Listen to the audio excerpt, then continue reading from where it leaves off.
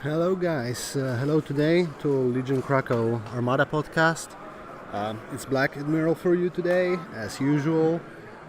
We are about to start the round two. We were not streaming the first round as the table one just refused to play on a stream, and now we are just starting with the round two, like literally within, I believe, like 10 minutes, 15 minutes. Just let us know on the chat if you can hear us well. Yep, and enjoy the stream. I'll be back with the commentary when the match will start.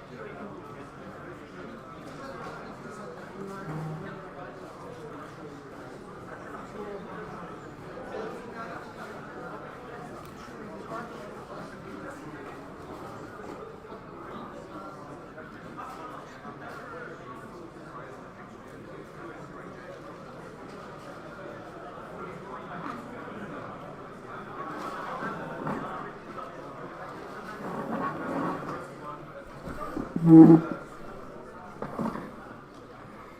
guys, we're about to start. Just one moment. I will fill the lists.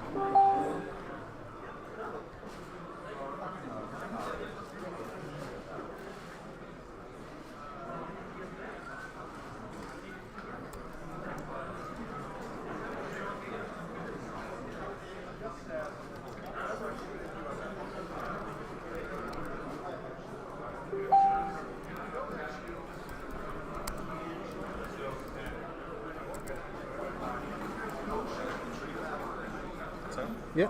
Do you speak German? No. Do you prefer English? Okay, that's yeah, fine. yeah. I saw that you have those bright lights. You bought them on Amazon, right?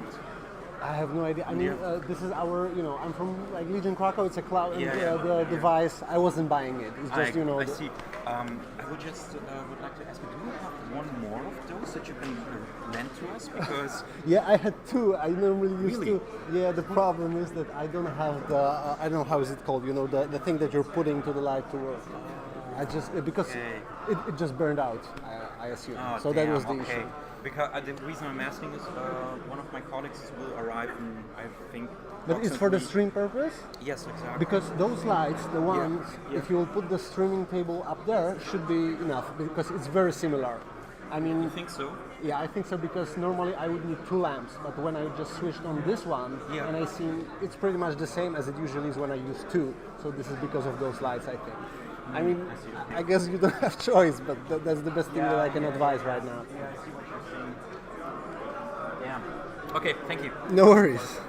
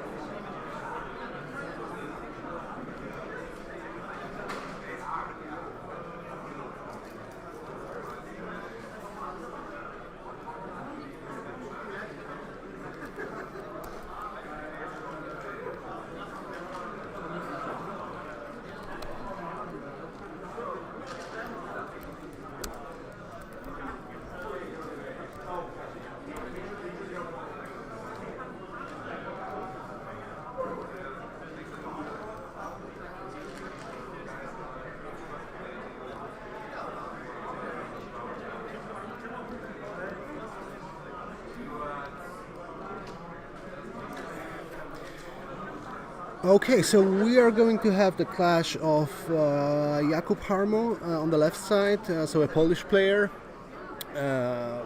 pretty known from our streams. I mean, Kubbek is one of the best players in Poland, definitely. Former national champion. Recently at the UK qualifier, he was third, I think. And he will be facing. He made 8-3 in the first round, I think. And his opponent will be Ghandi. So I think a local player. I mean, definitely a German player, though. I need to check what's his origin when it comes to the city. And yeah, we're about to start the second round shortly. I'm gonna, try to provide commentary.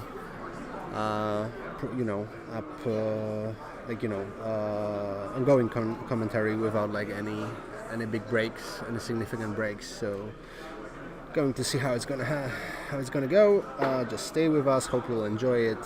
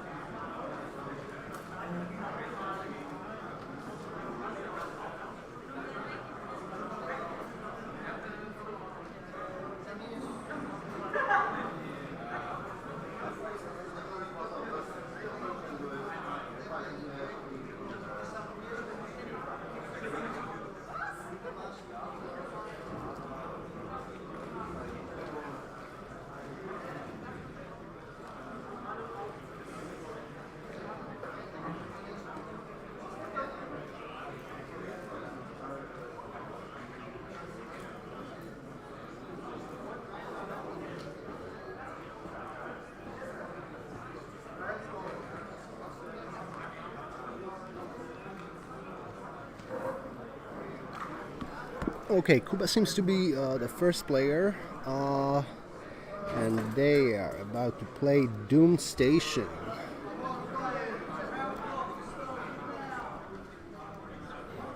And the time started, it seems, if I heard properly.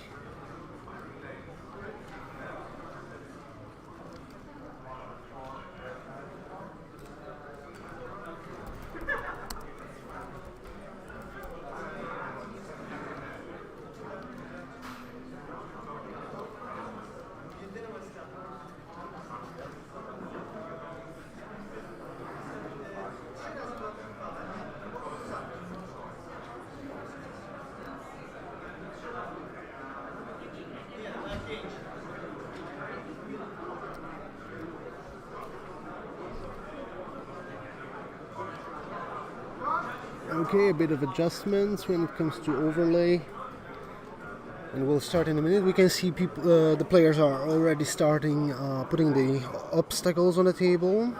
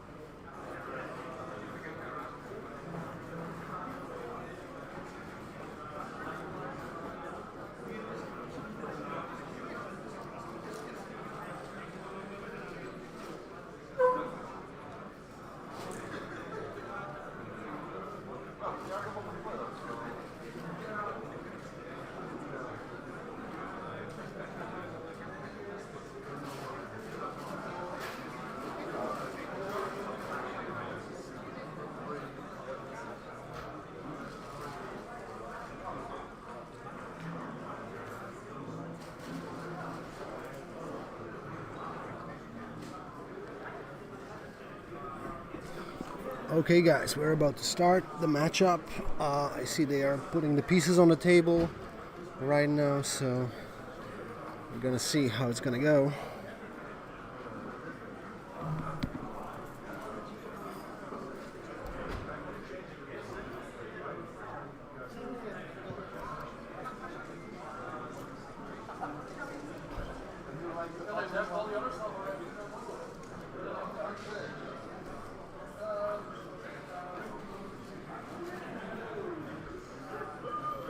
Okay, I see we have the first spectators. Shoutouts to Garrett. I see you're in the chat.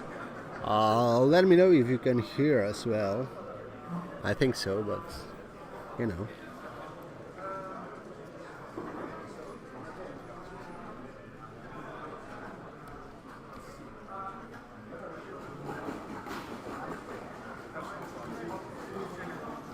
Okay, so as a quick introduction before they start, let's refer to the lists that they have. When it comes to Kuba is a master of GG LMSU fleets. This is his flag list for pretty most of major tournaments, at least continuously for pretty long period of time. And he's really good at that list, definitely. He's trying different versions from what I see here. He abandoned the Gladiator for good, I think. The Demolisher, he was running it for a pretty long time, but in Armada 1.5. It's not that popular anymore. It doesn't have that significance. He swapped it for 2 Architenses, and looks like he also has a Tel Trevura just to have a better protection against squads. I believe Kuba assumed that the Raider in some matchups might not be enough, hence he's going for the Tel just to tie the squadrons even better. We all know what Tel is doing, what Tel does, so that's important thing in his list nowadays, I think. So he has a ISD2, classic ISD2 with Gergerod, so the flagship. There's Anita for additional evade. I assume he swapped Contain for evade. At this point, I just don't see it. I will just check it, once I will attend the table. But at this stage, I believe this is the most default choice for Nida. When boarding troopers, then we have the ECMs, so electronic countermeasures for the defense, PDICs, so also a brutal defense against the close range focused models. Then we have XA7s, Chimera, and of course entrapment formation. So of course pretty much all the, thanks to Chimera, all the fleet commands. Then he has a classic Instigator, so Iden, Ordnance Experts, Flechettes, and Instigator, also a typical one. Then he has 2 Architenses with TRCs, so definitely strong, the small ships with a strong punch. I see he removed, I believe in the UK he was playing the Expert Shield tax on Architenses, which was definitely good, but looks like he needed some points for Tel Trevura, and that's why he swapped it. Additionally, he has Gazanti with Vader for 1 big reroll, especially considering the fact that ISD doesn't have leading shots, thanks to PDICs. So he just needs 1 significant reroll, it appears, and that's what it's for. And also Kamsnet, so also a classic one. Full 400 points. Kuba used to play with Bid, but this time looks like Tel. He assumed that Tel is just much more important for his concept. So, okay, his opponent is, as I said earlier, so New Ghandi. He's playing Radus, and that's interesting thing. I like Radus a lot, but I haven't seen him for a while. So interesting thing for sure to see. He's playing as a flagship. He's leading MK2B, so the cheaper version, with Ezra, flight controllers, ECMs, LTTs, and Gallant Haven. So strong squadron protection. And then he's dropping MC80 Star Cruiser, so the cheapest Liberty. With Hondo, with Kicken and Schollen for rerolls, of course, Ions for a better close range protection, engine techs, and quad battery turrets. So that's what he's doing. And then I can see he's having the GR75 with Ahsoka, Comsnet, and Bright Hope. So Bright Hope for better survivability, and Ahsoka, of course, for better token maybe not distribution, because tokens need to be distributed already when you're using Ahsoka, but just for the flexibility of tokens. Then Lando, Janor, Shara Dutch Vander as the Aces pack, 2 YTs and a Rogue Squadron, so he's running Rogues, 7 Rogues, Shara and Dutch are not necessarily, and Jan are not necessarily Rogues, though of course he's having 4 Rogues in his list. Three others are led by the MK2 with flight controllers. Interesting to see. Important part of this game will be for sure, the objective is pretty much, it's pretty important every time. I mean, it's, it determines the pace of the game, how the game is being played, what players trying to accomplish during the game. So it's interesting. Looks like this assault frigate made a move already. Kuba made also the move with the flagship as well, because MK2 is about to go through this gravity rift. I mean, maybe not necessarily true, because it would be painful for him, but just to be hidden behind that. Would be interesting to see if New Ghandi's squadron ball will be sufficient to deal with Raider. That's definitely interesting to see, but I believe what Ghandi should be aiming for is generally try to drop the Liberty on the, MC80 of course, against the Raider, and help destroying Raider this way. Then of course he would have like open, his way to victory will be much more open. So that's interesting. We're going to see how it's going to work. And that's it at this stage. Kuba Kuba needs to be aiming for tabling his opponent. I mean, it would be super tough to kill the MCD with engine techs after the drop, but just don't forget that Kuba has significant firepower, and Kuba will be also using his Judgment for a better maneuverability, and Kuba's a first player, so that's where his chances are for just destroying both ships of New Ghandi. Otherwise, he won't be able to score like super high in this matchup. Okay, I said a bit about Kuba, though I see, to be honest, I'm not personally familiar with New Ghandi, though I think I can recognize his real name from some tournaments. So yeah, I think he's a really good player. I also see that he has the regionals 2018, I think, regionals, not the trace, sorry. The ruler set, sorry. So he's having the ruler set from top 4 regionals, which means that most likely at some point he made the top 4 at regionals. So yeah, it seems like definitely a good player. Also, he's playing a table 1 right now, so he scored significantly in the first round. So yeah, good to see him amongst those top players. Okay, I see that he's checking. Okay, they are moving the station, like the end of the turn. Okay, so of course the trick will be to use Ezra in a proper way, maybe to just to score as much as he can, thanks to this. We'll see. At this stage, I wasn't thinking about that, but maybe he will be just pushing back the rift. Pushing, the screen-wise, pushing up the rift. Maybe the station. We'll see. That's an interesting point for sure.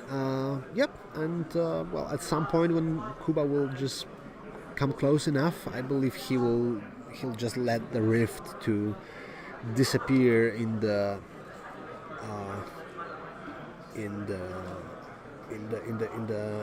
the station to disappear in the rift. So that's how it's probably gonna go at this stage. So we can see just some caution moves at the beginning. Kubbek turned one Architens just to have decent side shot at the MK2 in the next round, but the other Architens is moving up on the side of the ISD. So interesting how it's gonna go.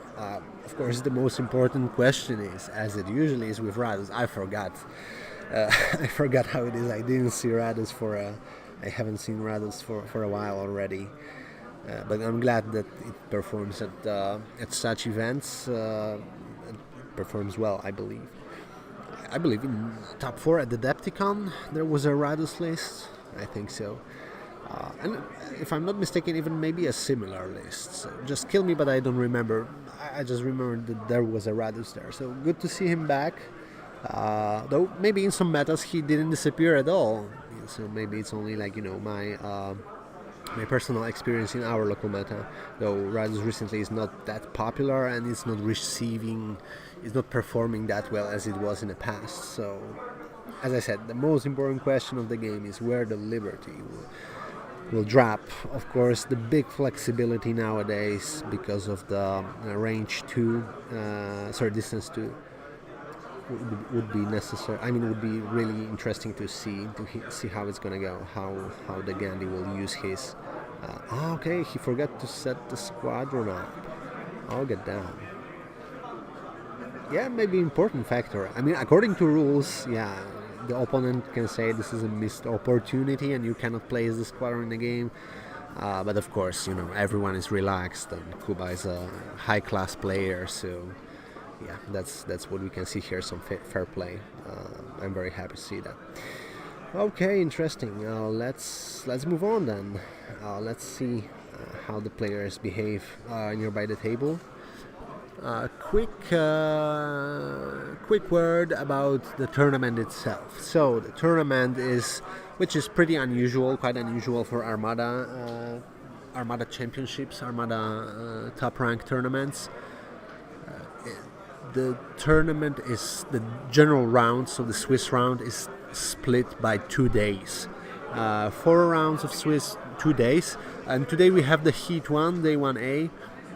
And to be honest, this is the one that, initially the organizers of the tournament, so the German Asmodee, just planned the Armada to be the 1 day tour. 1 day plus the Swiss of the top cut, of course, 1 Swiss general round on Saturday.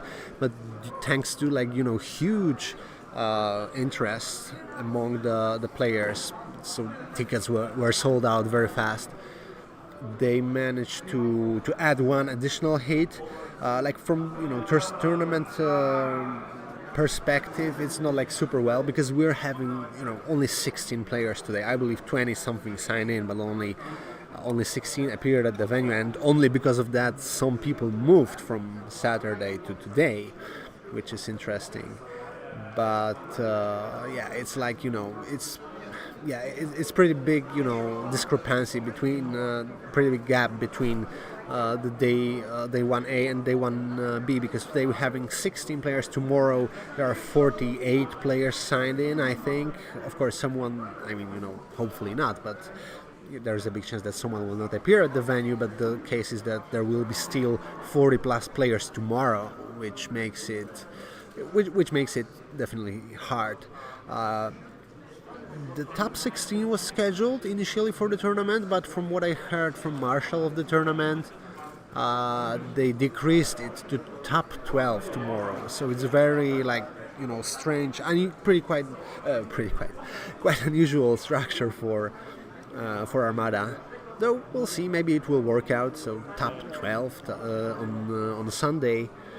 So altogether we're going to have over 60 people in this tournament, which is really great result. As I'm saying, maybe the idea of adding additional heat was not the best, but I believe this is how it had to be, how it's supposed to be. So that's what they did. and that's definitely a good thing. Also, in addition to other things, is this is the second qualifier in Europe. First one managed to happen like less than 2 months ago in the UK at UK Games Expo in Birmingham. Today we're having another one in Hannover. There will be one more in Italy, like at the beginning of September. And I seen recently that's a fresh news. I don't know if you guys seen this, but UK is going apparently to have additional qualifier on I believe on the first week of October. So as you see, I mean, yeah, some people saying that it's pretty much nationals, etc. Difficult to see. Definitely high rank tournament. Some people, as I'm saying, call it nationals. It's pretty much like nationals plus maybe, or something kind of nationals, like a new rank proposed by AMG. I believe this is because they had some Armada kids from Grants 20, which were not only Armada, of course, different Star Wars games are also here. They had it, but it appears that they just needed to use it in some way, and they figured out the new type of a top rank tournament. So nice to see something is happening in the regular OP. Yeah. So the prize kit will be the Grants 20 as for all the other qualifiers all around the world. So it's nice. It's a nice thing. Additionally, I see some other kits, like the older kits. It's nice to see them because there is not much prize support for Seps and Republic because they were not released once the kit was released. So, but they will receive some different promos, I think. So it's a good thing. What else can we say? So that's the second qualifier in Europe. Of course, the winner, for all of you who doesn't know, the winner is getting the trip for the World Championship at Adepticon next year. So definitely interesting thing. And this is a good, really top level qualifier. I have to admit that. I mean, among the competitors today and tomorrow, and most likely on Sunday as well, there are players from like top 10 of last Europeans, so definitely top players in Europe right now, pretty much all of them, like the whole top 4, I believe, some people from top 8 as well. So yeah, possibly the biggest qualifier, the most significant when it comes to the competitiveness. So that's nice to see that, and it's going to be definitely interesting thing to watch. So yeah, just stay with us. I can promise you like a great time with Armada. One more thing to say, today I'm glad to just to add that today's stream is semi-official.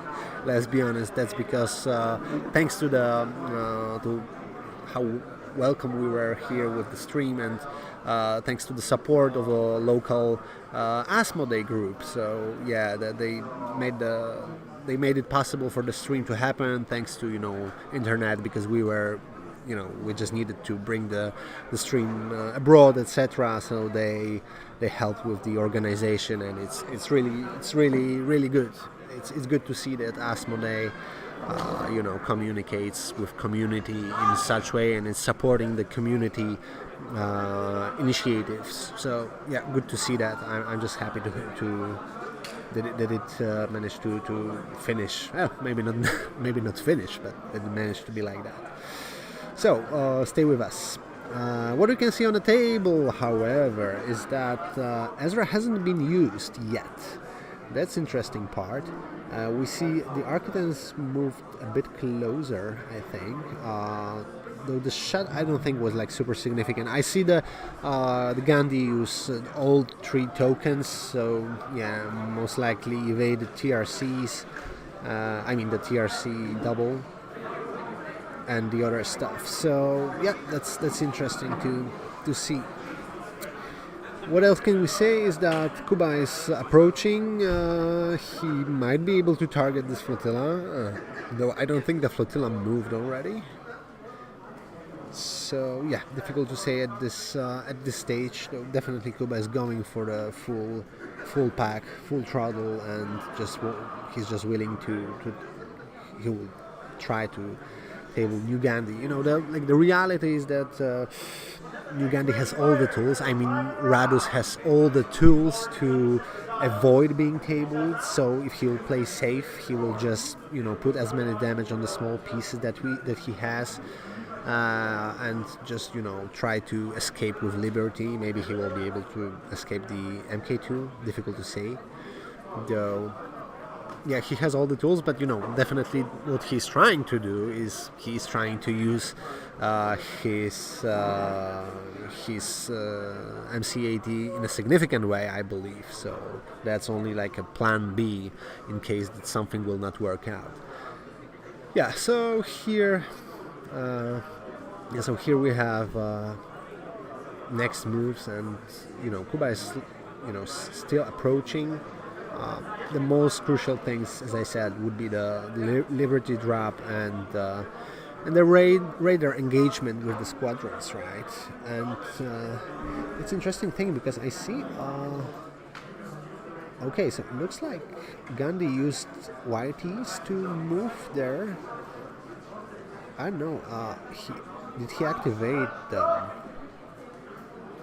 That's a good question, because it's very important actually. If he already used them to make anything, Raider will definitely be in like really good spot because he will be able to switch off the squads of Ghandi.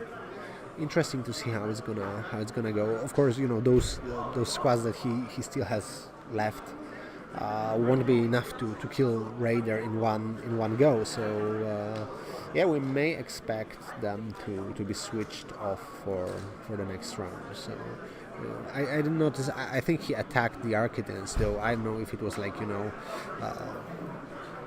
if it was a significant thing that he can do at this stage. I mean, splitting up the squads. Usually when you play against such Raider, what you want to do is just erase him as soon as possible, just to have the free way to attack all the other squads. Interesting. Maybe it will work out for him, but at this stage, difficult to say. Looking at the other tables, let me take a quick walk and check what is going on. We see some familiar places. Tokra, so the reigning world champion, reigning for 4 years, but due to pandemic, so the most recent world champion is here. We can see him on the table 2. He managed to score, I believe, 9-2, something like that in the first, or 8-3 maybe. The results, the scores, the rounds, everything that you want to know about the structure, about the players, etc. You can find it on TTT. I believe it's called just Hannover Qualifier. I know, you just need to look for it, but it's definitely easy to find. So yeah, that's how it is. Tokra is playing against his homeboy, I believe, because they are from Blanksiders Club. Just give me a moment. Jak ci poszło? 2? To dobrze. I co, wpadasz na tych koksów, czy nie? Co? Wpadasz na tych koksów, co mówię, że dzisiaj grają? Jeszcze nie. A kto gra z takich dobrych? Jakiś ten Krupp i tak dalej? A to wiem, to ten co Ken mu skałkę podsyłał.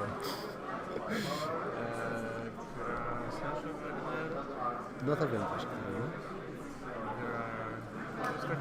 Teraz lepszejszy w ostatnim czasie gra Azagal, więc jest tam z kim się popisać. A ci tacy tam byli, właśnie ten Kai Krupp, on chyba był mistrzem Europy? Coś takiego było, nie? Nie kojarzę, ani widziałem. Nie grałem. Może gdzieś są. Ja tak z ciekawości. Wiesz, zastanawiam się, ilu starych takich wyjadaczy ciągle gra jakby Wixa, nie? Trochę jeszcze jest. Trochę jeszcze jest, no ale... Okay, sorry for that quick break. Quick X-Wing meta check. So that's something different. So yeah, what we can see here on the tables, as I'm saying, so Tokra is playing against his friend from Blanksiders Club.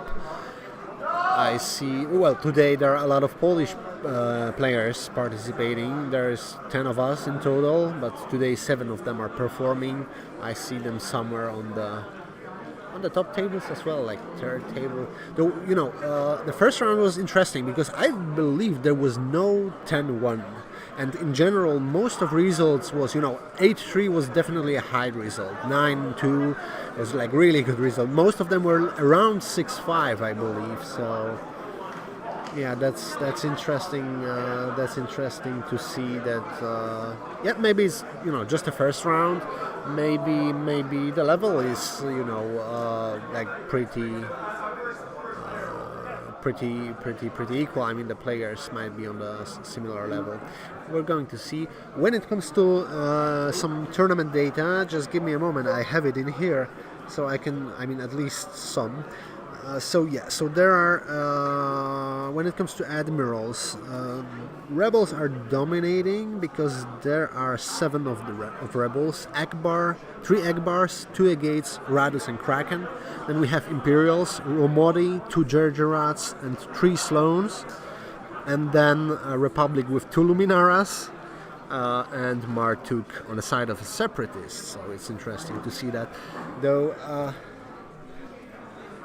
it looks like, not like a huge surprise when it comes to the Admiral choices. Few Sloanes as we expected from the German players. As, of course, the legendary German Sloane is still seems to be having some appearance here. So of course, Tokra is playing Sloane. Tokra is playing Moralo Sloane, like a typical one. The LMSU, the MMSU, the Quasar and the MSU with Moralo. Interesting to see how it's going to perform. And the other ones were like pretty classic Sloanes, I think. Then we are having, when it comes to Empire, Ramadi, Gergera, it's a typical, those are the best Empire admirals at this stage, like top 3 possibly, and we have all of them here. So it looks like people approach it really competitively. Rebels, we have some Akbars, so popular and really good admiral as well. Our friend Chart is playing Akbar, his Akbar list that you most likely seen on the regionals, Polish regionals. During the season of the Polish regionals, he won 2 regionals with that list, and he's playing today as well. We are having some. There's a Kraken, of course. There's a gate. There are gates due to like obvious reasons. So that's an interesting thing to see. Radus is quite unusual, though. Maybe lack of Riken is a bit surprising. Though difficult to say at this stage. Then we're having 2 Luminaras, so most likely response to German Sloane and Martuk. Just like that. I mean, typical Separatist B fleece. 2 Recusants, maybe not typical because not the 3. No, I believe it evolved a bit, right? I mean, Separatists are no more playing the 3 big ships. Rather 2 big ships and something additionally here. It is Munificent and some squads. So also most likely the best Separatist commander, and we're having him here. There's 1 Starhawk, no SSDs, not many Onagers. Actually, just correct me if I'm wrong. I see only 2 Onagers in one list. I mean, 1 double Onager list. A part of that, I don't think there is another. So ISD is Empire is pretty classic here. I mean, many ISDs. Though, I mean, for me, there's no surprise. I know that in some lists, like, Sloane with Quasar, so the new duel, this list is, still one of the best. So no surprising ISD here. Also the list like Jakub, like Kubbek from the list from the stream, also not like a super huge surprise. So ISD is still strong, it seems. Though I know that in some regions people generally left ISDs on behalf of at the cost of Onagers, because they are cheaper, maybe more efficient, maybe more cool because they have the unique mechanic.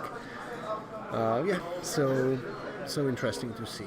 Yeah, definitely. So Starhawk, there's one Starhawk, I think. Yeah, if I see properly. Yeah. So yeah, mostly. I mean, tomorrow with over 40 players, I believe there will be much. It will be much more. I mean, list-wise, it will be much more interesting, much more different archetypes, different lists, etc. At this stage, but at this stage also we see significant presence of some particular archetypes, which is totally not surprising, I would say. So that's how it is. Okay, let's see what is going on here. We're having the round 3, and what Kuba is doing is he's moving his ISD forward. Yeah, he's running after the MK2. Question is, of course, if he managed to avoid the arc. Maybe the rear arc is in the side arc of the Guppy, but I believe there is no possibility to shoot at it due to lack of line of sight. When it comes to the others, I missed again, sorry. I missed again if Raider activated first, or was it only the ISD? Okay, ISD activated. No, Raider is still about to move. Okay, so that's interesting. Though I don't think the whiteys are in range of this frigate. Oh, okay, that's interesting. Yeah, so he's just moving the gravity rift. This is the question, very good question, if this is actually the best use of the rift that he could have achieved. I mean, he put it on the way of those approaching small ships. Those, very important thing is that I believe Raider easily, maybe even Architects, they will be able to avoid the rift in some way thanks to Gergerat. Maybe he could have put it a bit closer, and I believe the station is underneath the MK2, so that's interesting. Oh, and we can see some squadron shots at Architects. Okay, interesting to see. We'll see how many damage Kuba will receive on this Architects, and then if he might be likely to disengage, but we don't know this at this stage. Interesting to see. So Kuba is definitely chasing the MK2, trying to at least score some points or just put some damage. Yeah, we're just seeing some shots. Yeah, maybe the rift could have been a bit closer to those ships, just to prevent them from conveniently making the speed 3 move. Interesting. Okay, we're going to see. I'm not going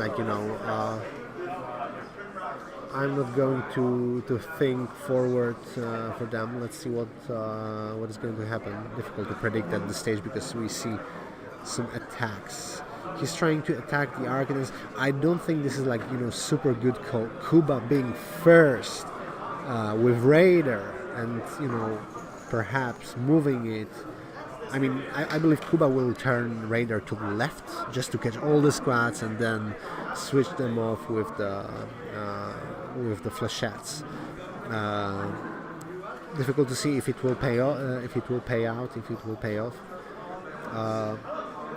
So yeah, maybe Ghandi is risking a bit, but just do not forget that he still has significant drop, significant shot from Liberty, so that Architects might be still, even if he will not be able to finish it off with the squads, and he will lose the advantage of having squads capable of attacking, not being switched off. Maybe he will be still able to finish off the Architects with the Liberty. Of course, we still don't know where the Liberty is going to land, so that's interesting to see.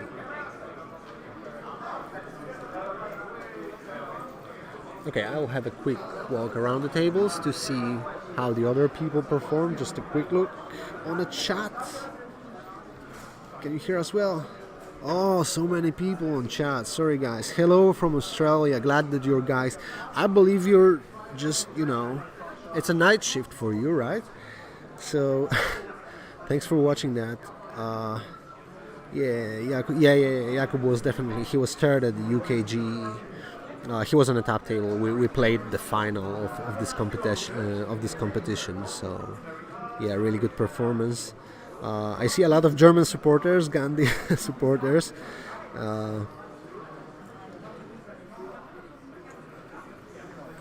Seventh at Adepticon, Radus. Okay, cool. I didn't see. I was pretty sure that he was top 4, nonetheless. But still, top 8, right? And Adepticon was pretty good when it comes to, a lot of good players. I mean, so yeah, when it comes to meta, it was definitely tough. So top 8, making the cut, still really good. Yeah, this is round 2. Yeah, we were not streaming the first round, but there will be 4 rounds, so 3. I mean, this one and 2 more rounds to be played on the stream. Oh yeah, I see a comment from Charmo. Interesting to see Radus at the first table. I believe it is like very. This is the comment, the type of a comment, like very emotional, because Charmo was the Radus player, renowned in Europe for his good performances and generally for. I believe this is Charmo who invented. I mean, it's difficult always to say. Like in the war games, that someone invented some list, because especially in such Armada is not like super constructed. There are 10 waves, etc. So most of the lists have similar shape. Difficult to say that something new has been invented, right? I mean, the recent new list that has been like totally invented, I think, was the Double Dicker Onager Sam Simons list, but yeah, I believe we can call it like that. So Charmo, invented, I believe, the version of Radus with the rogues, etc. So he was one of the first players to play it and to achieve some good results with it. Correct me if I'm wrong. Maybe even Charmo will clarify that. No, definitely. Good to see good old Radus, definitely. Okay, if he drops near the rift, yeah, definitely. Okay, you guys see, I mean, I used to commentate on myself. I mean, just one person to commentate, because it's like, whenever you're TO and you're commentating, but you're also the judge, etc., difficult to have someone, additional at the tournament. Rather, the other players are just going to play.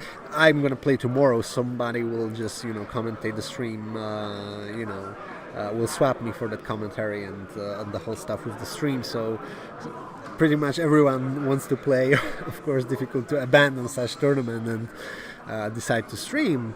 Though maybe tomorrow we'll have 2 commentators. Though I'm glad that you're active on chat, guys, because it's like there's at least some conversation. We can just mention some topics that would not come to my mind if I would not without your help. So it's really nice. So yeah, definitely speed 0 near the rift.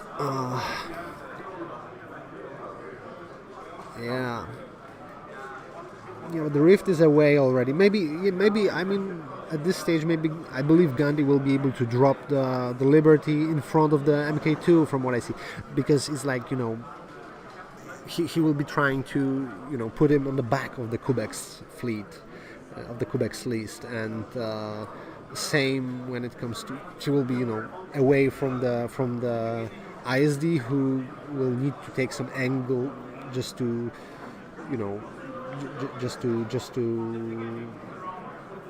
try to avoid the rift as well. So yeah, if the Liberty will be dropped like in the back, it's interesting. Okay, we are seeing some radar. Is that a radar? I just can see the small screen. No, Arcadin, sorry. Yeah, I now see the bigger picture.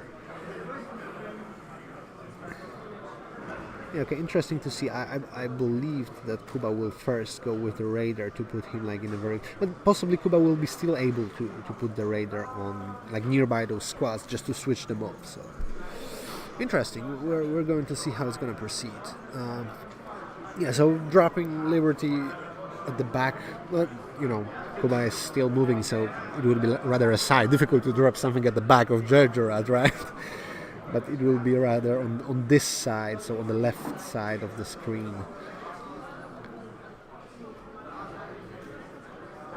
Yeah, Przemo commented as well. I didn't manage to see that comment before I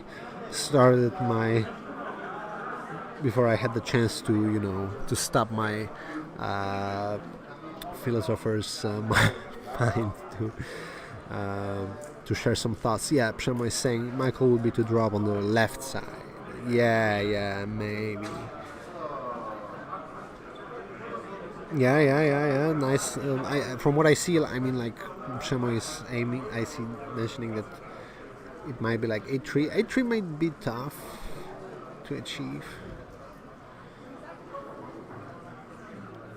Yeah, rather like 7-4 looks to me. But maybe at some point, how Armada is. At some point, there might be a snowball effect with a good Liberty drop. Maybe that's what at this stage.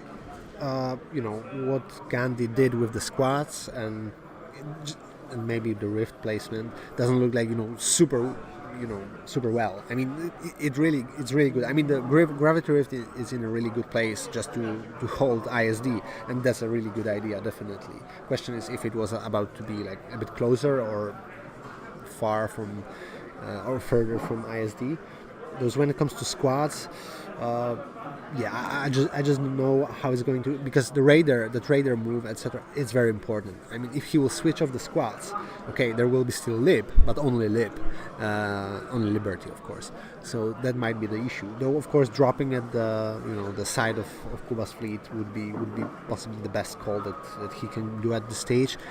If there will be a snowball afterwards, Architens will be most likely that. But what about the other ships? Kuba will be able to avoid those this brutal arc of Liberty with Gergerat easily. So he will not lose ISD. He will maybe not lose Raider or the other Architens. Yeah, it looks like a close game because Kuba has a tough time to score. I mean, it's difficult for Kubbek's list at this stage to score well. So it depends on, but I believe it will be rather like a close match. Can't hear the commentary? Okay, just let me check. Can you hear us well? I mean, it's showing that it works, so maybe it's far away from the microphone. I will just put it in here. Is it better? Just let me know if you can hear us now. I can hear, yeah, cool, perfectly. So I believe it's okay. Has the potato activated? Garrett, sorry I missed that. I mean, I believe he did like at least 3 times. I know about that round. He did, I think. Just let's check if his command dial. Yeah, it's revealed, so he activated this turn. Yeah.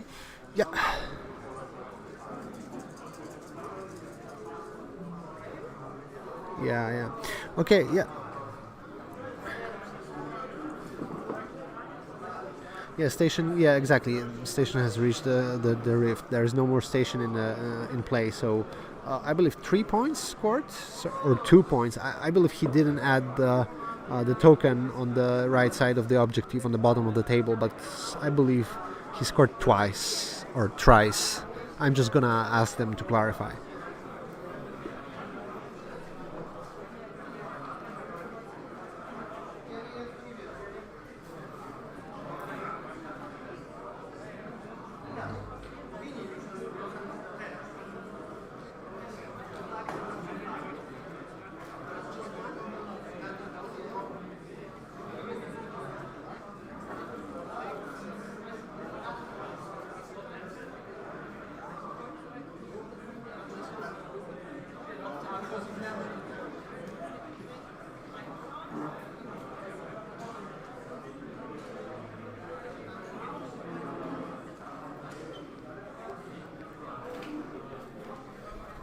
Okay, so it seems that what Ghandi did. Sorry, I just missed that. I was trying to tell you everything about the tournament, etc. I missed that. So it looks like Ghandi used Ezra, just for the rift, for the best rift placement that he could have achieved, and that's why station was scored only once. So yeah, it just landed in the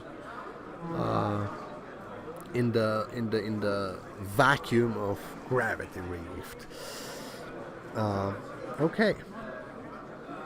So what? Okay, so yeah, we're seeing some like a small shots.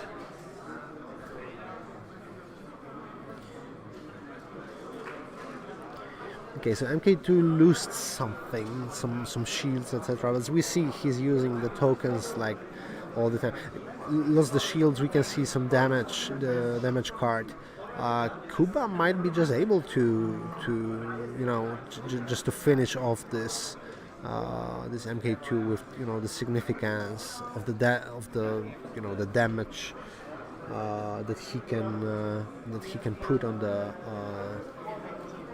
that he can add to his pole due to like those shots from Architects is like really inconvenient.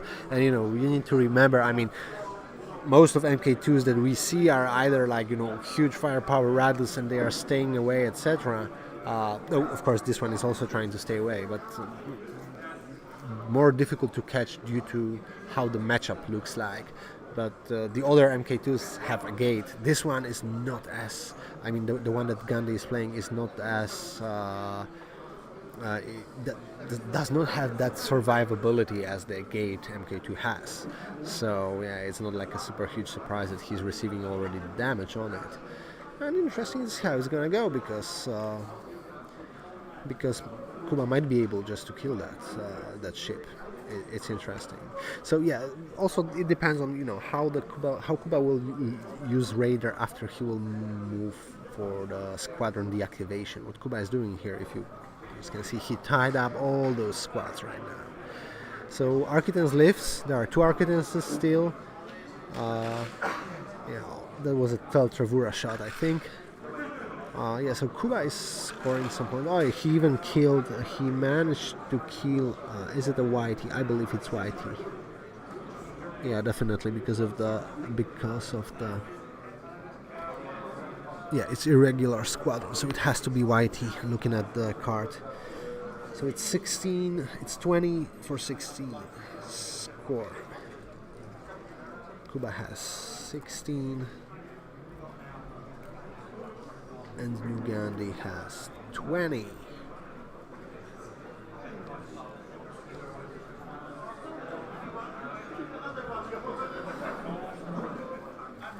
So here we have the update.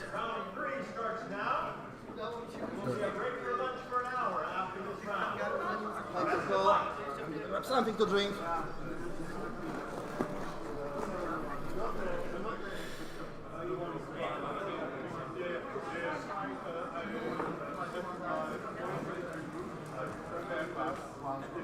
Okay, we see that ISD has some damage card, I believe from RAM. Maybe the Architects rammed the ISD, I didn't see it probably. Now, I'm quite sure that if you are watching us, then you definitely know what happened.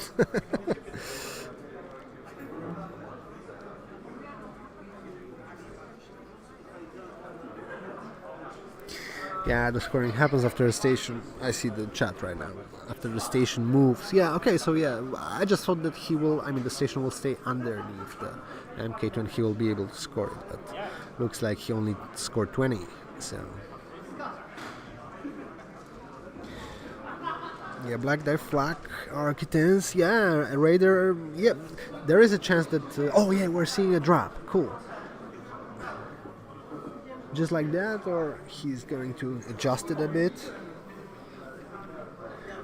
Yeah, I used to play Radus back in the day, so I definitely know that this is the the longest period of a Radus matchup, just to make a proper drop. Though in some situations you might not need it.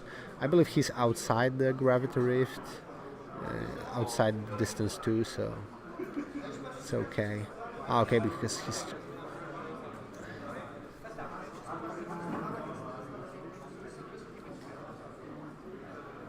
Okay, but I'm not quite sure.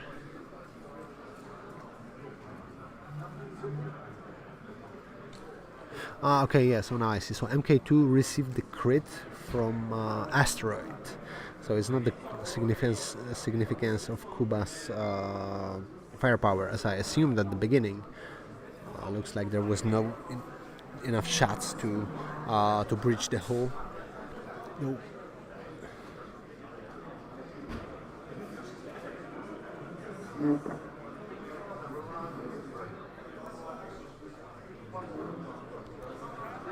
So definitely, what I can see is that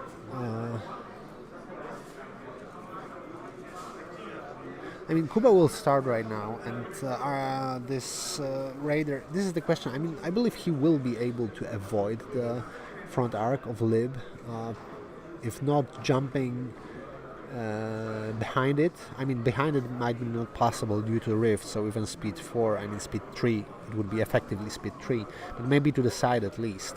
Or if not, maybe to the right with some tricky maneuver, Gergerot maneuver, the inside turn. We're going to see. Though, of course, the most important part is just to switch off those squads. I think so. I believe Kuba will start with radar. It's pretty important. Though I'm not quite sure because they were moving obstacles after the drop, weren't they? Maybe they forgot and that's what they did. Yeah, maybe. I just missed that. I mean, okay. Yeah, so Kuba is playing the commands for his activation. I don't think that he will be attacking the Lib at this stage. I mean, at least not with Raider. Difficult to say how about the Architects, but Speed 4, Liberty is on the highway to a safe space. Kuba just won't be able to take the Liberty at this stage. I mean, as long as New Ghandi is not going to make some crazy move, just to the middle of this Architects and ISD hell. Interesting.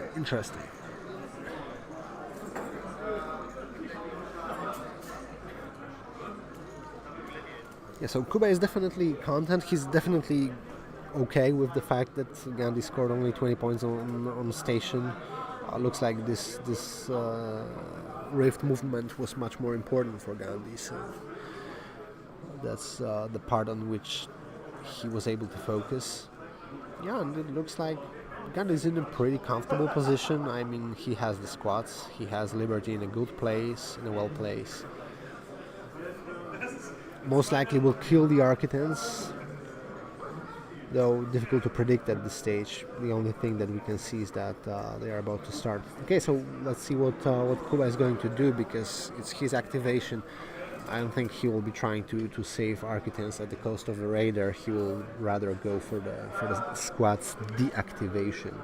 And question is, of course, how many of them will be switched off, and if Lando will be switched off, because the most this is the toughest one, definitely. But yeah, the Gen Ors, Chara Bay, YT's Rogue Squadron, this is not like super huge and significant firepower.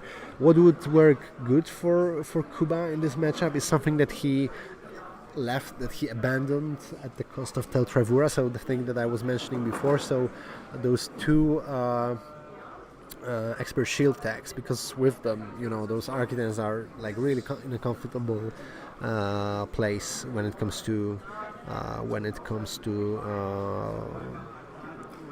attacking to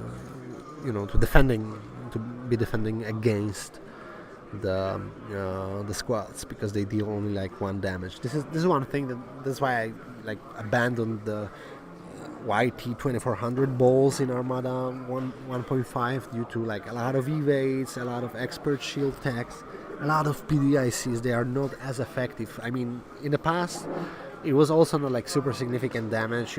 Statistically the whole squad ball had 6 single hits each turn. But nowadays it's even harder to achieve. It's more difficult to achieve. So, and of course there are much more efficient anti-squad squadron balls. So I'm not super huge fan of the YTs, the full YT ball right now. Meta changed.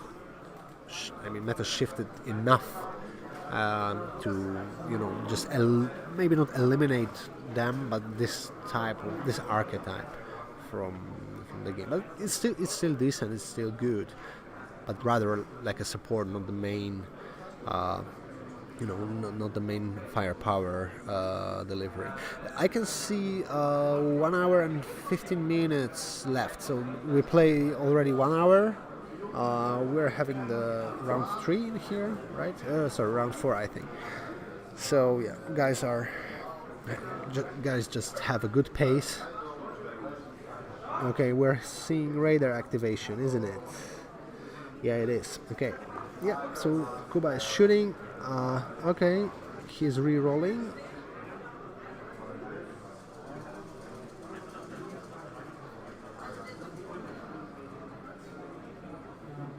He put some damage on the rogue squadron, I think. That was a rogue squadron, if I'm not mistaken, but he didn't switch it off. Next roll, he's switching off the... Okay, there's a scatter, but did he switch it off? No, so Kuba is not rolling well, I think. Though, at least he's putting the damage, but, the intention is totally different. I mean, he needs to switch them off, and, statistically, you have 2 black dice with reroll of 2. So, technically, you just should roll the hit crit. And that's the main thing. Okay, he's deactivating him right now and putting some damage, I believe. So Whitey seems to be switched off, and that was a side attack, wasn't it? Maybe. So he would still have a chance, to attack from the front.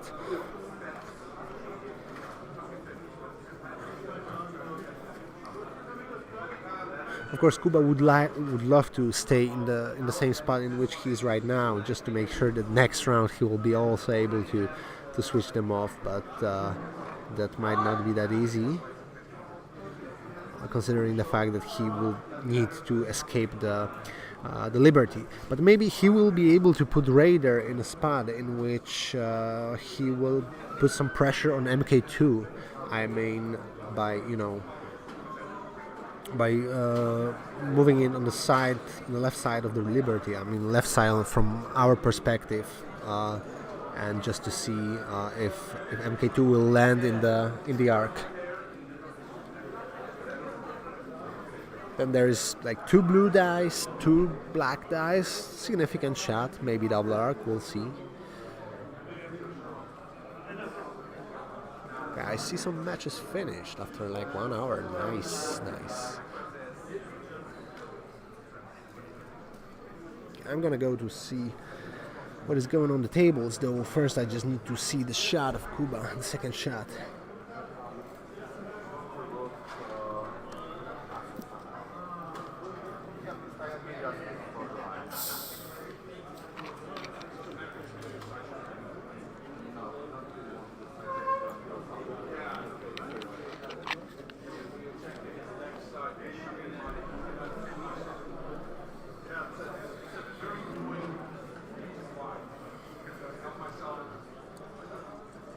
Okay, we see some shot. Yeah, he's deactivating the squadron, I think. Looking at his reaction. Yeah. Was it Lando? Lando's most important, I'm telling you. Lando is... okay, because Lando is on the Rift, isn't it? I think... Okay, so this is the one, yeah. Sorry. Yeah, because he was rolling like 1 die on the front of the Architects, possibly, if I'm not mistaken.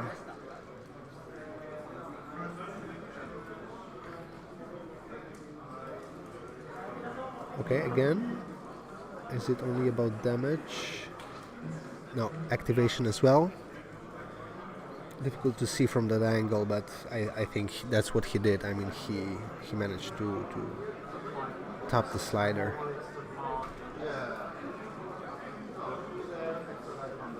Okay, so that was a Campfire most likely, so he's probably already on a speed 4. He's putting some damage again. Deactivating, maybe. Difficult because Ghandi just covered it with covered the important part of the screen with the hand. And the most interesting thing to see, so Raider is going to move. Will he fit in here? Kuba is checking the first option. Okay. Yeah, he might be able to fit. Oh no, maybe. Difficult to say. He might be. He might.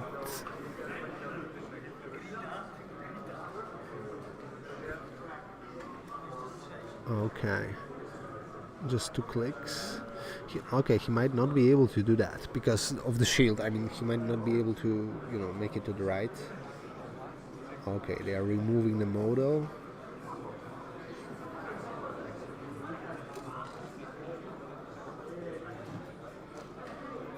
This is the question. That's the move that might be possibly able to. Okay, to take him out of the arc. Okay, maybe if he will straighten the maneuver tool.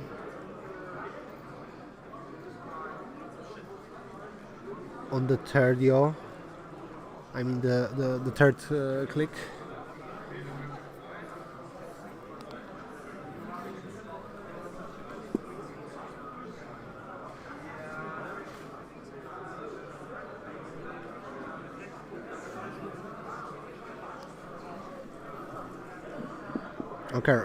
Okay, maybe that's only the perspective, I think.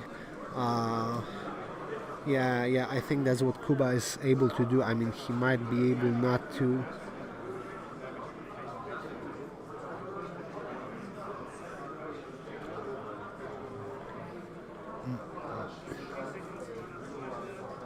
Okay, to fit him. Oh shit, that's the worst thing because then you just don't know. Maybe they seen it already.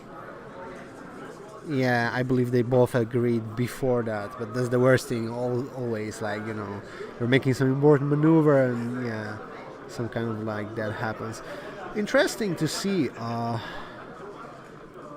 So the Raider might be doomed. I mean, he will receive like 2 pretty big shots from those ships, like from the Liberty and MK2. Though the case might be that Liberty might not have the access to the front arc of the Raider. If so, then Kuba may not lose the Raider because he will receive shots on 2 different sides, which is not like super bad thing for him. Remember that on the close range he's able to cancel the die with the Iden. So and he has all 3 tokens. He also has brace, has brace. So difficult to say at this stage. Of course, for Kuba it's important to keep the Raider alive just for the points. It's like 61 points. It's significant thing as well. So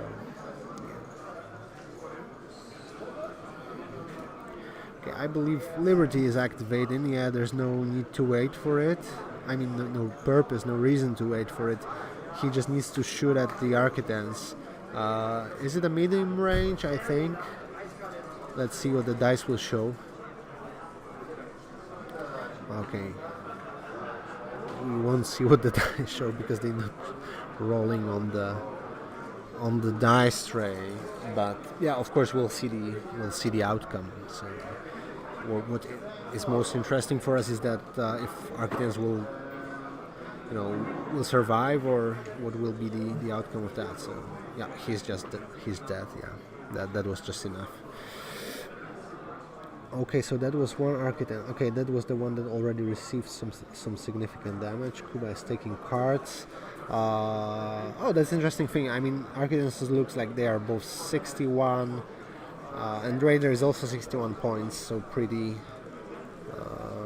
much the same. Okay, so let's upgrade this. I mean, let's change the score. It's 81. Okay, one more thing, because that's what I missed. I mean, Kuba killed Flotilla earlier, which makes it 24 points, pretty significant amount. it's still only 40 points difference, so not like bad, not like a bad result for Kuba still.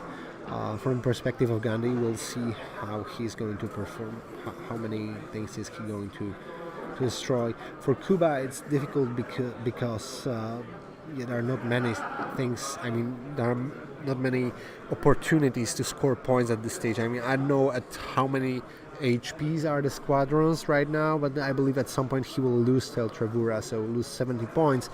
That might, that might be the same cost that he will get on killing like potentially killing one additional squadron. Difficult to say at this stage, so I'm not gonna predict. Let's see what Ghandi will try to do. I don't think he will be able to catch the other Arcanines. I mean, I see it has some damage in, but it has all the defense tokens. Maybe he will be able to survive that. Okay, there is a engine tech ram. Is it a ram? I think. Yeah, just difficult to do much more. Yeah, Liberty just works here as some kind of a punisher, right? But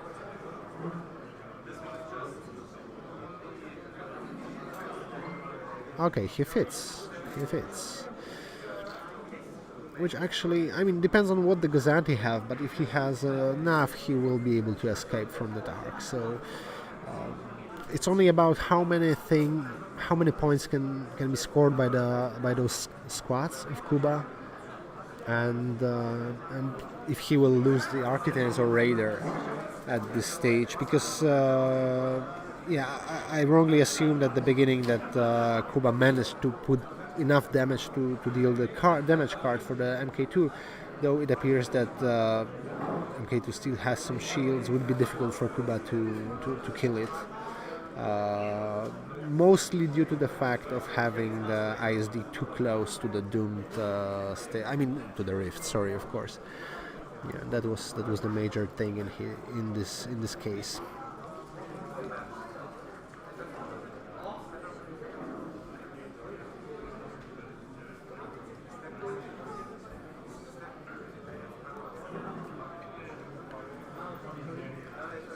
Okay, after this round, I believe we are going to have some kind of a break.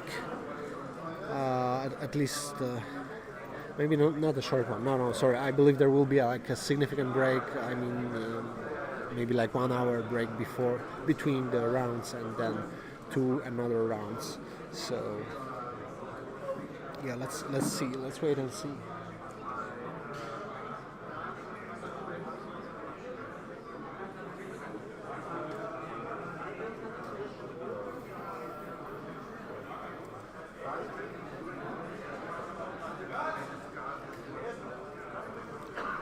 Okay, Kuba is thinking what to activate. Is he he's starting with ISD. Some engineering possibly. Yeah, I think so. Or maybe Gergerat straight like already. He will be shooting at the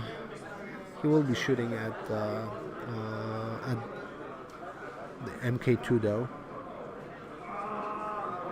Yeah, but it's a long range. Yeah.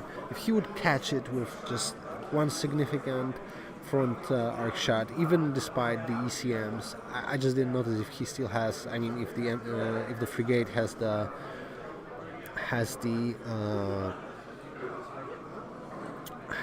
those ECMs spent. No, the ECMs are not spent, so it doesn't matter if he has a token.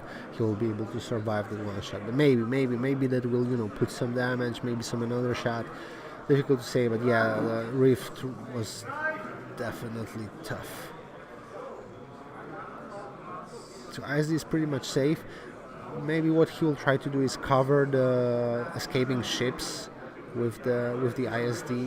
Maybe that's what's on his mind, or just cover them with some flak. But I see he wasn't shooting at Landa. It would be like just one die, so he assumed that there will be no chance to get it that way. He just need to save points and hope for 6-5 at this stage. I think. I mean, he will lose Tel Travura at some point against such squadron significance, I think. But that would be still 5-6 for him, which is good. question is, of course, if the other ships will survive. If so, then he's in a good spot. Maybe he will kill some additional squads. Difficult to tell at this stage. And there is 1 hour left for this round.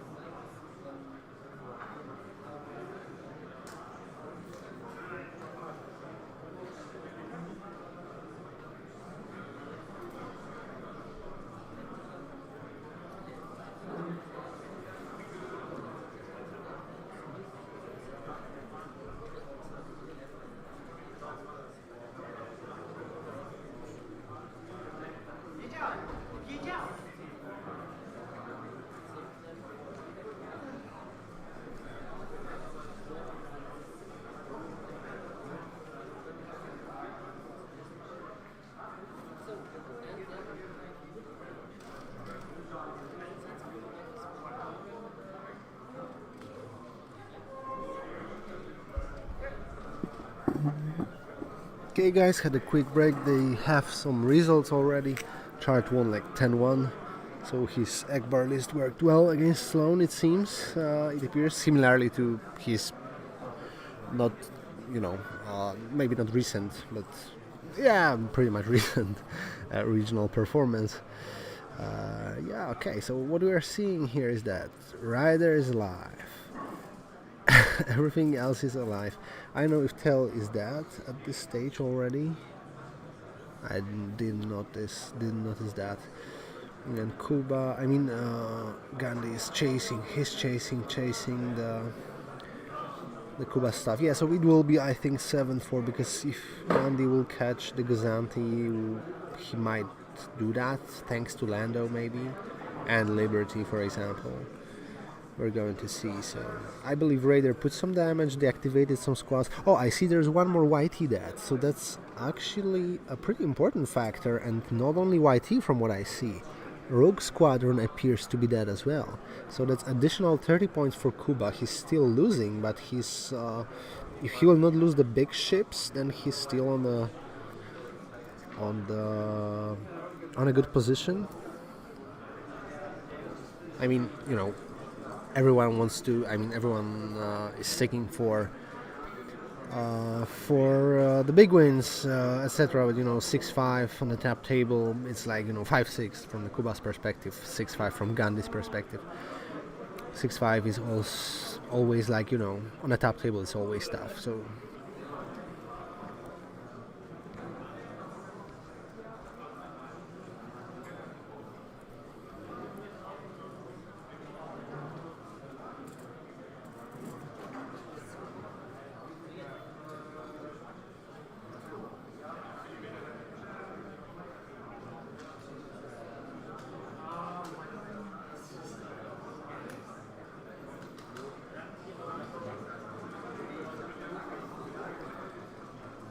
Okay, so Kuba is already outside the range of this rift, so maybe he will be able to just fly away next turn.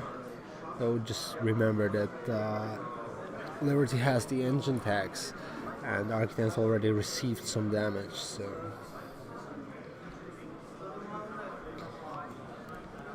Let's see what's going on the chat.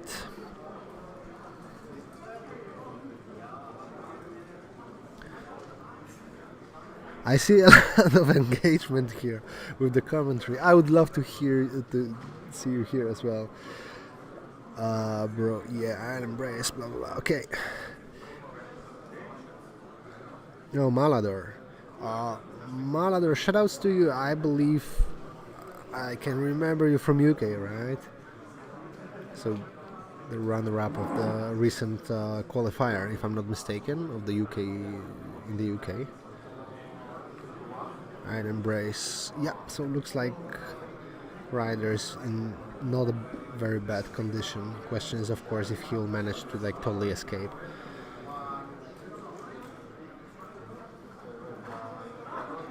But definitely MK2 is about to escape. If he has the no, he will not fly away anyway, I think so.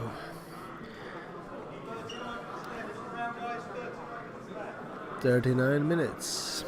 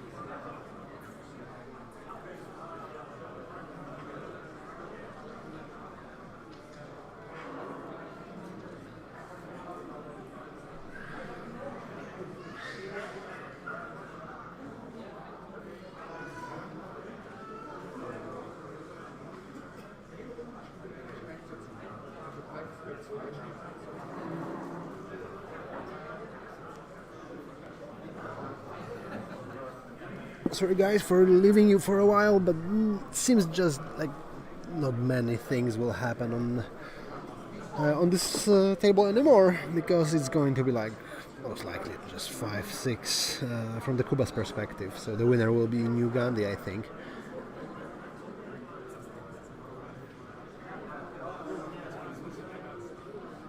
Raiders away. Oh, this one is away. Maybe Guzanti will be that. Difficult to say at this stage.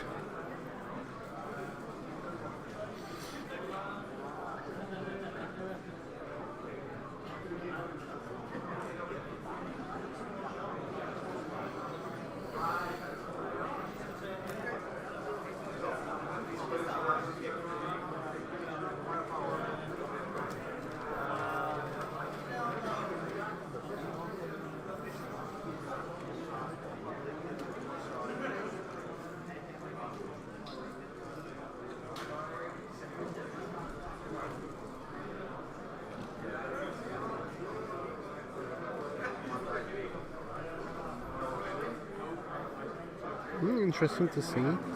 Maybe not even Guzanti will be killed. Depends if they have like one more round. Do they have? I think so. Or at least, okay, it's about to finish this round, I think, but they're still chasing the Guzanti.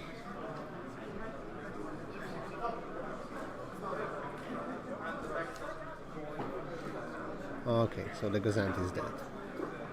Ah, yeah, because he used Lando just to put the damage on it. And now tell Travura.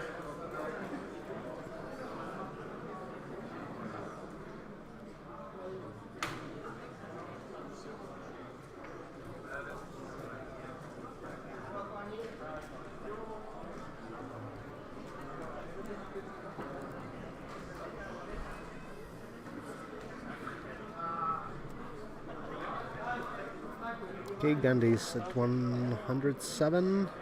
Is he dead? No, Tell is not dead, it seems. Yeah, so they shook hands. It's definitely 6-5. The winner is New Ghandi. Well, tough and interesting matchup. It was about, well, definitely about maneuvering, about chasing one each other, and well, the decisive factor, I would say, was of course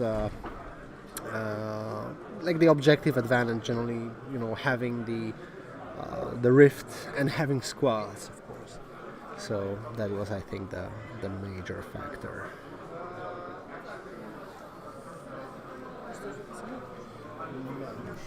Raczej nie spadł Tel. Nie. Bo łapę widziałem, że grabę przybiliście, tylko nie wiedziałem, czy... No, daleko było. Właśnie widziałem, że jak on przyłożył. Nie atakowałem cię wcześniej? Tak? Nie, bo było wszystko zflakowane. No, wyflakowane było. Mógł lepiej pograć ze skadrami? 104, nie? 107, ale może źle policzyłem. 61 plus 26, 107. Tak, no. Mógł lepiej pograć ze skadrami, czy nie bardzo?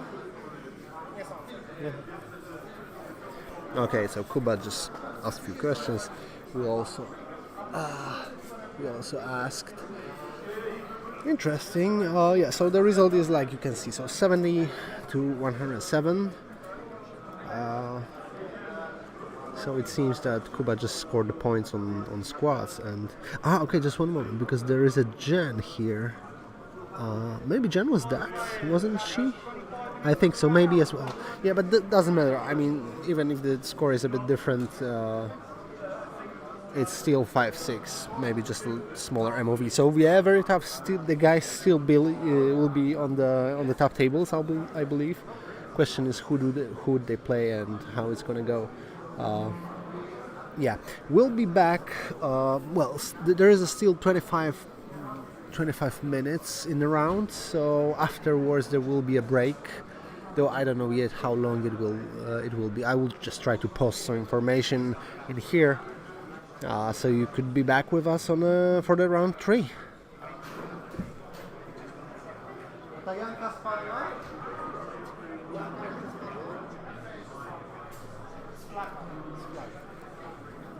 Oh, okay, so the gen was that, so I will just update it, you know, just pro form. It's 89 then. Yeah, a very close game, like 18 MOV, one squadron. One squadron.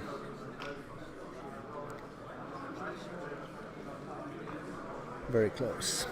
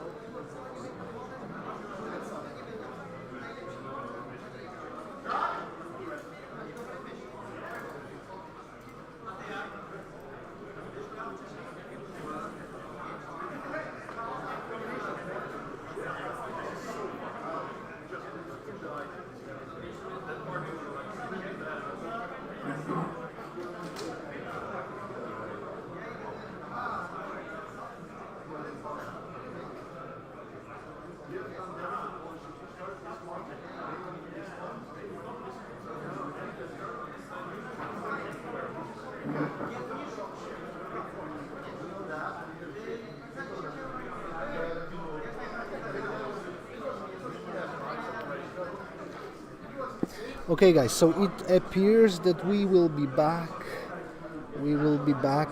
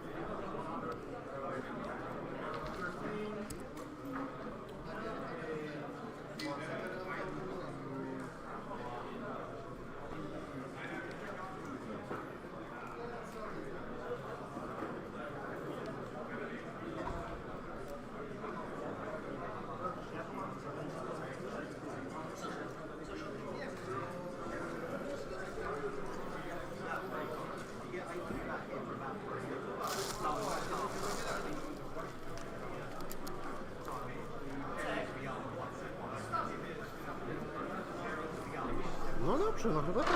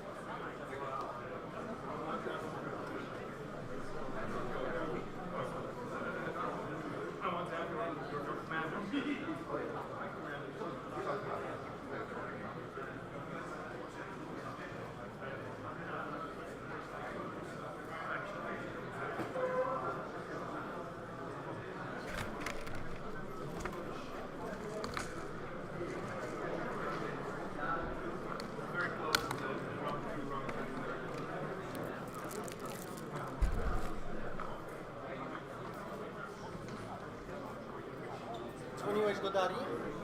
Zaraz będę.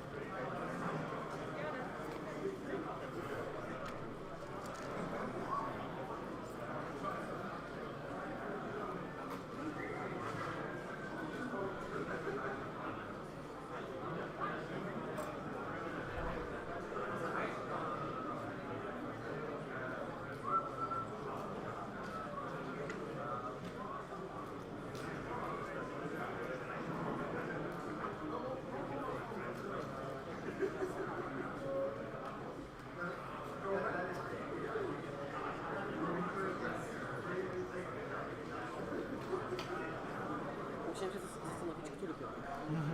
Bo jest dzisiaj zaskakująco dużo.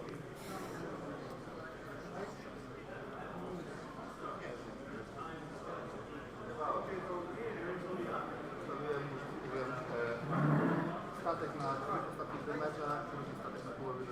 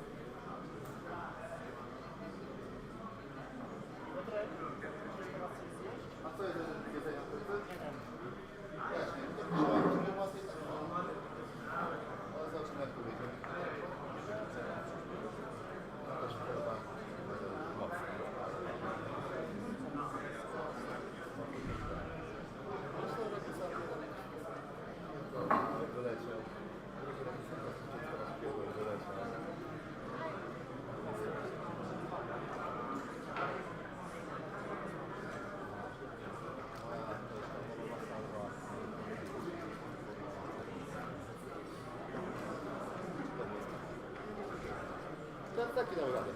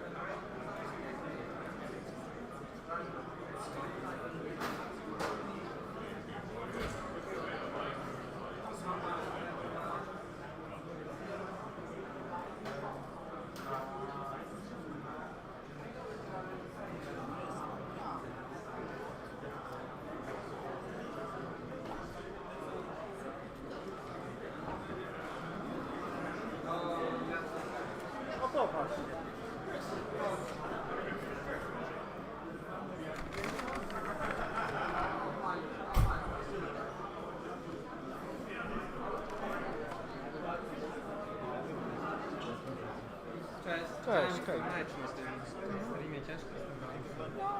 Wiesz, latanie dookoła tego, no. Wiesz, no, gdybym trochę lepiej przypiewał do strzelanie do SK, to może ja bym to, wiesz, zrobił, ale trudno. No. No to było takie w dwie strony, nie? Co my tu w ogóle dostaliśmy ciekawego, bo nie wiem. To niemieckie eksplodujące kotki. Policzymy, okej. Jakieś drobne, jakieś... No mnóstwo jakiegoś tutaj, wiecie co to jest. Dobra, a są widzę jeszcze price tickets. Tak, to sobie A już teraz można? Cześć. już teraz można. Cześć. Nie, no Dobra, na misie, przejdziesz? no. Dobrze. Ja tu właśnie pocztówki dostałem, mogę wysłać do rodziny, że byłem. Round trzeci stół.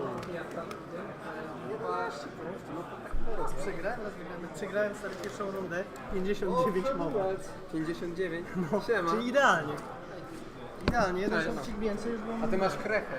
Co? Do Wrocławia to się nie chce wybrać, a do kurwa Hannoveru? No to rozkręcił się ostatnio Peter i jeździ. Spoko, to ostatni raz. Jeszcze Rzym i daję sobie spokój. No chyba, że wygrasz to wtedy Stany, nie? Bo to za free to szkoda nie lecieć. Nie wiem. Szkoda nie lecieć. Dobra, powerbank, tak? Ej, czarno, teraz pokrą. No wiem, widziałem. Powiedzcie mi, co się z tym robi, bo dali nam na wejściu takie pierdoły. Tam na końcu masz do wymiany. No czemu ja takiego nie A co dostałem? to jest side event? To, że mogę być na side event? To ty cwaniaczku jutro też dostaniesz, lepiej proszę. Uczestniczysz w tych naukach gry, to dostajesz... Aha, ale jakie masz wejście? Price ticket. Takie to jest? Ja się nie znam. Tam zaraz. Tak. To czekaj. To jest, żeśmy przyjechali. Już się czart z tym, z Wawą zrzucają na Baby Yoda. A co tam jest za baby? Czemu? Jakiego Baby Jody? A bo jest za więcej price ticketów niż jeden, tak? Tak, jest za 10. To jest czyje? 10. Jeszcze, Ale to jest jeszcze baby Yoda z 2000. legi, czy co tam? Nie, Baby Yoda z plastiku. Z plastiku, no chuj, baby Yoda z plastiku. Idziecie gdzieś na piwo, czy coś takiego? Wieczorem. Czy tu nie ma?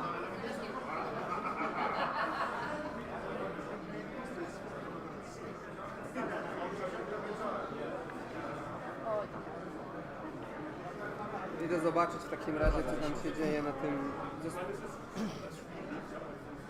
Obejrzę sobie story do Legionu, bo bardzo fajnie jest. Widziałem właśnie, byłem pierwsze to zauważyłem Legion. Jakoś tak przedtem nie widziałem, że to jest tam niezłe rzeczy. Dobra, na chwilę to zostawię.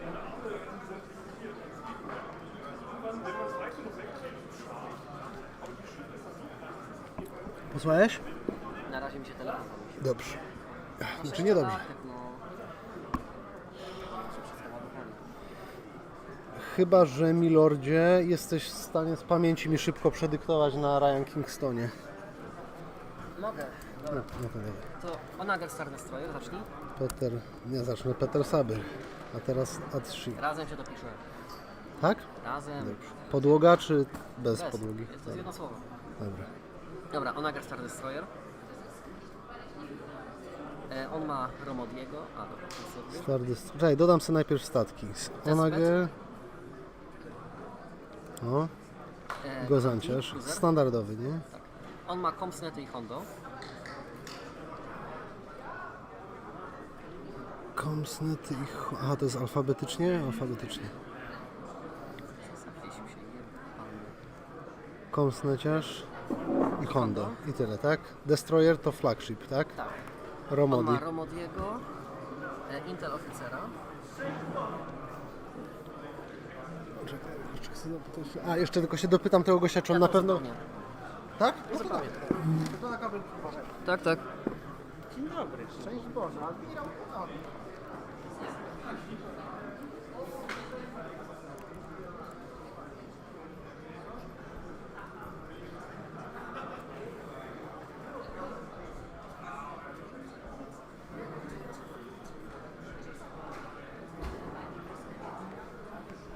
No, czarciku, nie lada wyzwanie.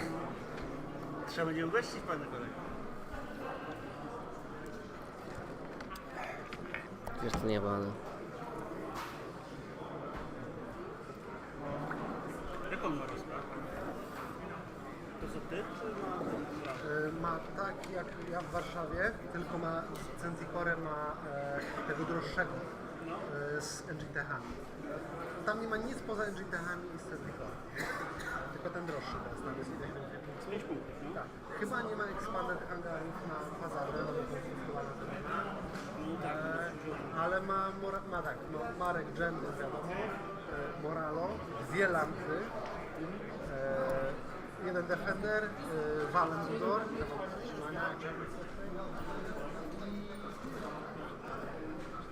i Saber chyba. 8 eskad, ale kwazarem odpala, Moralo odpali 4 razy.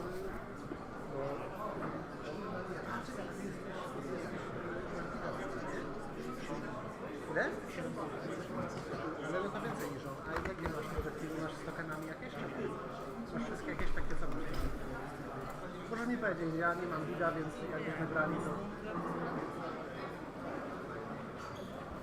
Na chwilę zabiorę. Dobrze. Wpisałeś już wszystko jest już... Dobra. Co jest? A podasz mi plecak, man? A to jest twój, dobra. Co, kupiłeś? Aha, no to luz, nie, to masz bez tego. Dopiero jutro?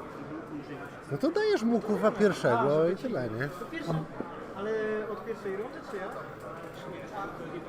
No dobra, to dasz Przemkowi czy Przemockowi i kupią rano. Tutaj komentarz. Myślałem, że tam Nie, bo jest gównianie rozstawione. No ale strzelasz na dalekim zasięgu, więc jakby, no znaczy wiadomo, fajnie jest być pierwszym graczem, ale wtedy cała jego mechanika nie działa, nie? Znaczy inaczej, nie mówię ci zrób tak, ale wydaje mi się, że ja bym wziął drugiego, żeby miał gorsze te eskadry po prostu, nie? wiesz, pierwsze mogę go wyłączyć, wiesz, to jest to ludzi, że przy dobrym podleceniu, okej, ile ma ten Moralo na okręty, 2 kostki niebieskie? Masz 2 eskadry ze skaterem, też tak na to patrz, a on z eskadr ma tak, Marka, który strzela 2 czarne, 2 niebieskie, więc może nie być celownika, Genton klonuje go, no albo tam on ma tylko Sabera dobrego na coś ze skaterem, tak? To musi liczyć na farta, że rzuci celownik. Znaczy wiem, ale weź sobie to pod uwagę, że jak go zwiążesz dobrze, lambdy, no, jak lambdy mu dobrze zwiążesz, to wiesz. Wiesz, okej, jakbym związał mu dobrze, Masz 5 statków, on ma 5 statków, więc bycie pierwszym, a drugim, wiesz, no, pretty much the same, nie? zastanawiam się, bo to, że jestem pierwszy, to, że jestem drugi, nie daje. No daje ci to, że nie będziesz ci strzelał dodatkowe 4 razy na rundę, nie? Eskadrą. No nie, bo Squall rusza 2 razy, jakby podpycha lambdy, wtedy Moralo 2 razy się triggeruje i później aktywuje je i one się znowu ruszą i znowu je triggeruje. Ciężko. Znaczy musisz sobie policzyć. Wspólnie ruszy tylko te, co mają te, wspólnie musisz mieć tego, jak się nazywa, że ten przerzut daje ci, że jak jesteś związany, to jesteś, tylko tam możesz ruszać, tam nie było w skolu czegoś takiego, że masz tylko te, które są niezwiązane. Tak, tylko niezwiązane. I nie mogą skończyć zengage'owane. Ale statki napierdala tak samo, nie? Ze statkami nie ma to znaczenia. Nie, zastanawiam się, bo to nie wiem właśnie czy z tym,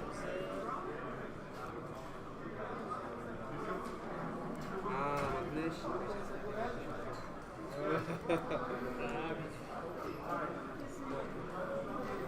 Okay guys, we're pretty much back. I believe the round starts within just few minutes, literally. So...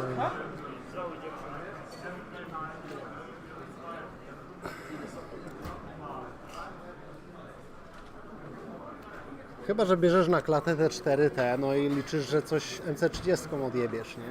No, ale wszystkim strzelasz na dalekim, nie? 3 stawy, jedną niektóre przeżyła, 2. Masz tego Expert Sheet TH, masz, nie? No to dobrze, to dobrze. Nie ma faktycznie, to jest to 2 niebieskie, tak? Tylko bez przerzutów. Co kulnie, to jest tak jak jest. Okej, nie ma bombera, więc teoretycznie już jest. Celowników też się ten nie obawiam. Nie. Tylko hity. No ale 4 strzały więcej, nie? No może nie jest to w sumie takie złe. No. 4 więcej, ale jesteś pierwszym. Możesz go zblokować na jedną lambdy możesz mu związać tymi eskadrami. Chociaż nie, no bo on ma squall i 3 to jest dłuższe niż 5. No ciężko, ale może faktycznie, kurwa, no nie wiem, no. A może pierwszy, no. Dużo musiałby lampy zblokować i wtedy musiałby wszystko aktywować poza lampami. Kurde, nie wiem, Czarciku, przyznam szczerze, jak tak teraz myślę. Ty wiesz, też mi to A jak ze mną grałeś wtedy, to byłeś pierwszy? No tak, ale ja skorowałem na obiektywie i to dla mnie, to mi zrobiło robotę, a on nie skoruje na swoim. No to może to nie jest takie złe. to No. była na slanka. Na zwykłą slankę to nie próbować ten i miałeś teoretycznie... czarne masz na tych, na... Jak to się nazywa? Masz czarne na lampę. Na statki? No. Nie, niebieskie. Slanka działa, no. Właśnie dlatego to jest dobre, bo tak, to wiesz, ale... Defensywa, wiesz, mnie to trochę boli, bo wiesz, bo spieprzy mi zawsze. Znaczy on i tak będzie ci spierdalał, nie? On leci, widziałeś tą poprzednią grę, co pokazywałem ci zdjęcie, że grał na całej mapie, no to wiesz. Też będę grał, ale ja mogę grać. Ale ty możesz właśnie, to jest dobre dla ciebie, nie? To jest dobre, znaczy dobre, no lepsze niż wszystkie te inne matchupy, które tu mógłby potencjalnie mieć, nie? No nie wiem, no. No w spokoju zagra, no spróbuj mu coś tam udzielić. Że on ma kruche te statki, no jak ci się uda złamać. Wiesz, ja jedną nie dorwać, to nie jest jakiś taki problem. No wiem, no masz szybkie, dobre masz, to jest dobre, nie? Wszystko jedna sama to zdejmuje kozara. Czy do średniej rzutu. No to może faktycznie To jest pierwsze... 10 słuchaj, to jest 10 kości, jak mam jeden podwójny, tak? I tam są 3 przerzuty. W tym. No, Więc teoretycznie celownik z czerwonych będę miał. No jeden podwójny potrzebuję. jasne, jasne, nie, no tak. Albo jak 2 celowniki rzucam, to już potrzebuję tylko 8. Nie wiem, ciężka rozkminka, przyznam szczerze, no. Ja zastanawiałem się nad tym, no bo mówię ci, no, Akbarem nie grywam, więc nie myślałem, jakbym to mógł zrobić. Nie wiem, no. Ale może te 4 strzały to chuj. I tak Quasarem będzie uciekał, więc Squalla odpali raz, max 2 razy. Czyli głównie nastawia się na dodatkowe 2 strzały. A może to nie jest takie złe, może faktycznie, nie? Bierzesz targeting beacons i chuj. 2 albo 3 speeda, więc wiesz, też nie zawsze strzeli, bo on ma, co ma to? O 2 się rusza i strzela Moralo wtedy? Moralo się rusza o 1 i strzela. No. Tu No wiesz, to on nie doleci na pierwszym. no tylko wiesz, on to Squallem podpycha, nie? Okej, ze Squalla, podepnij, fakt. I tam 3 czy 4? 3. To i to. Podepnij najpierw tego 2, potem tego. Tego 2.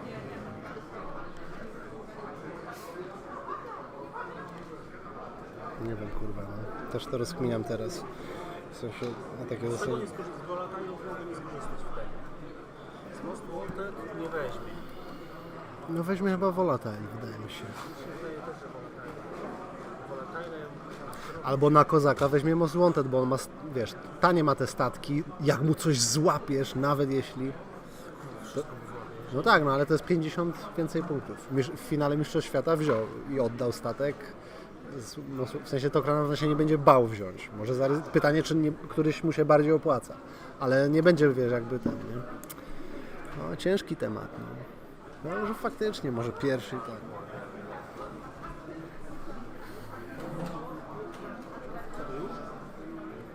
Nie jeszcze. Dobra, zobacz, bo być może ma więcej idei. Nie ma na pewno. Nie da się mieć, tam się nie zmieści po prostu ten droższy Arkitens z engine dechami to jest 13 punktów więcej niż taki jak ja miałem. Ja miałem 10 giga, nie ma szans. Stawię ci tutaj na razie.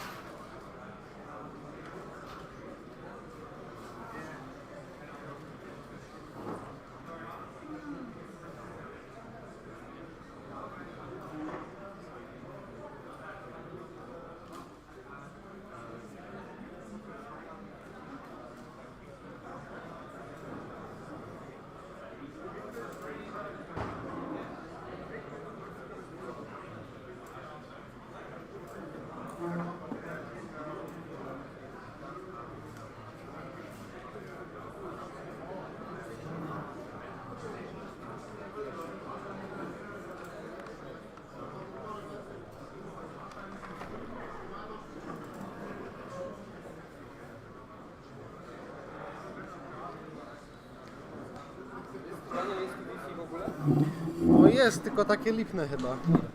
O, dobra, mam zasięg. Okay guys, we're about to start the next round. I'm just gonna update the score. Score. Of course they didn't score yet. So, the asteroid tactics will be the objective here. Oh, okay, it nicely updated. Yeah, so we still do have the new Ghandi. We still have the new Ghandi here on the top table. Thanks to his win, I mean, due to his victory, he managed to remain on the top table. Just give me a moment.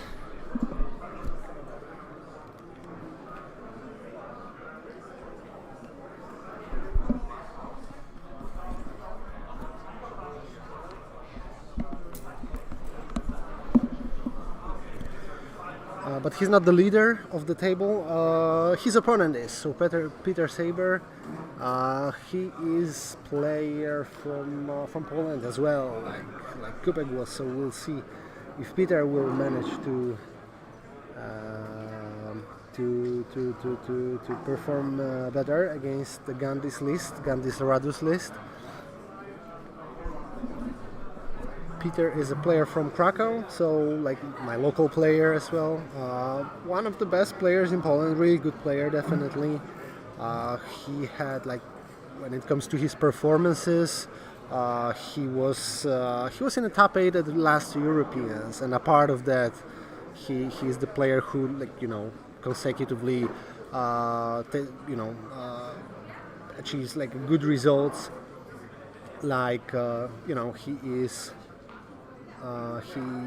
was like a few times a runner-up at regionals or something like that. So yeah, he's kind of good player.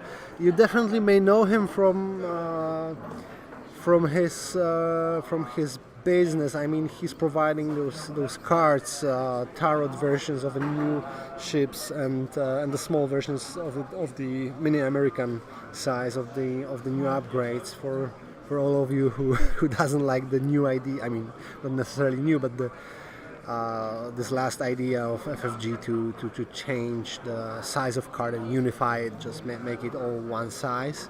So yeah, Peter is providing this, and a part of that, he's providing like some stuff like you know, trays, rulers, and stuff like this. So that's interesting thing, definitely. Yeah, and we can see. Okay, so we've been speaking about Ghandi's list. Let me just quick check if everything. Okay, everything seems to be all right. So.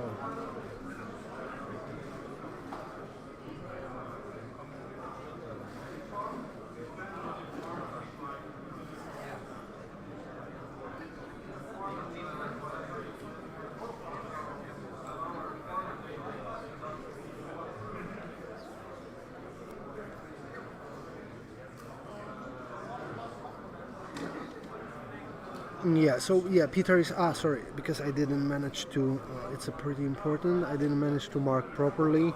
Yeah, the initiative is on the side of Ghandi, so yeah, Peter is the second player here. Yeah, and Ghandi has chosen the asteroid tactics, so it looks like Peter has chosen to be second. Interesting call, of course. And yeah, we're going to see how it's gonna go. I mean, yeah, of course, you know, main factor of the Peter's list. You know, I actually consider this version of Onager, of double Onager list to be, I think, even the best, due to the fact that, you know, you're having such an advantage of deployment that you're putting those two Onagers in a great spot at the very beginning. Gives you like a huge advantage, like from the beginning, literally. So that's interesting. And yeah, he's using it as well here as well. So yeah, he will be chasing that potato, and we are going to see how the things will proceed. Okay, so we can see they shake hands already and started. I mean, the round started actually like 5 minutes ago from what I see, so yeah, so they are already on track. Let's see how it's gonna go.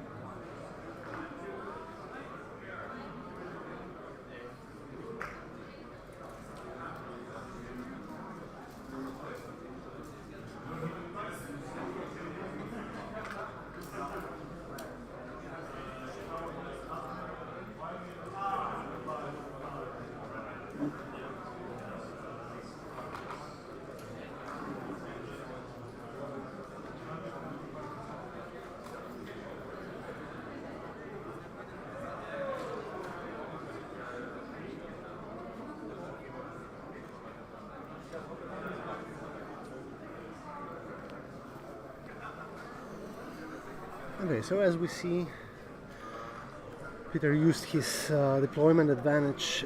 Okay, just give me a second because I actually may move. I'm just trying to adjust the camera a bit because if the action is going to happen on the other side of the table, that might be pretty important. Just give me a moment.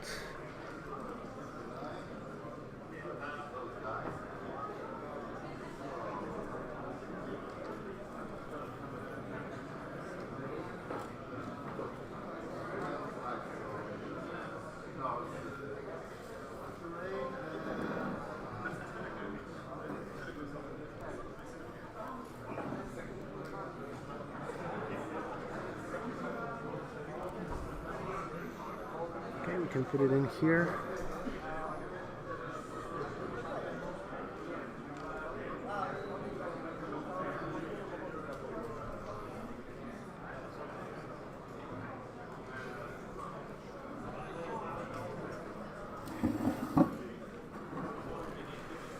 No możesz tam przyjrzeć. And I got a good news for you guys. Hello there. Yeah. You don't look like Obi-Wan Kenobi. With all due respect. Okay.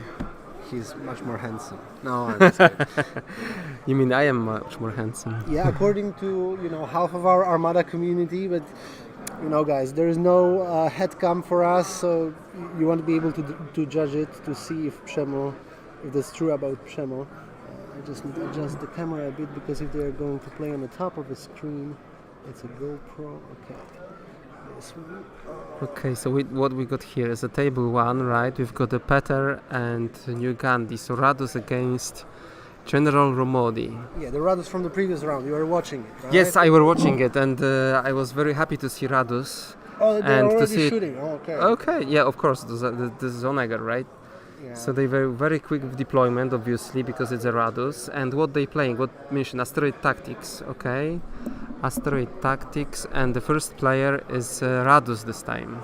Yeah, because Peter got a bid, he just gave him the first player.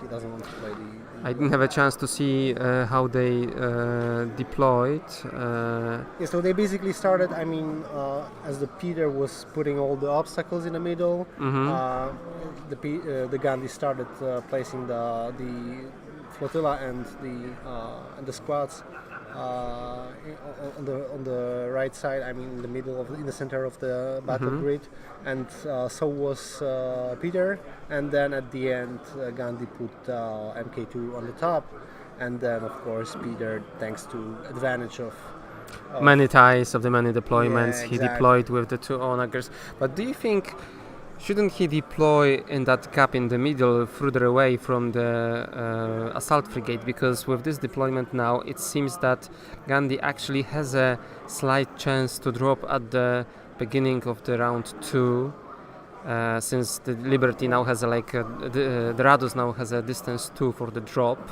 So there is a small chance he can flank those Onagers. I don't know, to be honest. I don't have super huge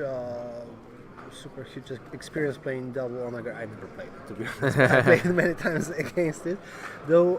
I think that he wants to just put the pressure on the flagship, just to to force the drop as soon as possible, and also drop is limited. So, if he would start from the middle of the map, he would also he would still need to engage the frigate at some distance, so he would be there within one round or something. He won't start shooting right now. This is my guess. I think that this is what Peter is trying to do, and also it limits the drop options for Liberty because there is a corner of the map in here. Okay, so yeah. Maybe And that's he's definitely going to have a black range much quicker, maybe even from the round 2. Well, Yeah. definitely from the round 2. Yeah, definitely. So of course, Ghandi is the first player. If he'll be able to. But he has no choice. He has to drop at the top of the round 2. Otherwise, he's risking to have his flagship killed and be tabled. I think so. Though the case is that because when you play against double Onager, the thing that you can do when you're first player is just Spread fly. No. The case is, you're trying to spread them, of course, but The thing is that you're trying to, run at them as soon as possible, just to try to avoid one of the arcs, right? Okay, yes. But here Ghandi, placed his MK2 a bit vertically, and in my opinion, this is a problem because he will be receiving shots at even at extreme range, okay, but he'll be receiving those shots, and the problem is that he doesn't have enough speed to charge at those onagers to drop Liberty in a good way. Yeah, Peter, I believe it's a comfortable situation at this stage. Question is, of course, how the drop will look like, because what I would do being Ghandi, what I would do is try to drop Liberty just on the edge of the board, and thanks to the engine techs, he has a chance to flank the onagers. Exactly. And he will lose the assault frigate for sure. No, that's for sure. There's no chance of but then with the Liberty attacking from the flank, he has actually chance of killing at least one. Exactly. I mean, Ghandi needs to aim to take down one onager and and survive. Exactly, and because he has only two ships. If Liberty dies as well, he's stable. So this is how Liberty dies. Yeah, exactly. Okay. Well, personally, because I used to play Radus a lot, I'm hoping we wouldn't have to say this. We're Radus expert. Okay, well, not an expert anymore, I guess, but yeah. Cool. But anyway, it's like the rest of the. I mean, what Ghandi has to do is try to aim to make the game with his squadrons. Just kill Peter's squadrons, maybe Ghandi. Yes, of course, but the problem is Peter has like 10 TIE fighters, so even if he's not activating them with any commands, he's just had like 30 hull points to be killed. Yeah, but for example, take a look at this. Char is very cumbersome for them because they shoot at her. They're receiving they may choose to do not shoot at her. Okay, then you're not scoring points then, because he will tie them up with the. But I think in this case, Peter will try to just slow down enemy fighters, and every turn, Gandhi's fighters do not kill onagers is a win for Peter. Yeah. I mean, of course, this is partially what it is for. I mean, this is why I like the most this version of double onager, because first of all it provides you deployment, but second of all, with 10 fighters you're able to hold enemy squadron ball for at least 2 turns, maybe. 2 turns, yeah. Even Sloan have to kill them, so it doesn't matter if you've got interceptors with the 6 dice, you can only shoot 1 TIE fighter per turn, per shot. Exactly. So this is the case here. I mean, this is why I like this version. Okay, and we see the drop actually. So yes, as we predicted. Actually, no. I was actually thinking that he will go this way. I mean, on the right side of the, from our perspective, from the spectator perspective, on the right side of the, maybe not necessarily right and below the frigate. Okay, because so closer to us. Yeah, closer to us. Because if he will move frigate, further, then he will draw attention of the onagers to it, and then maybe. I don't think dropping it in front onagers will be wise. I mean, frigate dies anyway, and if you have a Liberty in the front of 2 onagers, it will just not necessarily in the front. It's like coming from the, on the curve on the right side of the. There are some obstacles there, and fighters may be a problem. I don't know. I would do it the same way Ghandi did. Yeah. Okay. We'll see how it's gonna go. Yeah, of course. I mean, Liberty is pretty close right now. So remember, it has a speed 4, right? With engine techs. Yes. Yeah, but it might be good call. I mean, I don't think that it's only it will going be super to be hard for Peter to catch the. It's only going to be shot once by ignition attack, and then it's flying to the flank. But then the second onager will probably kill maybe frigate. Yeah, what Peter may be trying to do is just just slow down Onagers a bit, counting that next 2-3 shots will finish the frigate, and then try to finish just to attack the Liberty with the side arcs. I mean, remember he has Romodi, so that obstructed, one of the Onagers is shooting obstructed. He's having Confire, 2 shots, few dice every turn, plus maybe salvos, we don't know. Of course, yeah. Maybe he has a chance. I mean, depends on how they play, but he has a chance to kill that Liberty as it is right now. But we'll see how it's gonna proceed. So interesting to see. Maybe that's one of the reasons why Ghandi dropped on this side, because remember it's asteroid tactics. So at the end of this round, we're gonna see the worms, and when exactly. So when Peter will be deploying them as a second player, he could use them to gain obstruction and then additional dice from Romodi. So if I see correctly, there is no obstacles at far side. Oh, actually, that's interesting. Interesting question is if he managed to avoid the arc. Because he's a first player, so he had a chance. He can rush on those Onagers. Yeah, of course. If he would, put the frigate not like vertically, but just simply towards the Onagers. I mean, he didn't know where he will place them, but he put vertically towards the edge, the short edge of the table. Yeah, short of the. Okay, I haven't seen that. Okay. So that was the major thing. I think you're right. It should be pointed straight towards the Onagers. Anyway, towards the opposite side of the table. Yeah, if he managed to avoid that one arc, then he's in a good spot right now, because one Onager is likely to die in such situation. But the engine techs are main factor that can assure him that that can make the Liberty will not go down. What was that? Is that TIE Fighter? Actually, a TIE Fighter attacking. Okay.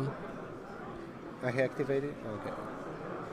So no, not a TIE Fighter. He has one Gamma Squadron. What is a Gamma? Is that a bomber? Yeah, bomber. It's a bomber. Without tokens. And is that heavy? No, it's here because it's not heavy. Okay. I was asking Peter if that's because he doesn't have the 10th TIE Fighter, but no, he was like, no, because it's just 2 points more, and he has a black die against ships. Okay. Yeah, sometimes helps, sure. Yeah. So small meta calls sometimes might be, main factor in a game, right? Because pretty much most of the archetypes, lists, etc., are built in a similar way. But what counts is the details. Yes, of course. So maybe I'm not saying that Gamma Squadron will be the meta call of the tournament, but who knows? We never know. Especially if he'll roll good results on it. Okay, was that? Okay, we've got 2 accuracies, so not looking good for. But I wonder if he's shooting at the assault frigate or a Liberty. I guess we'll see in a minute.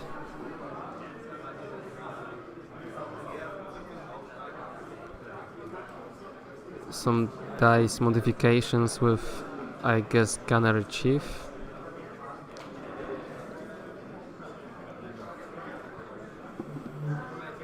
Okay, I checked, and it looks like he didn't manage to. Oh boy. He's in just a double Onager arc. Double. Oh boy. So Liberty died. How come? He was shooting at One Liberty? shot. Liberty. I guess it. And they called the game. Happened here? And I think he just decided. Yeah, Ghandi decided to. I left for only like 10 seconds. Come on, guys. Yeah, I only seen dice being rolled and some accuracies. But I see doubles on reds, and that was it. He just with one I shot? think it was. How much do you need to kill? Roll? Yes, that's a very good question. He just rolled accuracy, 2 accuracies. I don't know. I mean to ask, but yeah, 2 accuracy stop braces, and you still need like 13 damage to kill, and 14 because of Gamma attacked first, right? That's how. Yes, it works, right? yeah. But how he dropped in the arc, in the special arc? He probably did, but still, don't it get was it, just the what- first shot. This is the worst part of the commentating thing because it's like I really don't know how. Where they are? We'll ask. Oh, them. okay. But we have like we have 2 hours for reviews, so I guess we need someone quickly transfer to the table 1. So where is the table 2? Hey Peter, Co się stało? czemu on się zdropił w arku? Tak. Myślę poszli Barciaka. W arku go zdropił po prostu? Nie zmierzył W się? bocznym arku. Widziałeś jego boczny ark? Strzał na boczny ark i go zdjął na strzał. Nie, A to w bok był, tak? I co, 3 celowniki? 3 celowniki, 9 obrażeń, w tym kret i strukturę. Okay, guys. So actually, what That's happened ridiculous, really. is so Liberty was shot at the side arc, which is like only 2 shields, not 11. Sorry, not 5, not 5. Yeah, with 5. So 3 accuracies. 3 lock accuracies. down all Yeah, the- lock all the tokens. defense tokens. No, but why did he drop in the arc? This is because that's the Yeah. main thing. I mean, I was like pretty sure that he didn't do that. Yeah, Why did I would. Well, he had to drop. He had no choice, but he should drop in the way that only the front arc would be exposed to the ignition attack, right? Yeah, I don't know if rewinding. I don't know if because I believe that there was a chance to drop it. In the 9 way. damage is Okay. taking 2 shields, 7 hull, and he had a structural damage with 8 damage. The last one needed to kill the Liberty. Oh my god!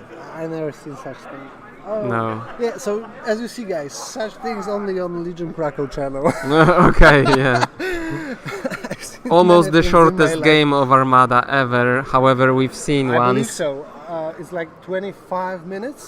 I never Yeah. seen a shorter game. Well, you remember I that never one game. participated in a shorter game, that's for sure. Okay, yeah, same here. However, I remember one game from the Polish nationals where the Radus was on a CR90 Corvette. That was regionals, but yeah. That was regionals, yeah, okay. Yeah, yeah. So anyway, the Radus was on a CR90 Corvette, which was also killed first round. Yeah, it was like one, And that one was- shot. Just there was a range just by a millimeter, and Yes. like some ridiculous shot. But different case because you're killing flagship and you're not dropping. But he Yeah, dropped. yeah, he dropped, yeah, and he just gave Oh up my at this God. point because he only had a frigate exactly. which would it was die just about with killing a maybe one yeah. squadron or something. So yeah, I believe I mean, when something like that happens, you're definitely. It has to be a angry. tough for Ghandi because it's like literally Yeah. nothing he could do Yeah.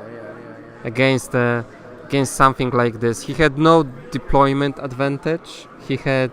I wonder what were I mean, other missions. I would still say that if he could drop on the other side of the frigate and just try, okay, maybe he would receive like shot. Okay, if he would receive such a shot, okay, but it's like still. Let's assume that Peter didn't roll that well, but also rolled a lot. Just letting. Allowing him to shoot at the Liberty, at the side of the Liberty, is a major factor because, especially in this place, because just a good shot, one shot from Onager, and what happens next? Liberty comes closer to the Onagers, and the side arcs are killing it. So no difference. I mean, it looks like, Yeah. it looks nice to see one shot like that, but oh my God, wow. It's going to be hard times for anyone playing against those double onagers. I mean, maybe multiple small units have a chance because you are I not mean, able to kill. He played Chart and the list of Chart in the first round. Peter played his dual Onager against this Chart list that contains like fully packed MK2 with Akbar, Foresight, and 2 TRC-90s, and there was like pretty much a draw. It was 6-5. Like Okay, few because he ammo. was probably able to kill 1 or 2 small ones. I mean, no, he killed the frigate. He killed a lot of them, but Chart made some mistakes in that game. Okay. So yeah, this is like good counter for 2 Onagers, definitely. But of course. So I that. guess the way to play against it, but not every fleet has a chance to do it, is to deploy in a wide way, Yeah, exactly. You need- forcing onagers to spread. well, if he spreads, then you attack one, avoid the ignition arc. You are shot by the other one from afar, Yeah, but then you kill the first one. Yeah, but and the one is shooting, killing something on your side, but then you have your activation and you're avoiding the other arc of the other armada Yes. that is on the other side. or if he actually deploys them together, if you have multiple small units like 3 or 4 corvettes or small frigates, you can attack them from two sides, and they forced to to either go for one flank and be exposed from the other side, or one goes one side, one goes the other side. Yeah, I mean, I don't know. But still, such a shot, well, that was nice. Yeah. I mean, okay, let's see what people on our chat are thinking about that. Oh my goodness, a lot of it. We had some, Okay. we had some spam, naked spam, but no pics. So, Okay. so I just. What is the case? Only change I'd consider slowly is swapping to ties for. Okay, this is the way that I don't like, because there was recently very wide discussion in the community about double onagers, and Okay. I totally have no problem. I mean, what I'm trying to say by no problem is that I had no problem that they exist and they play. Totally, and many people are just a bit triggered by the double onager. It's super tough list, super good list, but and what I can see is that this is only another argument for the people who are against double onager. I totally agree with Johnny here. He says that this is why the double onager is a negative play experience, and it definitely is, because I can feel that I'm sure Ghandi feels the way that he did his best.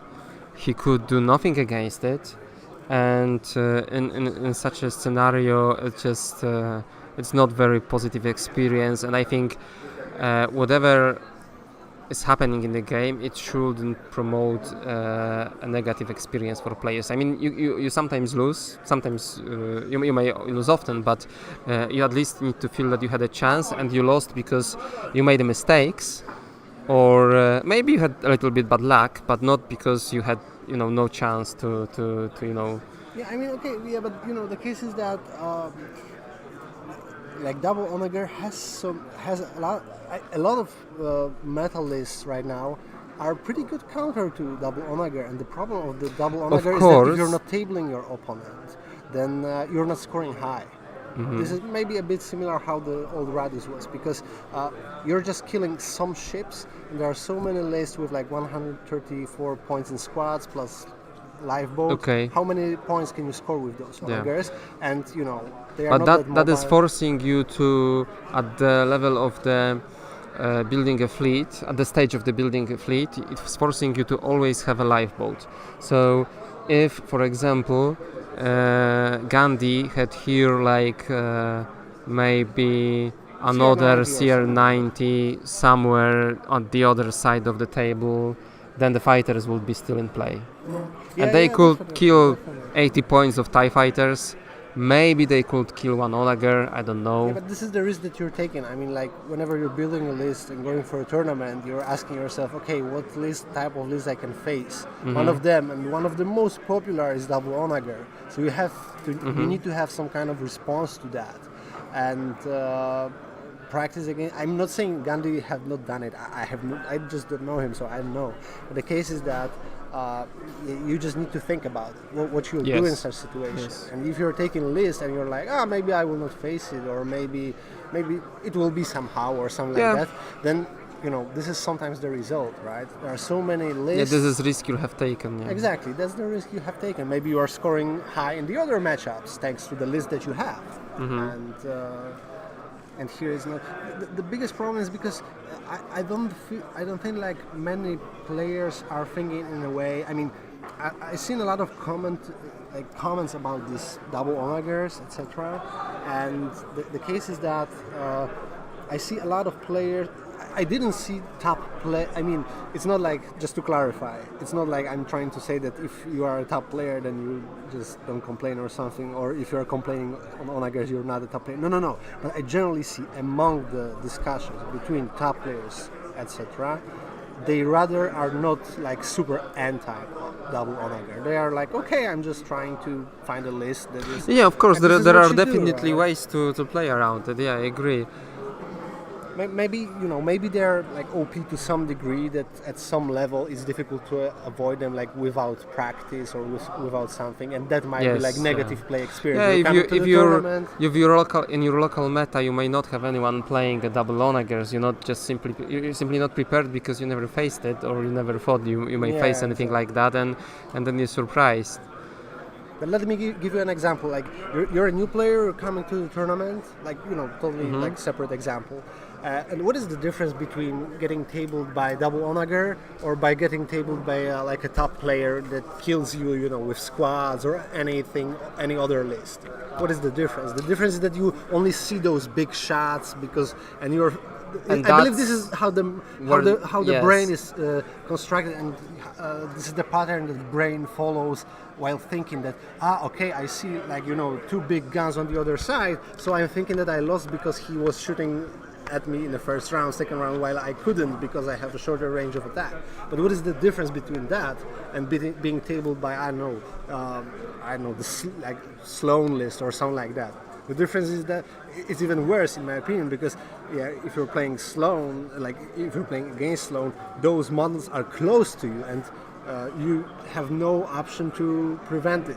I mean, it's like very specific example, but it's like, okay, so I'm shooting at you like from the distance 1, and you cannot do nothing about it. So why is that bad when the mechanic just works across the table? I think the key difference is in a scenario like we just seen.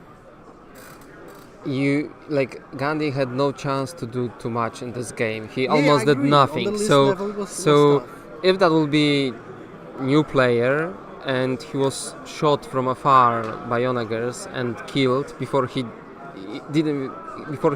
had any chance to do anything, that will be like a very negative experience from him. And if he plays against lists like Sloan or whatever and gets tabled or lost heavy, but he had a chance to play that game and see that it is because his mistakes, then it's different. In case when you're facing an onagers and you get killed from afar before you had any chance to do anything, then it's negative experience because you had a feeling that you could do nothing to prevent this. Yeah, okay. I would say that's the difference. Okay, but let me give you an example, because this matchup, okay, I understand, because Ghandi was going for a full throttle, for many points, etc. But in this situation, there was a possibility just to not lose the game, because he had the advantage of a squads. It's like, very simple calculation of, I have the advantage of squads, I have rogues, he has a lot of meat in squads to eat, so I have a lot of things against which I can score.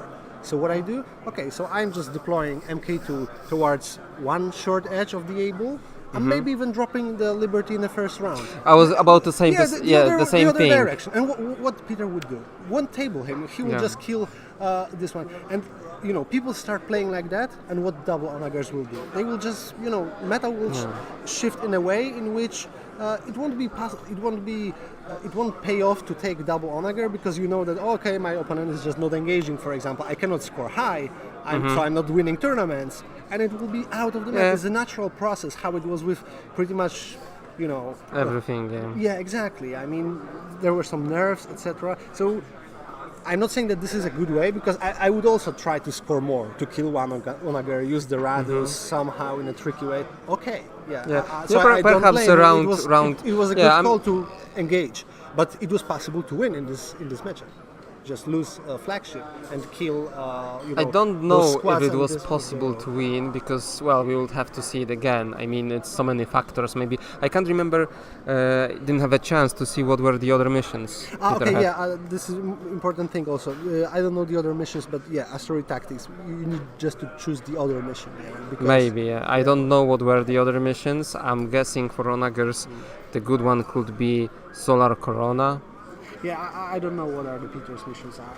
And perhaps surprise attack or most wanted. Yeah, what I can advise, as I'm saying, if someone is very unpleased with double onagers, just start playing in a way in a different way. That will also, against the double onager players, just start playing in a way in which they they will, pull up the conclusion that it's not worth to play double onager anymore because they won't be able to score more. Just not engage, try to avoid it. I mean, okay, you'll lose some points. Maybe you'll lose, I don't know, 6-5, 7-4, maybe. Okay, cool. But yeah, if everyone will be playing like that, then onagers will just be out. That's how it is. I mean, maybe. That's what I'm saying. I have like nothing super specific against double onager. I see many lists that are good against it, and that's it. And people play it. They're not winning every tournament. Look at Adepticon. No Empire in the top 8.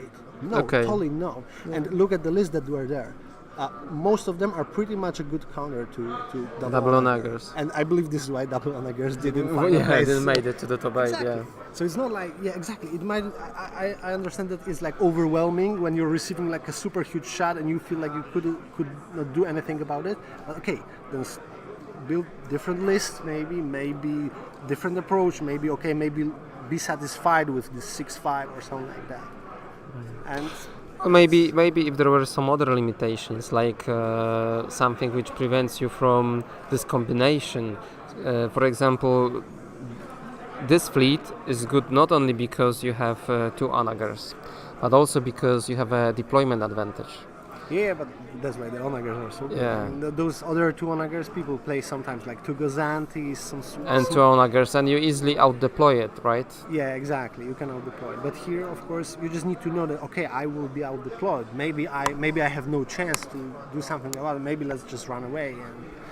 And that's a tough choice. But as long as the downsides of the double onager lists will be, will be pointed out by many matchups that such players, the players who play this list, will see, okay, I'm not scoring anymore because people stopped engaging me or something like that. Then, it will be natural process that, okay, I'm not taking double onager anymore because what for? I will kill something worth 120. But I will lose those squads, for example. I will win 6-5 maybe or something like that. Or maybe it will be much easier if they were just unique ships in the way that you can only have one in the fleet. Yeah, but this is the easy way. Let's nerf it. This well, is what the whole discussion is I know, all about. I know, I realize that, but the thing is we've seen that recently with Rapid Reinforcements 1, where you have some ships which are only one per faction, so you can only take 1 Providence in the Rebel fleet, you can only take 1 Venator. But would you take 2 if they would? I don't know. Nah, but it wouldn't be that good because they wouldn't be that good. Yeah, they're good with a gate because thanks to her they have the chance to survive. 2 of them, it's like You mean a Providence? Yeah. Yeah, Providence. Yeah, but also Venator for Empire. It's like. It's okay, but not like super. Yeah. So exactly, and they limited to 1. So why? And something which Providence, according to Fluff, I believe, because Rebels had only 1 Providence. You could argue that lore-wise, onager should be limited to 1 because it's a unique super weapon, not something you've got in every Imperial fleet. Yeah, but maybe Empire had a lot of them. I don't know. As I'm saying, okay. I just accept those onagers, and this is the case. And the first and foremost, the most important thing, in my opinion, is that people tend to forget that in war games there is no possibility of a perfect game balance. You will remove one list, and there is another. So I can assure you that. Okay, so let's, for example, hypothetically remove onagers.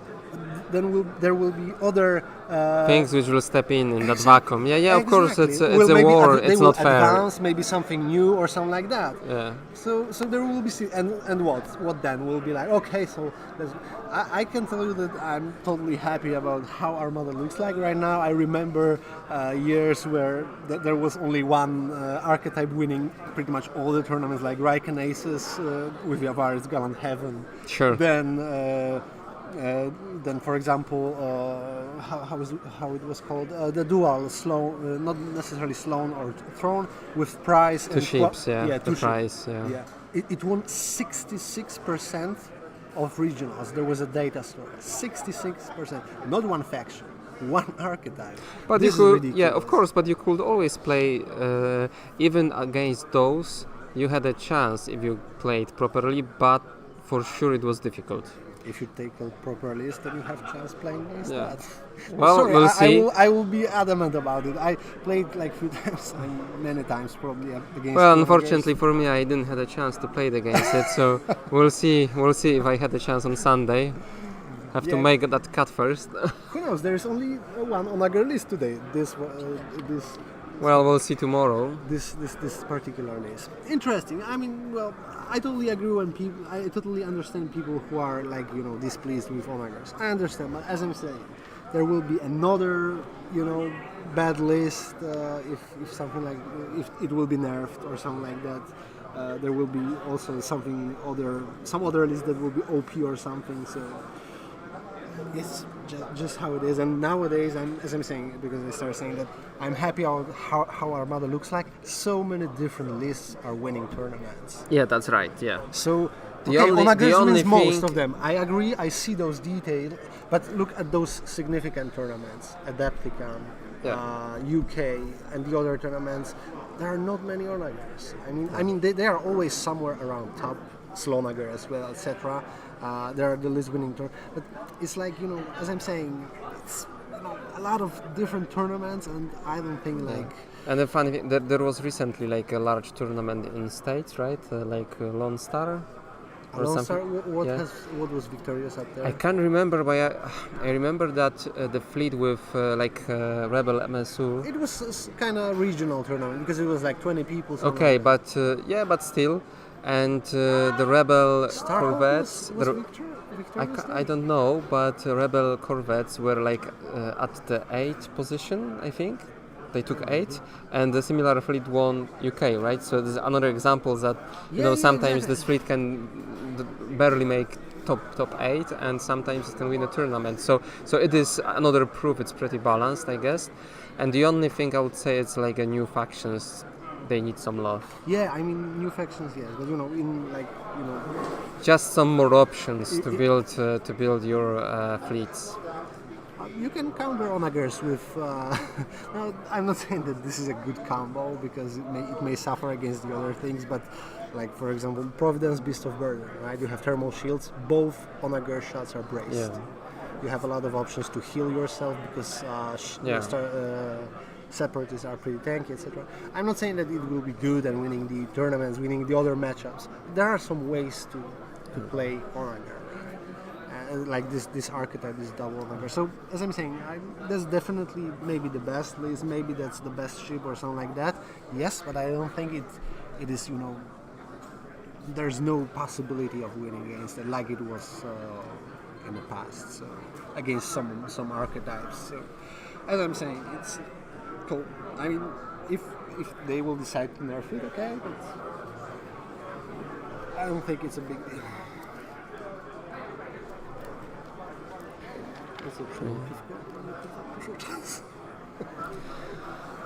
Yeah, I think everything was said. It was pretty much a podcast, not necessarily a stream from the game. We could debate this now for a long time, but I think we're gonna do I will this with the beer. Exactly, I will consider cutting it and create just a single episode of the podcast rather than. Maybe that's a good idea to have some podcast Yeah, definitely. in the future. Okay, let's see because I see. Okay, there is a discussion about this. Onagers being, onagers. yeah. Okay, we said a lot, so I don't think we'll engage. Yeah, I think here. we looked Exactly. we looked at the comments and we said a few things about what you guys writing here, and as I said, I agree to some degree, but I wouldn't rush to change too much before we break the balance totally. Yeah, exactly. And the other thing is that did you see there was like how is it called, a poll, right?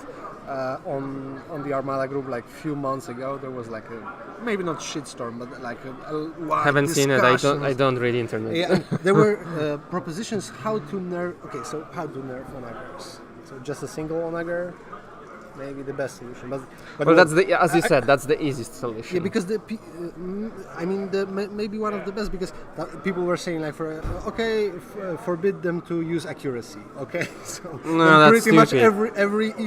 every ship with evade is just dealing perfectly against. Yes, correct. Okay, evade brace and how many damage you put on me? 2. Then they would disappear totally from the tables. Yeah, you're absolutely right. I think Well, the easiest and maybe the most fair way will be to limit it to one, and I agree. But then there will be people who will say, "Oh, Slonager." You know how. Well, okay. Świetlik played Slonager recently, one of the best players in Europe, maybe in the world, I believe so. And you know, he wasn't performing like super well. Right? So it's just which. Because in type of- case it disadvantages, and well, it's like you said, double onagers has disadvantages as well. It's just It is, you know, the double onager maybe has a bit of a problem that this price list Quasar ISD had. So you're either winning big or losing big. I mean, maybe not like losing, but it's like you have to table to score high. If you're not tabling someone, then in many cases you're just drawing or maybe Okay. even losing. So this is Okay. the problem. It's like in Polish, you're good at English, Przemo. In Polish we said wóz albo przewóz. Is there something like that? I have There's no an idea. idiom, I have no idea. Maybe something it's like hard to translate, so No. we won't share it with you guys. I would say maybe win big or go home. Yeah, something like that. Yes. I don't know. Yeah, that's a good example. I mean, I don't think that we'll figure out anything better than this. Okay, guys, so 1.5 hours till the next round, so You're enjoy. gonna get some beer. Yeah, exactly. Enjoy and see you for the round 4. One way or another. Yeah, if you've seen Jarek comment. I will just feel the result in case someone doesn't know. Yeah, though it doesn't change the fact that I really feel sorry for Ghandi. It's like he played really well in the previous game, and Yes, yeah. I mean you sometimes maybe I won't say that he didn't deserve to lose that way. I mean, one shot. I mean, in no one Liberty, does. No one does. Exactly. No one does. This is bad experience, but it's like it will never ever statistically happen to him again. I mean, of course, unfortunately, Well. math is not working that way. Okay, so who knows? Statistics are. Okay. Yeah, you know. Okay, guys. So see you in like 1.5 hours. Should we stop? Yeah.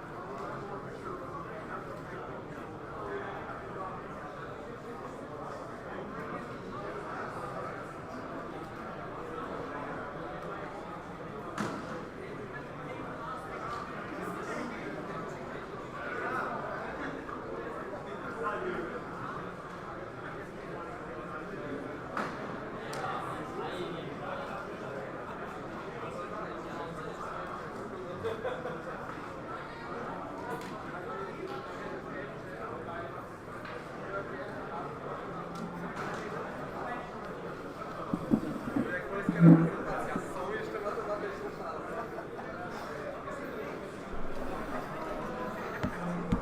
guys, we're about to start the round 4. Yeah? Yes, round 4 shortly. I believe, like, literally the pairings are set, so it's only the matter of minutes.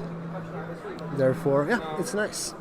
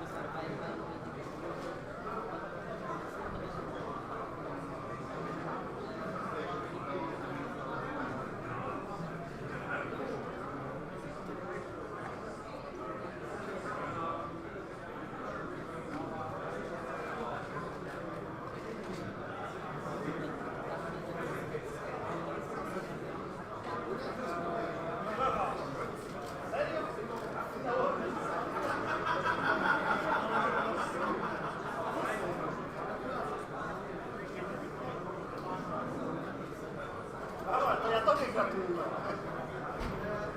Jeżeli po tej bitwie będzie czego, to tak.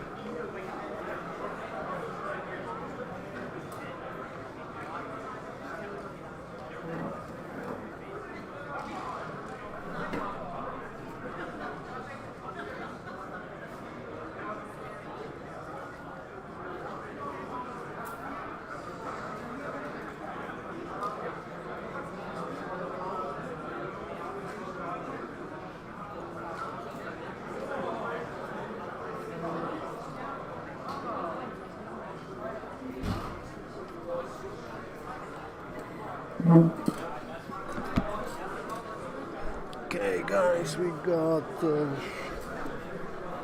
like a few minutes before the start of the round. I just need to change the name and the score. Okay, but that might be a bit later. There's like an update.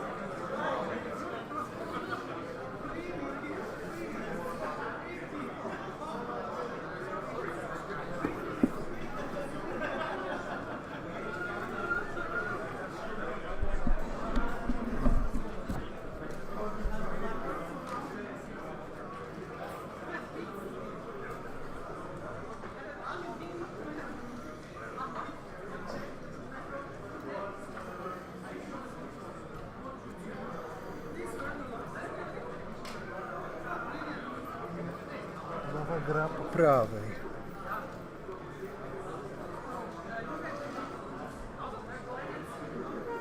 O, teraz dopiero będą hejtować.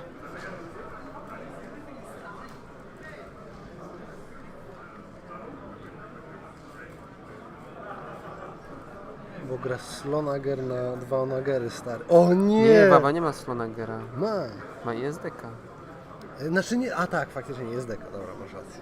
Dobrze, to chociaż tyle dobrze, bo jak wyobraź sobie to No. top table w 4. rundzie, by było. A w Teksasie to już w ogóle by powiedzieli. Kurwa, to się nagrywa, dobra, nie śmiejemy się już z tego miejsca na te.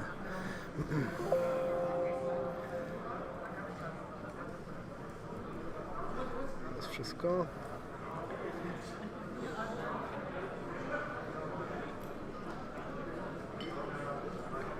Okay, let's see.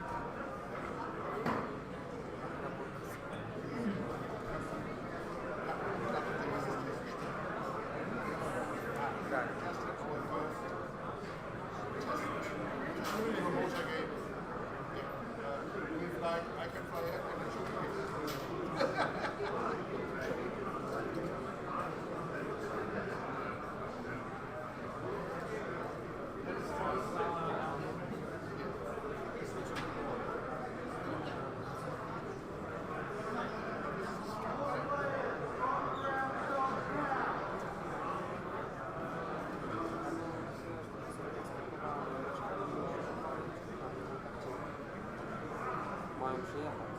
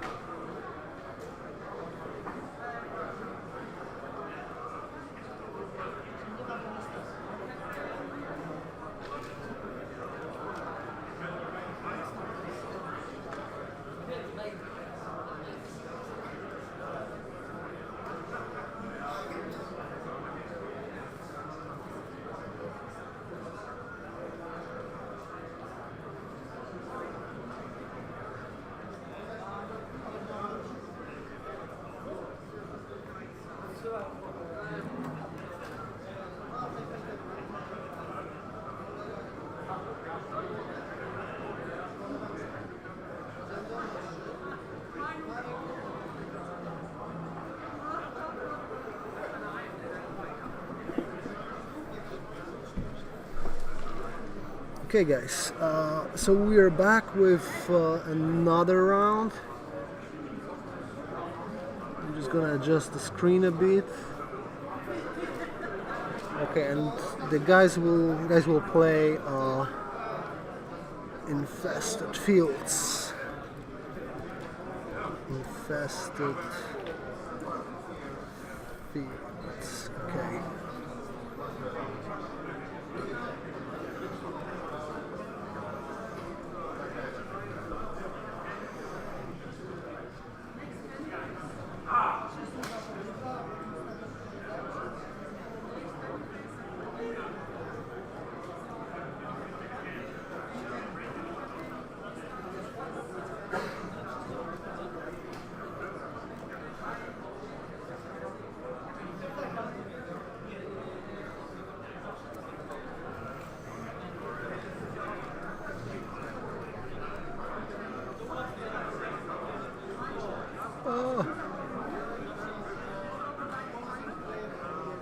You didn't see that? You didn't see that?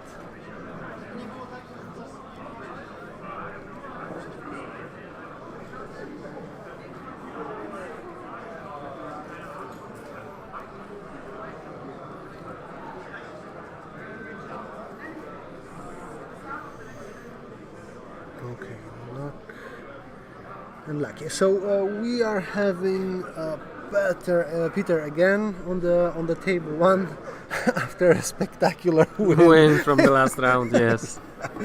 And a quick win. So he's definitely fresh. I mean, having 1 hour and a half of additional break is always good, also for commentators.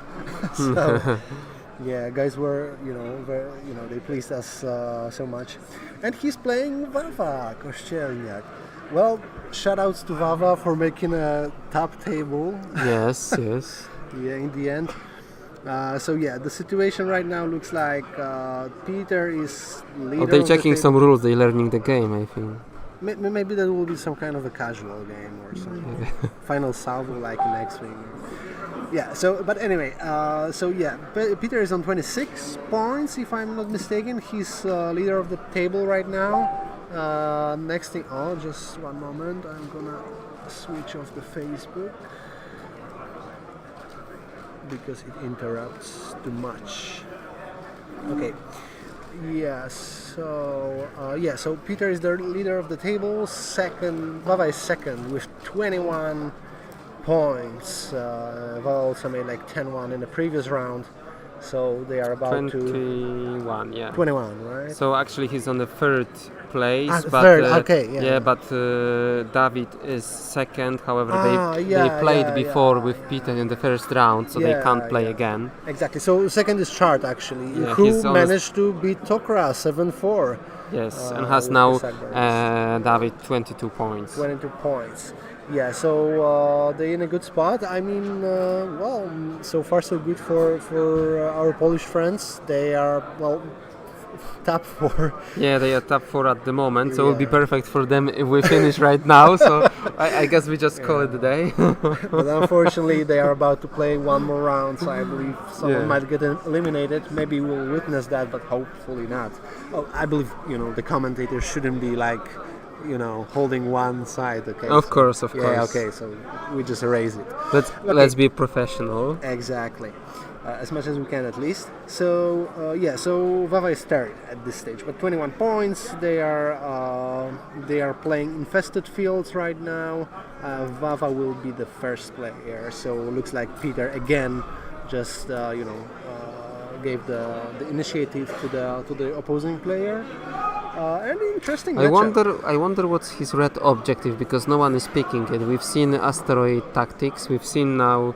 Red ones are brutal usually. Yes, so maybe yeah. that's the case. Do you think it's like a most wanted or surprise attack? Yeah, maybe something like that. Maybe because I don't see like others. Advanced gunnery. Could fit, yeah. Not necessarily. No, because you can't attack twice with Ignition. Opening salvo.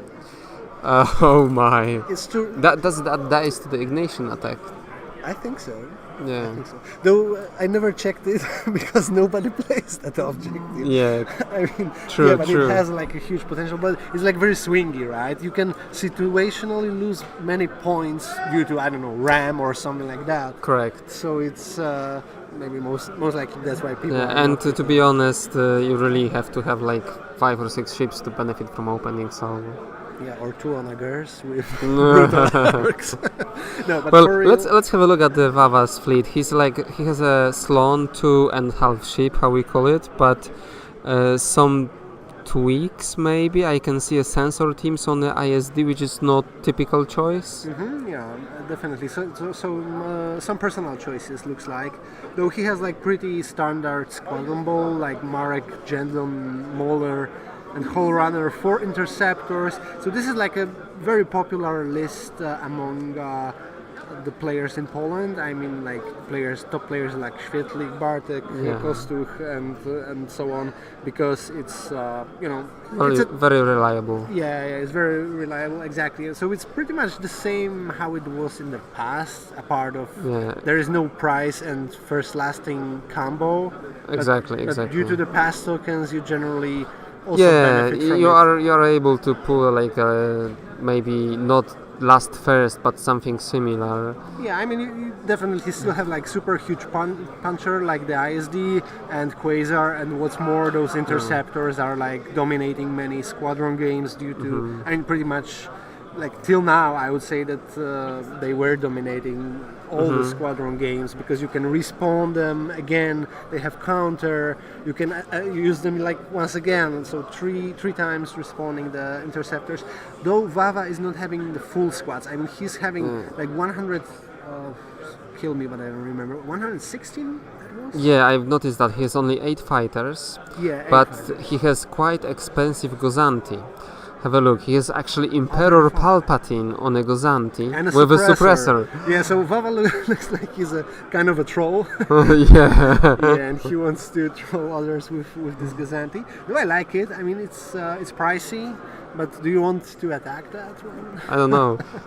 I think it will be, yeah, maybe it will be funnier if he had like a Standard one. TUA and electronic countermeasures. That will allow him to scatter those onagers. Okay. That will be fun. Yeah, that would be nice. Cool. I don't know for what, but Yeah, it's like, but suppressor. well, can suppressor, is that something like you have to exhaust or spend a token when you finish your activation distance Tim, free? I don't remember. We can Let's just check, yeah, because it makes a difference if you've got like Emperor Palpatine. I didn't really see the suppressor for a while. I don't know, to be honest. But it's still like, it pretty much Let's just stacks check. with Sloan. So Yeah, it stacks with Sloan, but I'm interested if it stacks with Palpatine. So with a suppressor, you choose a token which you want to spend okay, on your just opponent's give me a ship. second, Yeah, I'll just mention. let's have a look. It's So what does it 7 read? points, What does it right? read? Yeah. And 4 points, sorry.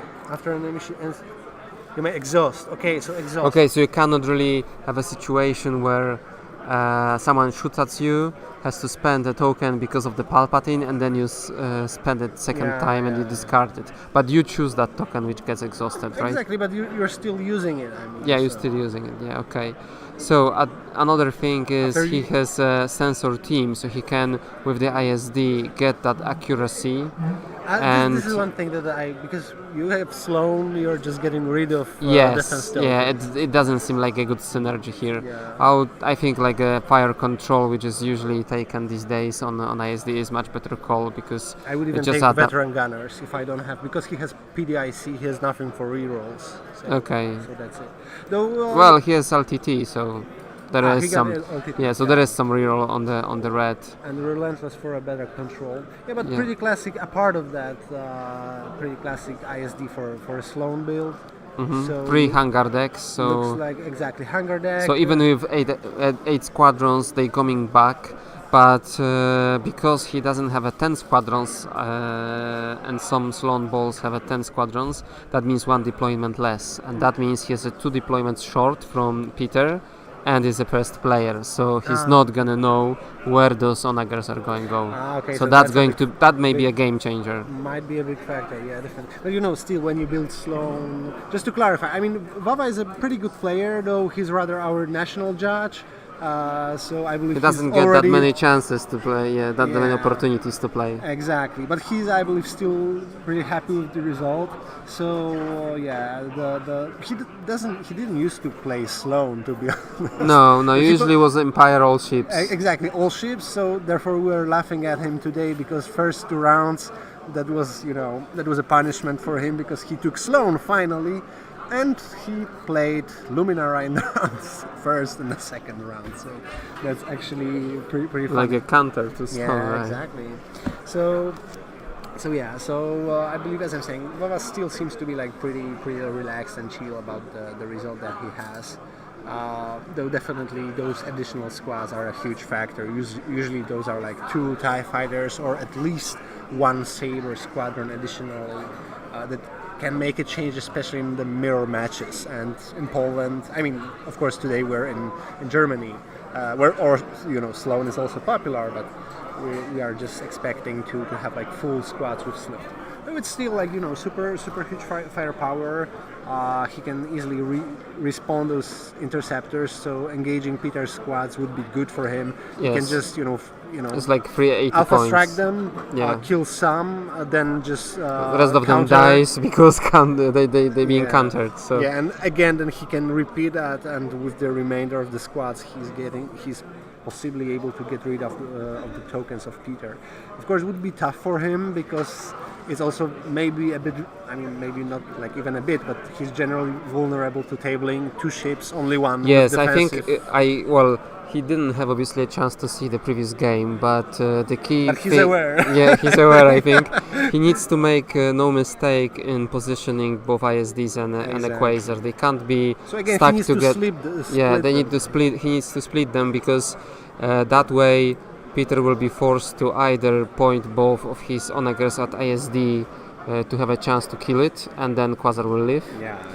or he has to split in order to kill Quasar, but then ISD won't be killed by the one onager. Exactly. That's I mean, it would be not. still I tough. don't see that possible.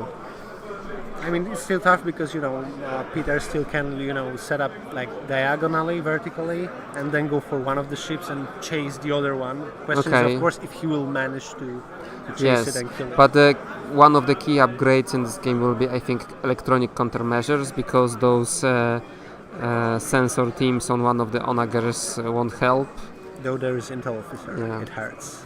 Okay, yes, but you will still get to brace that key attack. Yeah, key attack, and you have evaded the extreme range.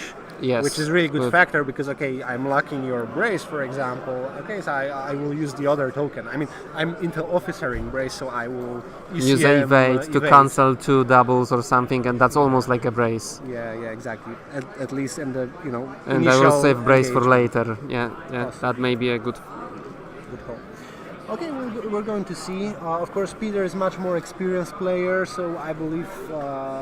I don't like actually in the normal circumstances. I wouldn't say that at the matchup level. I believe that one of those super good top players with this list, like we know Świetlik is playing that list pretty often, or Bartek, as I mentioned.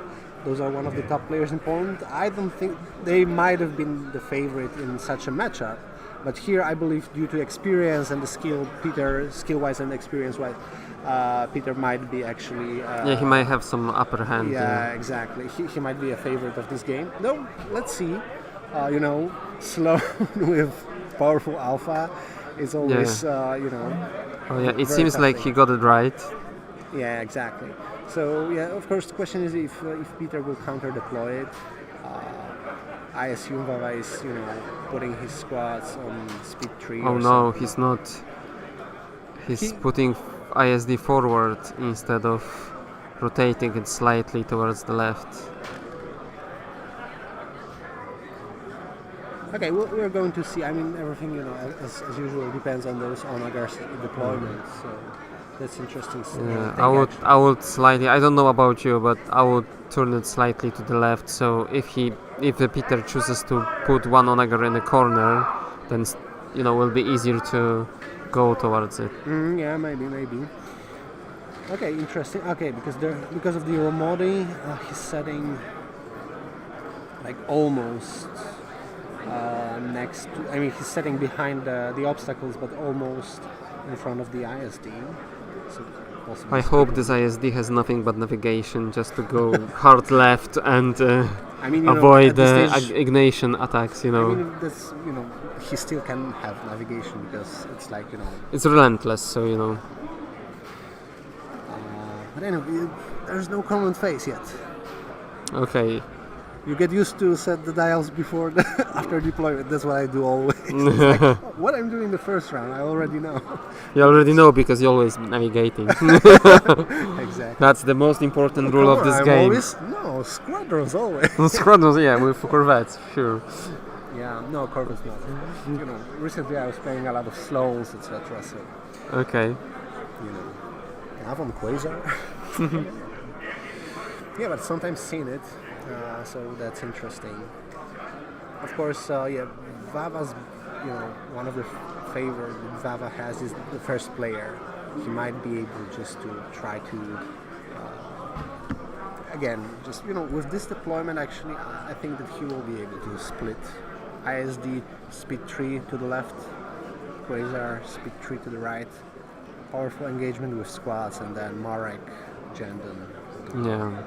Well, the problem is, look at the way the onagers are angled. I think what Peter will try to do, it will be to kill Quasar first with both onagers at extreme range, and then. Do you think that the lower onager is going to have the range? I don't know which one is which one. One of them is. The one in the center. Which one is the flagship? Okay, yeah, because it matters actually. I forgot that Peter is not playing 2 test beds. No. That's a huge factor of this, is because you see, many people just take 2 test beds because they are cheaper. Yes. And that's a super good call as well. Of course. But here, like a huge factor is that one of them is a Star Destroyer. Of course. Because it has XA7s and it's correct. It's and very also important. some blue dice, I believe, in And ignition attack. So. It's not only matter I of believe the. this is what was important during that Liberty attack in the previous. Yeah. Because he scored accuracies on blue ones, right? No, I think I don't really. It wasn't tested, wasn't it? He scored the blue dice accuracies. Yes, I think yes. And doubles yeah. on red ones. Yeah, and I think he had some gunnery chief vermilion because he had a second player, so he could. Yeah. And again, Peter is the second player here, so he's gonna choose certain. That's interesting. I seen that he has vermilion, but I was never checking what is the die that he usually puts. It depends on the matchup. I assume it depends on the matchup, but accuracy seems to be a good choice. Just to have like 2 guaranteed accuracies. Yeah, well, you've got XI7, which switches off redirects. You can Intel Officer Brace and lock Evade, which is very important on the ships which have only 1. Yeah, assuming that he's going for. And then, this way he just kind of countered all 4 defense tokens on ISD. Yeah, makes sense, definitely. Yep, that's a tough one. We're gonna see. I think Wawa deployed too close with those ships. Yeah, I would also put ISD angled a bit to the and further to the left. Exactly, because maybe not necessarily. That would be also a good factor, but just definitely angled to the downside of. In this way, he's giving Peter opportunity to kill Quasar first, and then concentrate all 2 onager shots on all firepower, 2 onagers on ISD, which may not end well.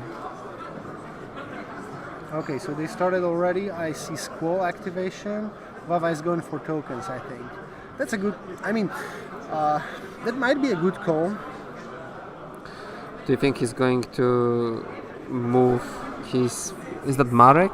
I can't see. No, those are interceptors. Interceptors, okay. I'm pretty sure because he can respawn them after that.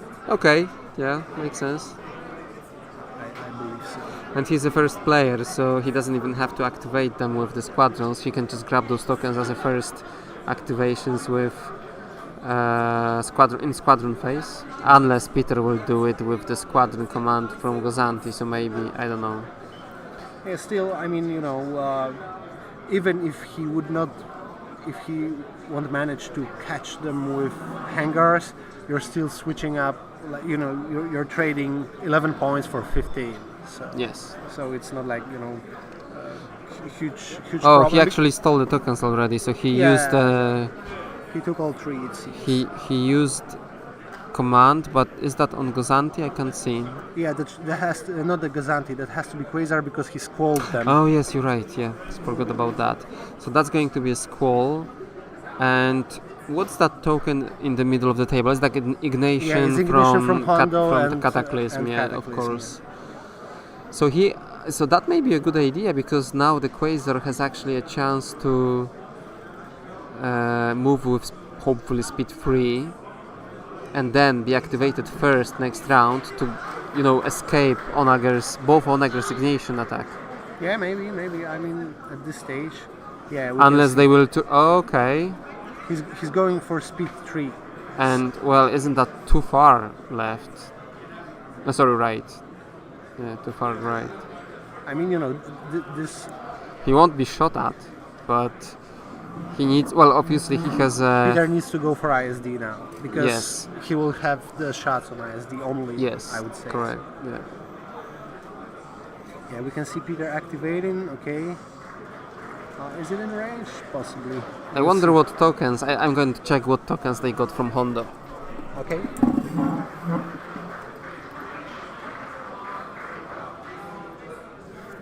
Dice tray. Okay, sorry for that. I believe if you're using speakers, we may found you some hospital.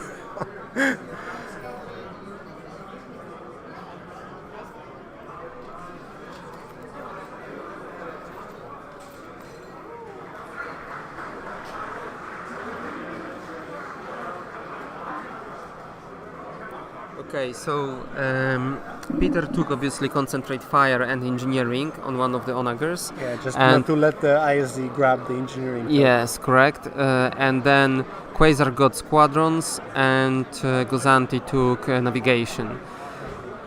I hope Wawa will pass the navigation to Quasar because I think he needs to start turn left, maybe slow down to 2 to take a tighter turn to stay in fight. Yeah, definitely. Obviously he has a boosted comms, I mean. Yeah, and Gendon. So And Gendon, that yeah. was, this is what I was about to say. So that with the ranges of the activation with Quasar, what Wawa needs to do, he just needs to engage the squads, wipe them out, grab the small points, try but to he save needs them. that navigation token, maybe not for the second round, maybe for the third or fourth, but just to slow down at the key point, because otherwise he will run out of the table to. I mean, yeah, he will take nav at some point, I think. Well, hopefully. I mean, for him. I was telling Wawa that he has to take skilled first officer. Okay. And now That was engineering from what? Sorry. Ghandi is passing it to ISD. Yeah, to the ISD. But to do that, in order to do that, Ghandi will have to discard navigation token. Okay. Yeah. Anyway, I mean, Ghandi, I don't think it's gonna live. No. I just hope they didn't make that mistake to keep a navigation and pass engineering. Yeah. Well, we'll see.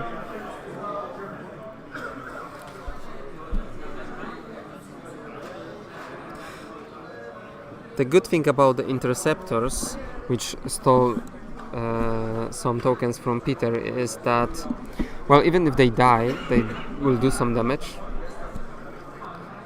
with a counter. So they they die for purpose, right? Yeah, and they scored points. They will do some damage to TIE fighters, which means the Alpha Strike will have a chance to chew through them faster and be able to attack onagers actually. Yeah, I think so. Okay, interesting to see what Peter is going to do. Ja, to były teraz 10 miejsce. A, 10. A Dwa zwycięstwa, 2 razy stablowałem. Starcie potem tej rundzie, do 0 wróciłem z tyłu. No ale tylko 10 miejsce, że jakoś dziwnie mi się to poszło. Znaczy, bo to liczyć jakby, wiesz, stablowanie to jedno, ale jeszcze jakby te victory pointy, nie? No to to jest 100%. No ale może ktoś nabił więcej, nie? Wiesz, przy... Nie wiem, no. W sensie, to właśnie dziwne to jest, bo 2 razy 4 do 0, nie? Nie wiem. A wszedł ktoś z 2-1? Nie. Tego to 5 znajdzie. Tak 5 to chyba do jakiegoś 14 czy którego dnia. No a co z side eventami? Rozkminiłeś kiedy są? Wiesz co, no właśnie w niedzielę jest trochę legionowy turniej parowy. A to wiem, mówił Łukasz to. Trzeba by się zapisać. Zapiszę się, ile ze świetnie zagrał na zaraz. No, zapytaj się, dużo jest chłopaków z Polski. Wiesz, nie wiem co zagrać. No zawsze będzie fan, wiesz. No a jutro będą takie side eventy, będą skiernicze turnieje. A, no to już. Trzeba przyjść i się dowiedzieć. Czyli też jedziesz grać jutro? No nie ma nic lepszego do roboty. Jadę po Okay, interesting. We see, but just one moment, because I'm not quite sure. So, Peter, Peter moved the one on a guard that cannot shoot at this stage, and now ISD is naving, I think. Wawa is a tricky beast. He has nav, I think.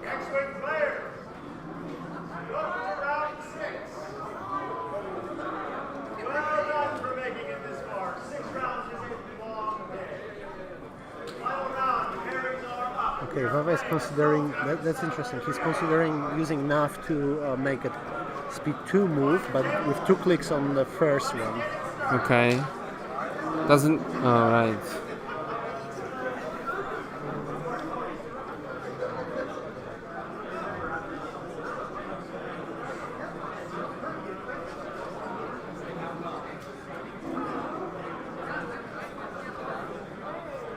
He shouldn't be checking that. I mean, he still can, activate his first, make the ISD first activation. Yeah. Depends if... Speed 3. Yeah, I wouldn't go I speed would do 2 that. I would do that. with speed 3. Speed 2. It's not Jerry. Oh, okay. Yeah, we used to see Wawa with Jerry. Yes, of course. But speed 2 might not be bad because he will be like outside the medium range. Well, we still haven't seen... I mean, the one that he's measuring right now shouldn't be a concern to him, I think. Anyway, I think that's a good choice. So it looks like Quasar is out of ignition arc of the... Definitely. Yeah, of the Question- onagers. Question what Peter will do, but anyway, Wawa has the first activation, and That's that what can I'm. be. That's why I think he should go with speed 3, even if it's less to the side. But the case is that if Peter will move his second onager to try trigger Quasar, then you're starting with Quasar, and if Yes. you can receive that one shot from the second onager on the ISD and then run away. But actually, yeah, if he does like speed 3 and 1 click each joint, he can probably get on the flank of one of the onagers. Well, let's hope we won't see another shot like from previous round. Yeah, because if he will make a speed 3, then sharp turn at the third click, he might be back in the game with the ISD. I believe that's what he will be trying to achieve. I'm not saying that it's easy or doable. Okay, We'll see. now how we're it's gonna gonna go. see some shots. Yeah. And let's see what dice is he grabbing. I forgot to check when I was there which one is a flagship, but The flagship is the one on the bottom, right? yeah, I would think so, yeah. Because it's Cataclysm and it has the ignition.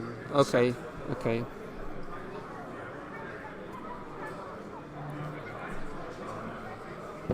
Tylko chcemy ten rzut na kamerze. Dawaj, Judge'a. Judge, No, Liam, they ask for. już nie możemy być judge'em. Oh. Well. What do we have here?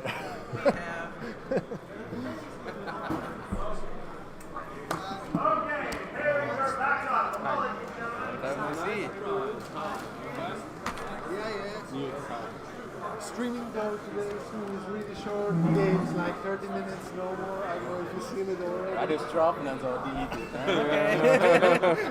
I see everyone knows already. this German Discord was like full. I'm like, oh, round 2, it's done. Like, okay.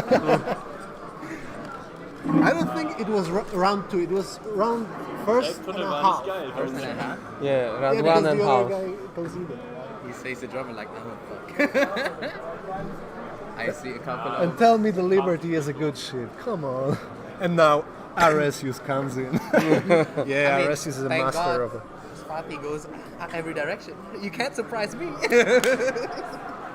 And no blanks. No blanks.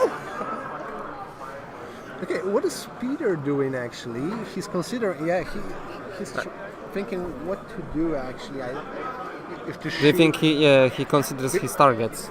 I mean, yeah, because I think there might be a long range to Quasar at the rear, isn't it? We'll see in just. He gathered the blue dice as Okay, well, so he he's probably gathered the shooting. dice. Yeah, so that's a shot on ISD, I think. Yeah, probably. Though it would be good shot on Quasar as well. No, that has to be on ISD Because of the blue dice. range, yeah. And 2 accuracies. So that's no brace, no. Yeah, he's evade. probably. And Wawa can only redirect 1. Yeah, he's targeting the shot, the side shot, arc, I think. Okay, and Okay, going to see what is going to happen. Easy electronic countermeasures, of course. because he has the token.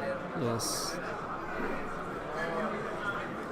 Okay, Peter is swapping Swapping the dice, yeah.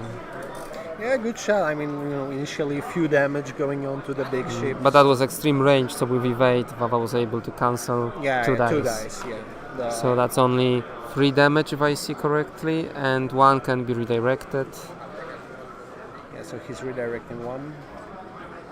and probably taking 2 to the side. Yeah, definitely. Okay, we're going to see because it is interesting. What is he going to do with this? What direction is he going to? He has engineering from Ghandi to restand the electronic countermeasures, which is good. Definitely. He's gonna need it. Nida's gonna need it though. Yeah, because at some point, if he'll be receiving some side shots, etc., he might not even need it. If he will manage to escape those big arcs, yeah. But we still, I believe we both still assume that one ship of Wawa will still die, and I think it's going to be ISD. There's a big chance for that. Yeah. Still. Now But yeah, we'll see. Yeah, we'll see.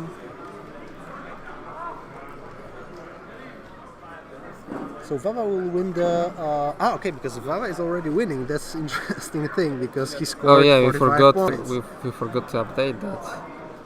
Yeah, because what I was about to say is that he will make. Oh, there was a crit. They shown it, but we haven't seen it. Okay, so it's going to the.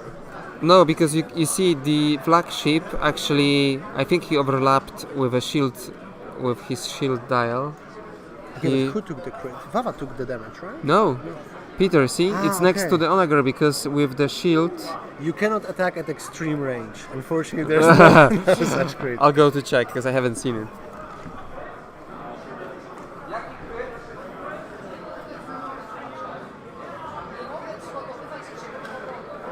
Okay, so he cannot So prepare he cannot prepare. defense ready his defense tokens. ready defense tokens, right? I don't even know. I don't know the names of all the crits. No, I can't remember. Most of them, but not all of them. It's just the moment when you're pulling the crit and it's good or bad, and the rest doesn't really matter. Yeah, recently Jacek was playing his Kraken list, Okay. and the Starhawk pulled out the crit on Asteroid. The opponent was having a Starhawk. You cannot attack through the. You cannot perform obstructed attacks. Oh boy. He repaired it after some time, but this Yes, initial point. But it's like his entire fleet was immune to the attacks, basically. Yeah, exactly. I believe they called the game one round after because it was some kind of a crucial moment. Oh, it's we've just seen the rock being moved because it's infested fields. Okay, yeah, that's interesting. Okay, yeah. So they're moving some obstacles right now. But that's actually interesting because I see Wawa is going for the obstacle just to grab the token, he still can grab the token with Quasar, I think, receive 2 damage on the front or something. Yeah, it doesn't matter for him. Yeah. But Though he no, might be- there is he one might want- squadron going for this, I think. You can see it behind Yeah. so it's not going to be with Onager. Sorry, with a Quasar. I think a Quasar really has to slowly turn to the left to stay in like extreme range to be able to activate squadrons for the Alpha Strike. Yeah, definitely. Though, next round I believe there is a squads, of course, of Quasar, but we'll see about the ISD. I think he's just going to move It out seems there. like all Peter's squadrons will chase Quasar. Oh, okay, that way. Yeah, interesting tactic.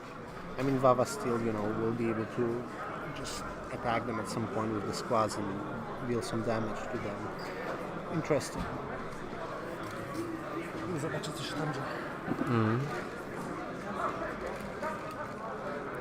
And Wawa is moving all his squadrons to the right, so he can activate them from the Quasar next round.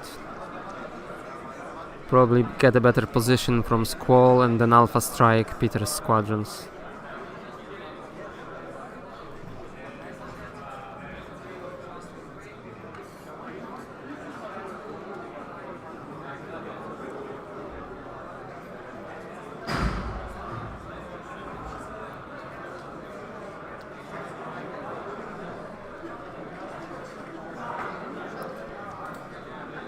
Okay, so Peter is actually moving some squadrons to form some kind of protection from being Alpha Striked on the Onagers.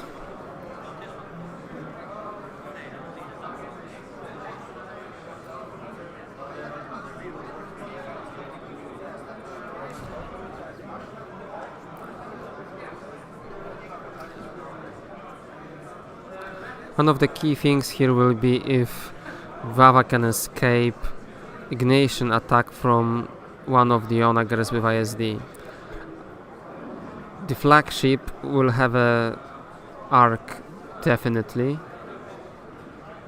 I think, but the top one, which is a test bet, may, well, with the first activation of ISD, I think he has a chance to escape that ignition arc.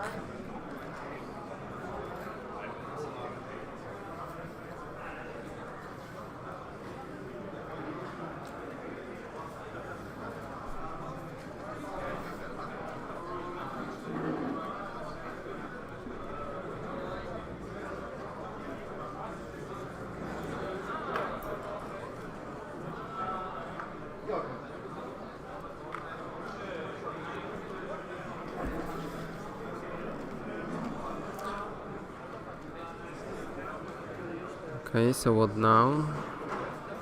It seems like they're preparing new commands, so must have been the end of the round 1.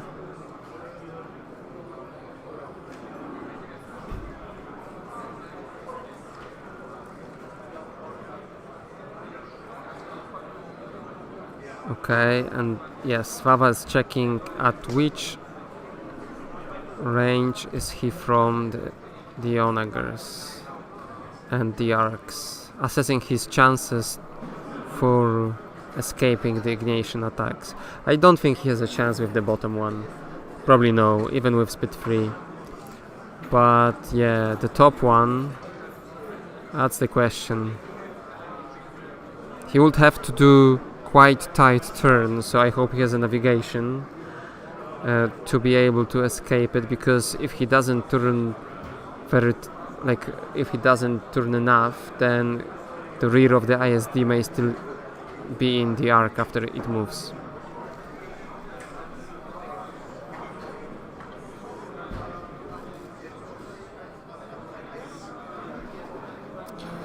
But the fact if he takes a shot from only one, not two Onagers, will be definitely a game changer.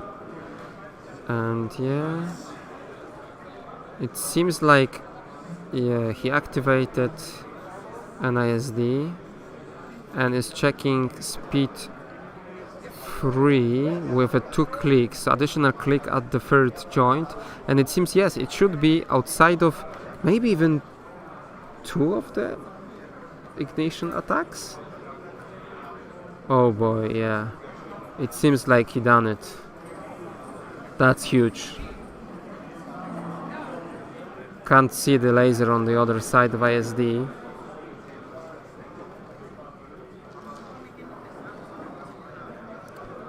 Okay. They're checking it, but they may have to use a ruler just because of the shaking hands.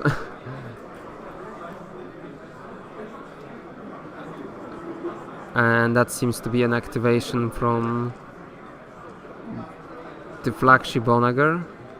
A lot of dice. And yeah, let's see what's gonna happen.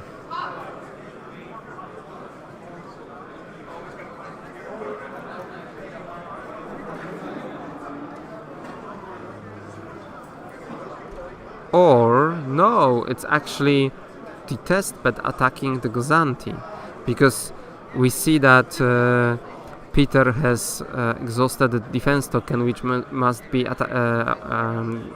Onager attacking Ghandi cruiser with the Palpatine, and that was veteran gunner's reroll, and now the second shot with 3 accuracies, so no defense tokens, 2 blanks, and 3 damage with a splash attack. Oh, maybe that was a 4 damage, because we see that Ghandi is dead already.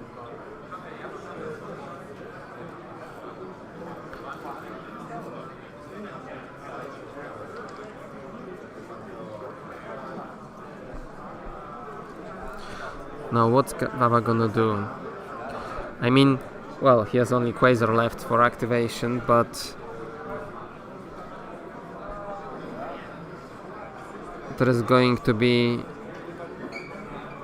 fighter battle.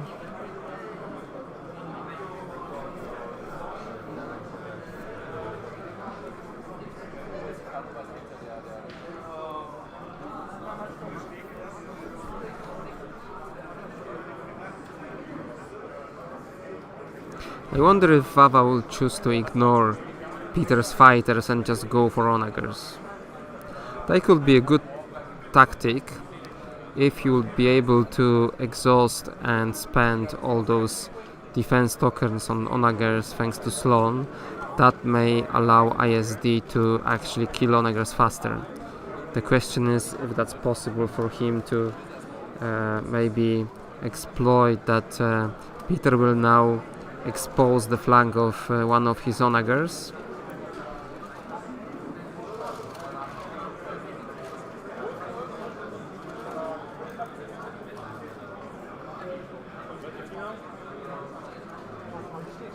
Is that some obstacle he just landed on?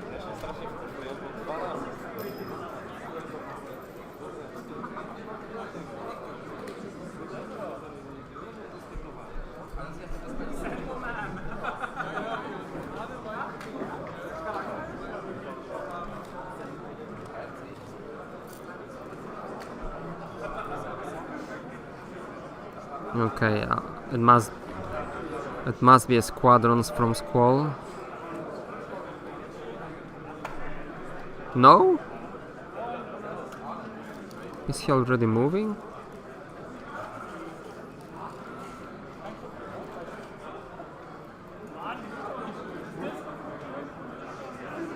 And to the corner of the table. I honestly can't understand that.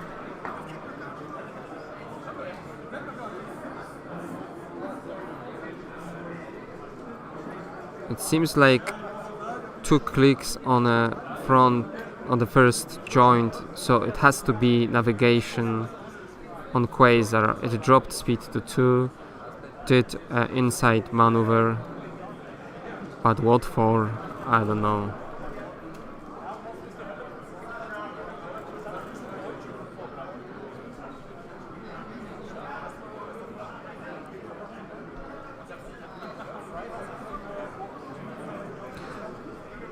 I honestly don't know what just happened. I mean, I know what happened, but why would he do that? Why wouldn't he have a squadrons?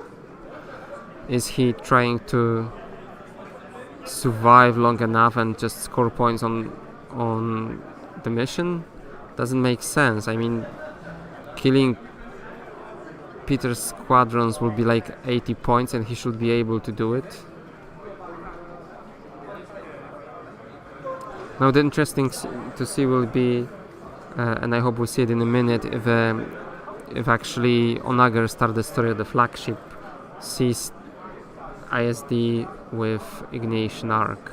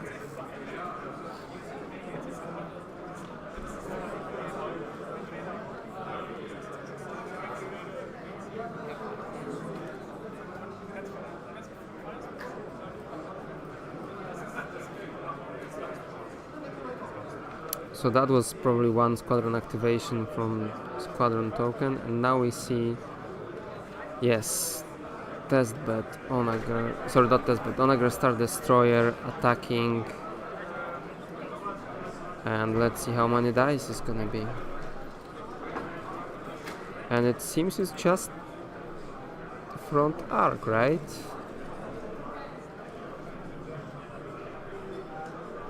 I mean, a normal attack.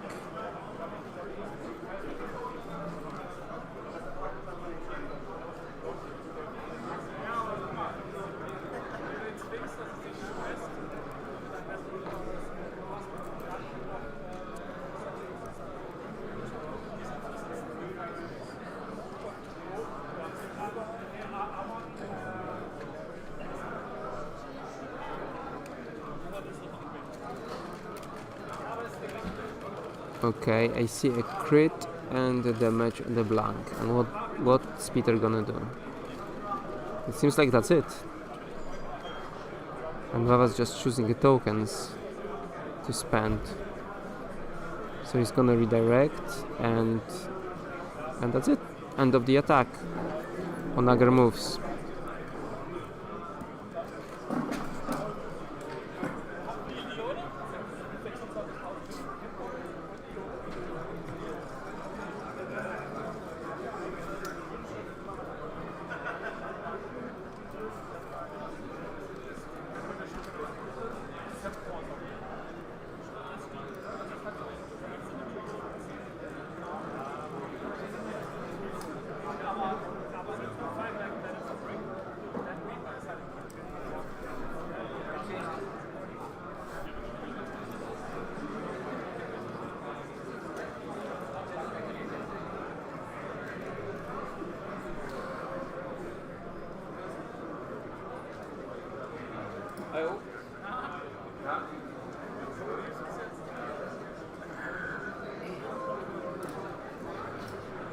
So ISD is at speed 3,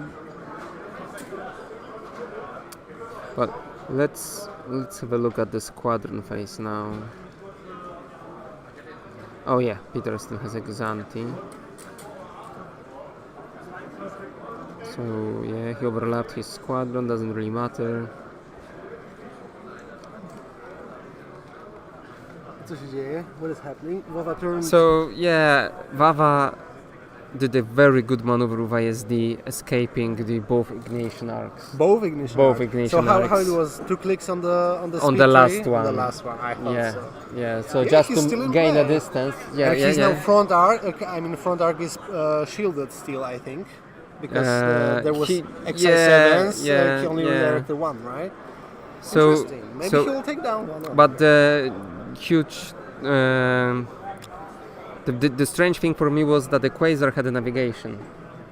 So there was no alpha strike from squadrons. I mean, he'll see, but Quasar moved already. Yeah. He'll still have a chance to do that, right? Yes, of course.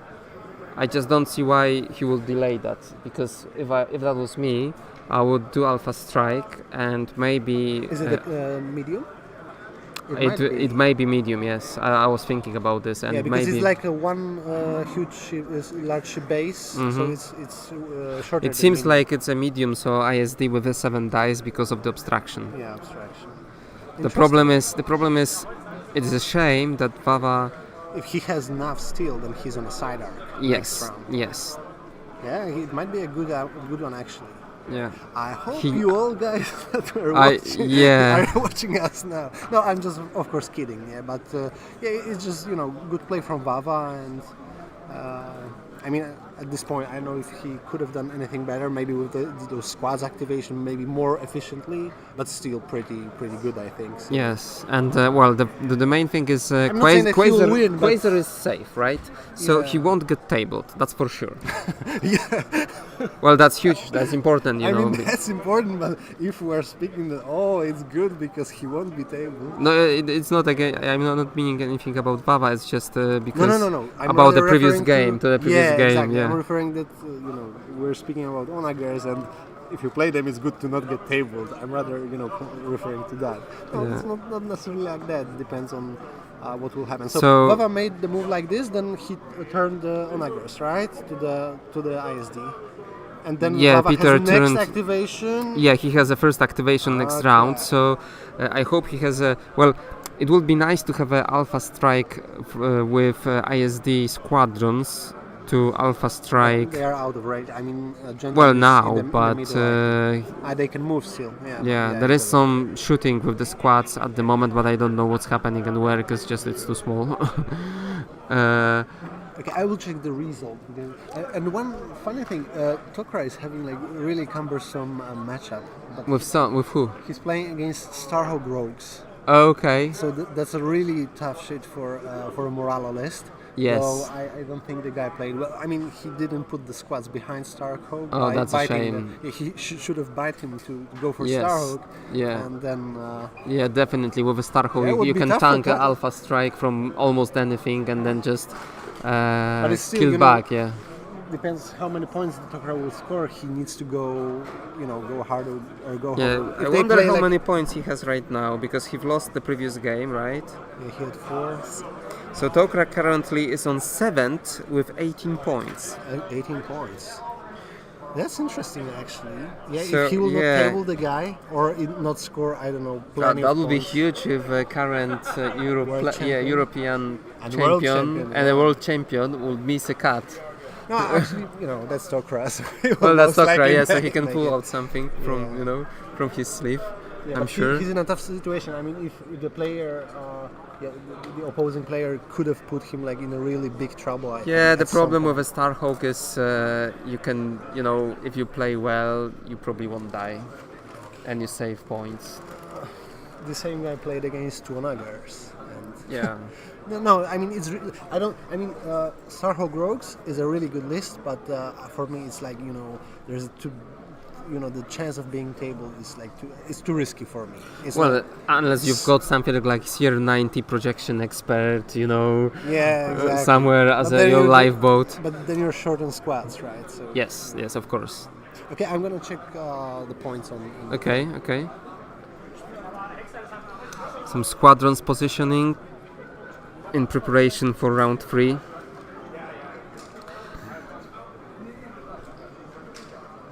Like anything can happen in this game.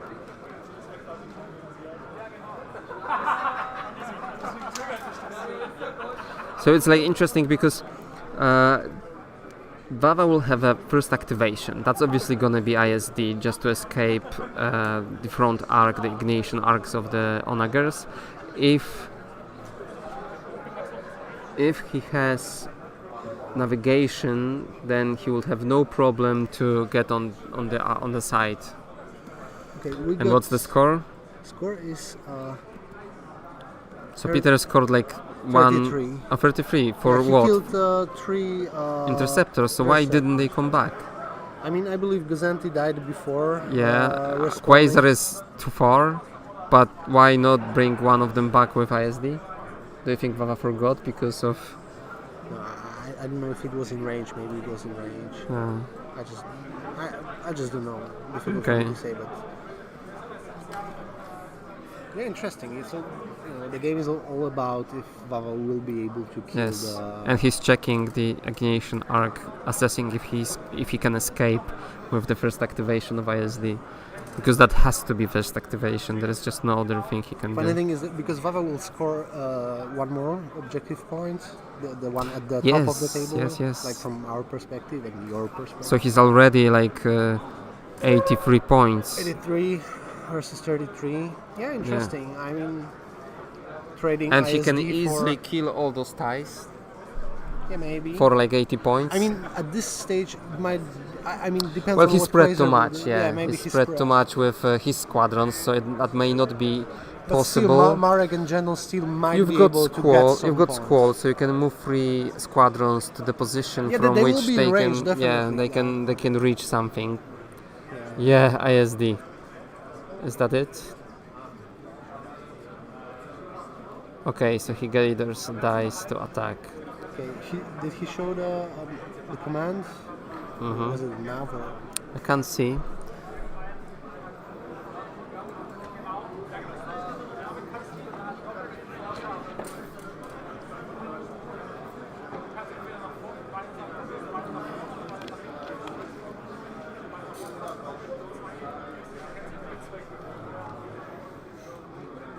No, that was not it yet.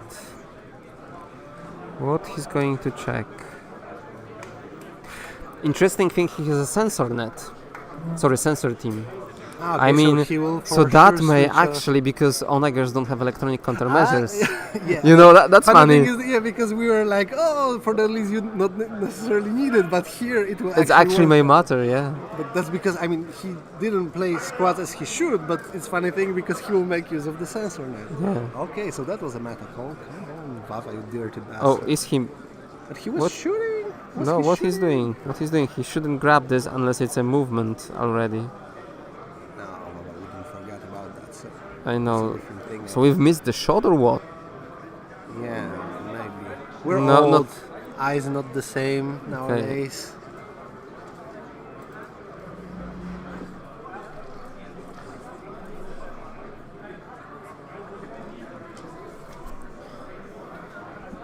Okay, I'm gonna check this because I just can't believe he didn't shoot.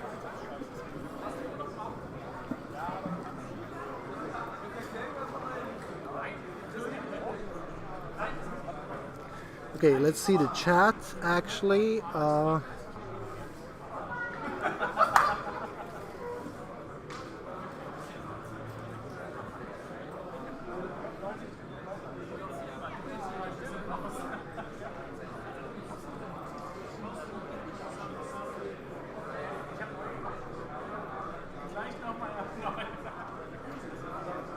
I see on the chat. Thank you, Eric, for appreciation. I wouldn't call it a great job. I mean, there are still some, demerits of our. Okay, so what happened is actually they are at the long range. So Wawa decided to do not shoot with 3 red just to dice not receive the because he salvo. doesn't. Yeah, he didn't want to receive a salvo. Oh, okay. So, but just like an inch, I think, because it's Yeah. really close. I thought there is a medium one. Anyway, killed Jerzanti, okay, 33? Okay, but 33 points, okay, because Peter also killed Ghandi already, so he's on 68, yeah, so it's a bit... Okay, Oh, there's a that's a draw. Okay. I mean, there's no draw in Armada, so Peter's winning because he's the second player. Of course. No, yeah, 33 was for the 3, how they called, interceptors. Yeah, tie interceptors. Yeah.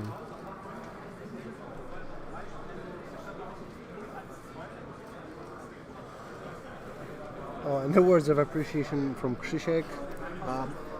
We do not play today, so we'll see tomorrow.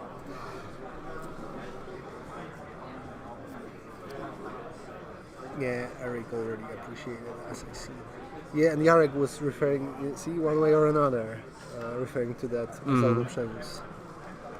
Yes. Okay.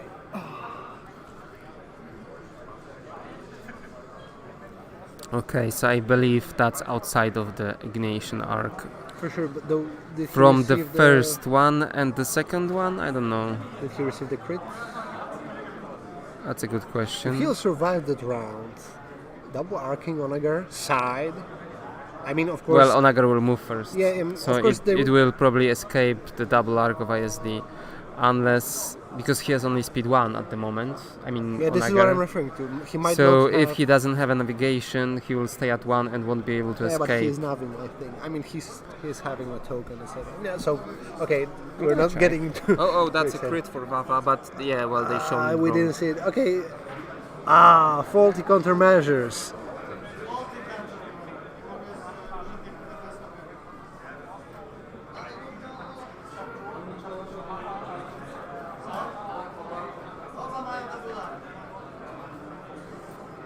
Okay, so it but seems both- that it's actually very good position for Wawa because he escaped both ignition But arcs. he's double arc by both. One is obstructed, 2 additional die. Okay, So 4 significant shots. I mean significant, like 3 yes, dice but each. next round he actually double arcs both Onagers. Yeah, but they are about to move still. Yeah. Right? Okay, right. And the other one might not be in range. Anyway, I mean, yeah, I'm still assuming, as I'm saying, it's not like Wawa Well, will not ISD lose this game, but Well, ISD he is might- tough, so he may be able to survive that. yeah, maybe. Okay, he has PDIC close range. That may be a Yes, factor. yes, here. that may be a factor. The other one will be much worse because obstruction. Yeah, it's few additional dice, but at the same time, the Onagers don't really have that many. Oh, you've closed that. Okej, bo chciałeś coś tam, a co tam miałeś? Ile kości mają te Onagery z normalnych ataków? Jakoś tam 2, 3, 4 kości. Yeah, well, the Onagers have only like 3, 4 dice from Plus normal Romodi. attacks, Plus Romodi.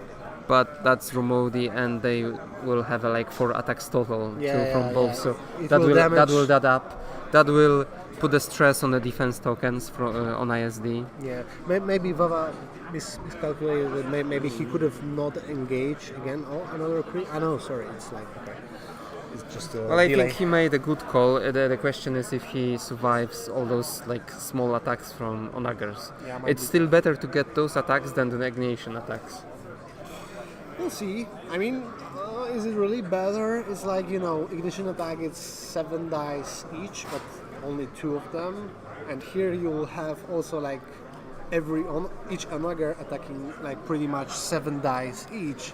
Well, yes, That might have not been but he Unless has he will yeah. have some. Well, think favor about from this. that. He has a 2 redirects, so with 4 attacks he can redirect the 4 damage total. I mean, with okay, the other one doesn't have XI7s. Maybe we'll oh see. yeah, so he can redirect even more. Yeah, maybe. Okay, we see some shots. Okay, take a look at it. So we're having like doubles again. Okay, that's not good for Wawa. And what he's doing? At this point, he Okay, so it's already one. and he has a crit. I believe he cannot he will use exhausted survive. tokens. Okay, That's a it. huge. I mean, That's huge. Depends if he has maybe engineering or something to repair it. No, ISD will be that, I think. So as I'm saying, I'm just still not saying that Wawa will win this one. But And to be honest, it's like even if he outmaneuvered Onagers, it's not like he can kill one in 1 round. we'll see. We'll 2 see. accuracies. Well, Both yeah. shots. If he And attacks you need this, a good roll. you, That's it. they've got 10 hull points. That's a lot. Plus 2 2. shields on the side, so that's 12. Well, And you need to doubles, lock crits, both something of those like that. tokens on both shots. Yeah, it would be tough. It will be tough. That's why I was saying. Marek might be able to reach one of them. Yeah, that's why I was saying that I think that Wawa engaged the fighters too late and spread them too on the table. Yeah, maybe too wide. Yeah, that was my If- fault at the beginning as well. If the squadrons would help, then you can kill a Onager Okay, we're per going to 1 see. round. Squadrons plus ISD. In this setup, I don't think Onager will die from 1 round of shooting from ISD. Well, maybe with some good rolls. Well, there is a sensor net, yeah, so we'll see, of course. Yeah, brace will be locked down, that's for sure. I mean, he needs like a super good roll, maybe some... But then he doesn't have XI7, so even if he locks the brace, then he can then Peter can redirect to the 5 shields on the front. So that's like 5 additional cool points. So it's not dying, and that's where attacks from squadrons, from Sloan, exhausting, discarding those tokens will help.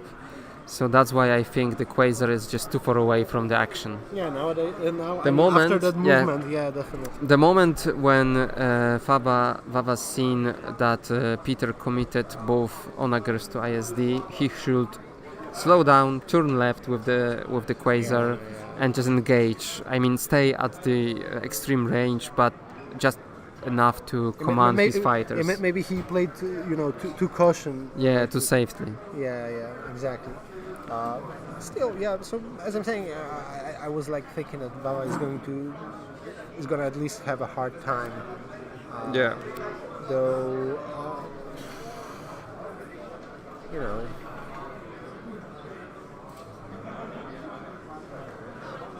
though it's still.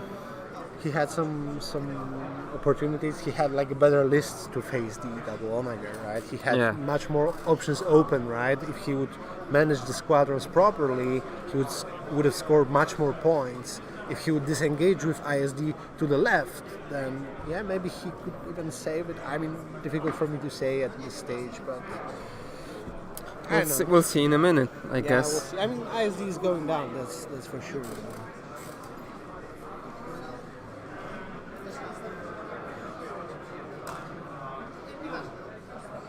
And then, imagine this, 4 blue dice, 4 red dice, 2 accuracies, revenge. No, I'm just kidding, of course. We've seen this shot like once and we'll not see it for a long time again. Kupię sobie to i będę grał w Legion. Właśnie ten pokazywał Grzesiek, że też to bo on zbiera takie właśnie te kolekcjonerskie. Zajebiste to. No fajne. Znaczy fajne, ale pieniążki. No ja wiem. Okay, another crit for ISD and the damage. So that's... And the damage. What is this? Defense failure, okay. This is the one... It's okay. It's the one removing the die from the flak? Yeah, I think so. So doesn't really matter. Although some squadrons attack ISD at the moment, I think those are some Peter squadrons. Yeah, I think so as well. Oh, very accurate shot. Okay, so veteran gunners. Yeah, vet gunners. Luckily for Wawa, 2 blanks. 2 hits, 2 blanks. So not too bad. Could be much worse. Exactly. The question is, of course, as I'm saying, if Onager will, make it to the... Well, they're very close to each other. I wonder when Peter will start to bounce on each other, I mean, that might not be... Maybe it doesn't matter. I just don't know. Okay. Do onagers have 2 clicks? Oh, okay. Oh, yeah, so that's what I ram. said. There is a ram. Oh, that might be a big factor, actually. And so he not only took 1 damage on each, but And he also stayed in a double arc from ISD. And I believe Wawa can attack. So now you see, good shot may kill the Onager. If he would have those squats, at this point he would he kill needs this 9 damage plus 2 shields on the side and lock both tokens. Yeah, so he just needs to score 1. Okay, but yeah, sensor team removes you a die, so it's not like a super good one. So it's not a super good exchange. And a side shot still. Yeah. Interesting. And see, this is like the small choices which would matter, because if Wawa had like fire control and had that counter, the salvo, Marek in the Marek, range, Marek in the range. That's first just thing. To finish it off. Another thing is a fire control team which would give you a salvo would be so good now. Having a 3 dice salvo at this range against the Nuggers. At the top of this, 2 of your attacks. Yeah, exactly. 3 dice each.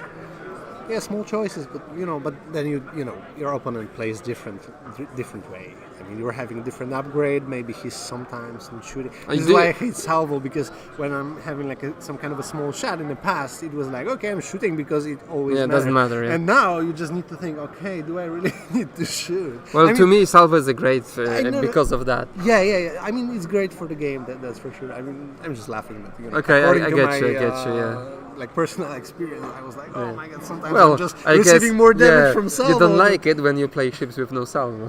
Yeah, exactly. So I've been playing a lot of separatists, and they've got all those salvos, and it's a lot of fun for you when you salvo from your rear arc with Patriot Fist, and you have raid tokens, and you play TF 1728. Suddenly, from a one die from the rear, it's like a. No, but you cannot salvo add the dice to the side. Oh, you're right. So that was the thing I remember was just a normal shot, which from one die turned into like 6 die. Yeah, I mean, the salvo problem is that, ignition attacks are popular spots and onagers. Yeah. There's a lot of them, so if you're building lists strictly, directly for the combo with salvo, then you're not necessarily like want to do that. Like I'm always mentioning the situation that I had. Like I built like just for fun some Luminara salvo lists. So 2 Venators, local fire control, just to have 2 salvos and refresh them. And then my opponent pulled out the separatist beef with 3 ships. I believe that was the raid bot. And I was like, okay, I don't want you to shoot at me, so my salvo will not make a difference here. Okay, so what Wawa is doing, I see. Okay, he is about to score that last point, I think, with the remainders of squads. Yeah, I'm interested to see this ISD shot. But look, it's like, where are his squadrons? They just all over the place. I don't know which ones are. yeah, but it's like Wawa's squads really are important to the game right now. It's only about saving points. And if he's not playing his squadrons, why does he play a Sloan, right? Because that's Wawa. He never played Sloan. Okay, he would be just much better having 2 Architects or something for the price of the Quasar and the squads in this game. No, actually no, but that's why we love Armada so much. So many options, you can try all the stuff, even if you don't like some archetype, because Wawa was never hiding that he's not like super, hyped about the squadrons, friend of squads. And now you can just take it and just enjoy the new type of a list that you never played before or something like that. And that's always good. That's always good. I do that all the time as well. If Wawa has enough, he potentially would be also able to ram it, so that would make only 7 damage to go in. Oh right, yeah. Yeah, interesting. So yes, because it already has a crit from the obstacle. Yeah. And if he'll resolve the attacks in the proper cut. So now the first activation of this round, the ISD is going to be key of this game. I think, like, we could say this almost. Shot one again. Once again. You could say this almost about every activation of ISD so far, because it was a key if he's going to escape the ignition attacks. But now the key is if he's going to kill the the Onager Star Destroyer. Yeah, it would be funny. Okay, it will be very funny, but there might be some nasty crits. Yeah, I think statistic is against him. I believe I haven't. Some squadron shots. Yeah, that's the problem. That's why I was talking about. Like Wawa, has his squadrons all over the place, so he cannot protect the ISD and all those small, attacks from TIE fighters. But ISD is dead anyway at this stage, I think. So he cannot prepare. But maybe he won't be able to escape. Okay, because that's not a crit that doesn't allow him to prepare. He can prepare, but he cannot spend. Yes, defend. Yeah. Okay, so that might be a factor. And a PDIC. Well, I wonder what he has as the next command. Is that like a engineering? Is it fire concentration fire? Is that navigation again? That may choose a lot. And where's Marek? Where is Marek and Jendon when they need it? Nav is good because he is about to. What the fuck is this? I have no idea, honestly. Was that a counter from something? Maybe. Maybe some interceptors still living there and countering? I have no idea. Yeah, I also just missed it. No, I mean, What?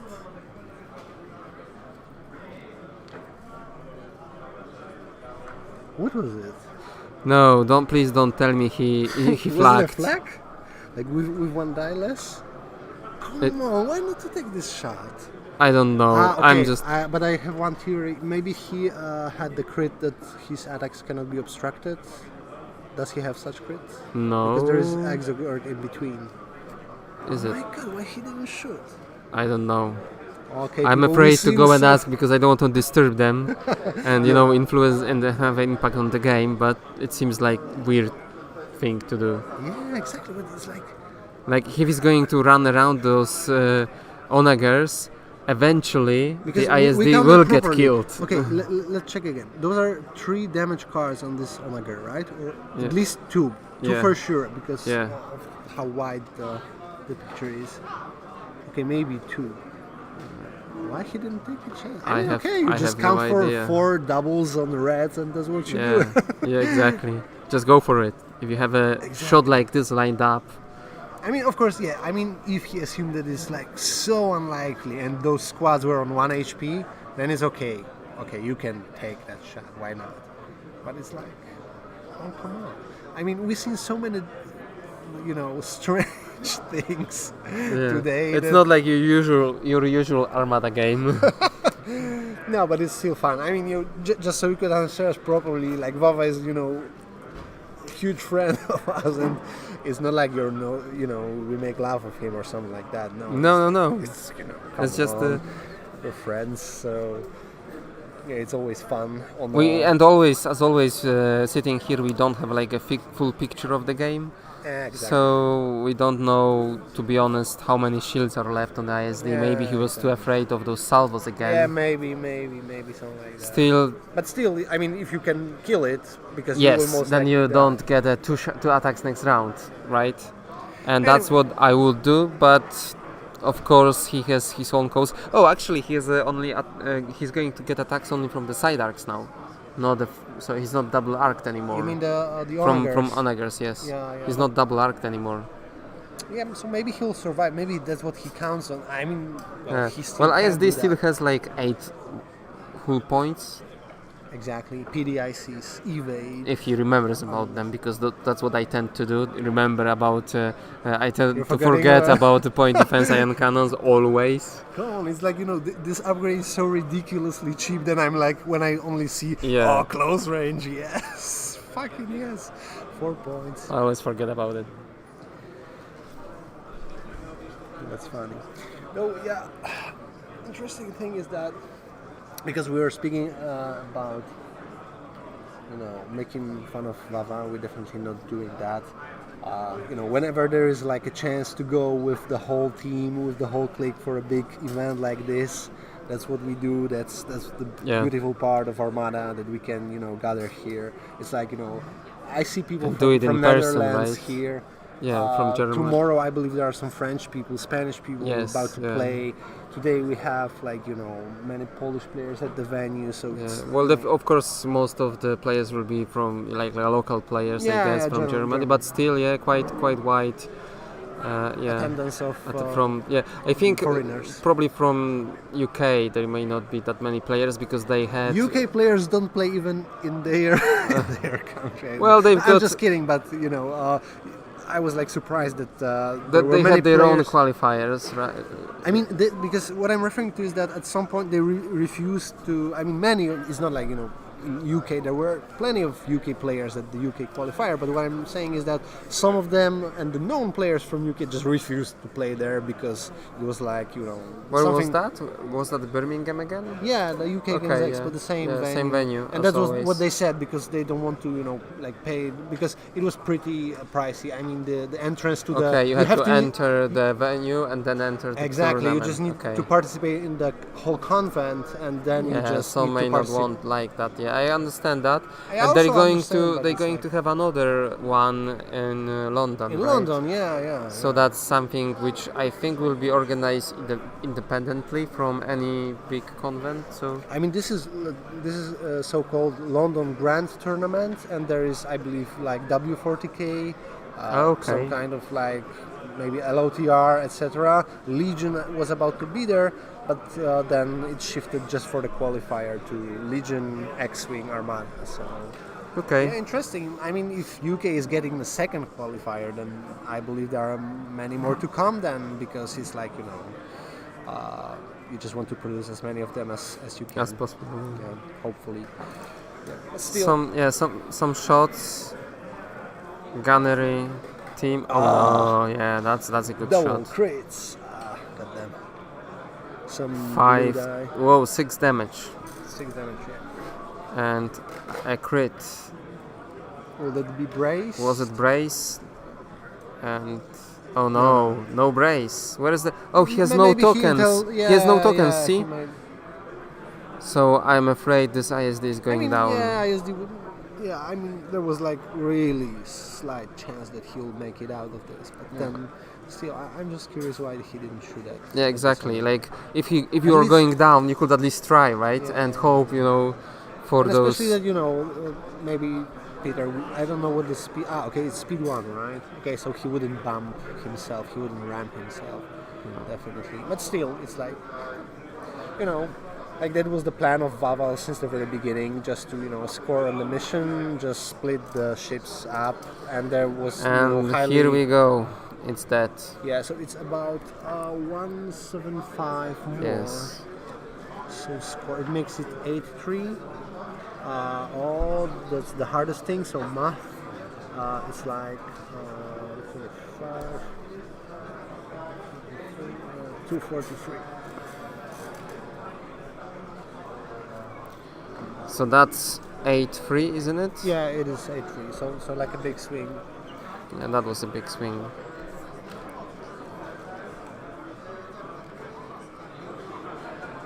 I'm wondering if Wawa would turn left. I mean, with ISD, like the previous turn, just not to go into the, not take the crit, just disengage to the left. And if the onagers would be able to catch it. I mean, the closer one would be, I think, but the other one might not be able just to fit them turn, both, yeah. To Because rotate them towards because the... he flies too tightly, right? Yeah, exactly. But still, it's like, that's how the game is, right? You're taking some call and it may not work. And it always looked different from the table, right? Yeah, because yeah. you've got some emotions, you got and you see more. Maybe we don't see something, right? Yeah, I mean, there were exactly. obstacles there, and we don't know which fighter is which. So yeah, because you don't feel that pace. I mean, you would need to track every single hit to understand like fully the state of the game. I'm commenting on those streams for just few years. I mean, I'm not doing it like every day, but like few times per year, and or I see people doing that 3 times per year as well, and it's like impossible to track it. It's like you can just share some general thoughts about the game, so predictions, maybe like the general assumptions of the players basing on the list. Comment on decisions of the players, right? That's what we do. Yeah, but generally, just to fully understand the game, it's not like playing the game because where you know every single hit that you received. Okay, you know that you redirected some one hit somewhere on the other ship. You are using this or that. You have some plan. You just stick to that. We just try to deliver the best description of what we can see. And of course, every player plays differently. I mean, each player plays differently. There are so many different lists. A lot of surprising lists. I mean, like not like super meta lists where you can just figure kind out. of like a rogue ones, which trying to be a big enough surprise to the opponent, so he's not prepared for it. Exactly. I mean, when you're in such game, you know what would be the target of yours when you play, how you want to make the points. But when you're just a spectator of such game, you're just wondering, okay, but why this list looks like that? Why not a different choice? Something like that. So that's interesting, though.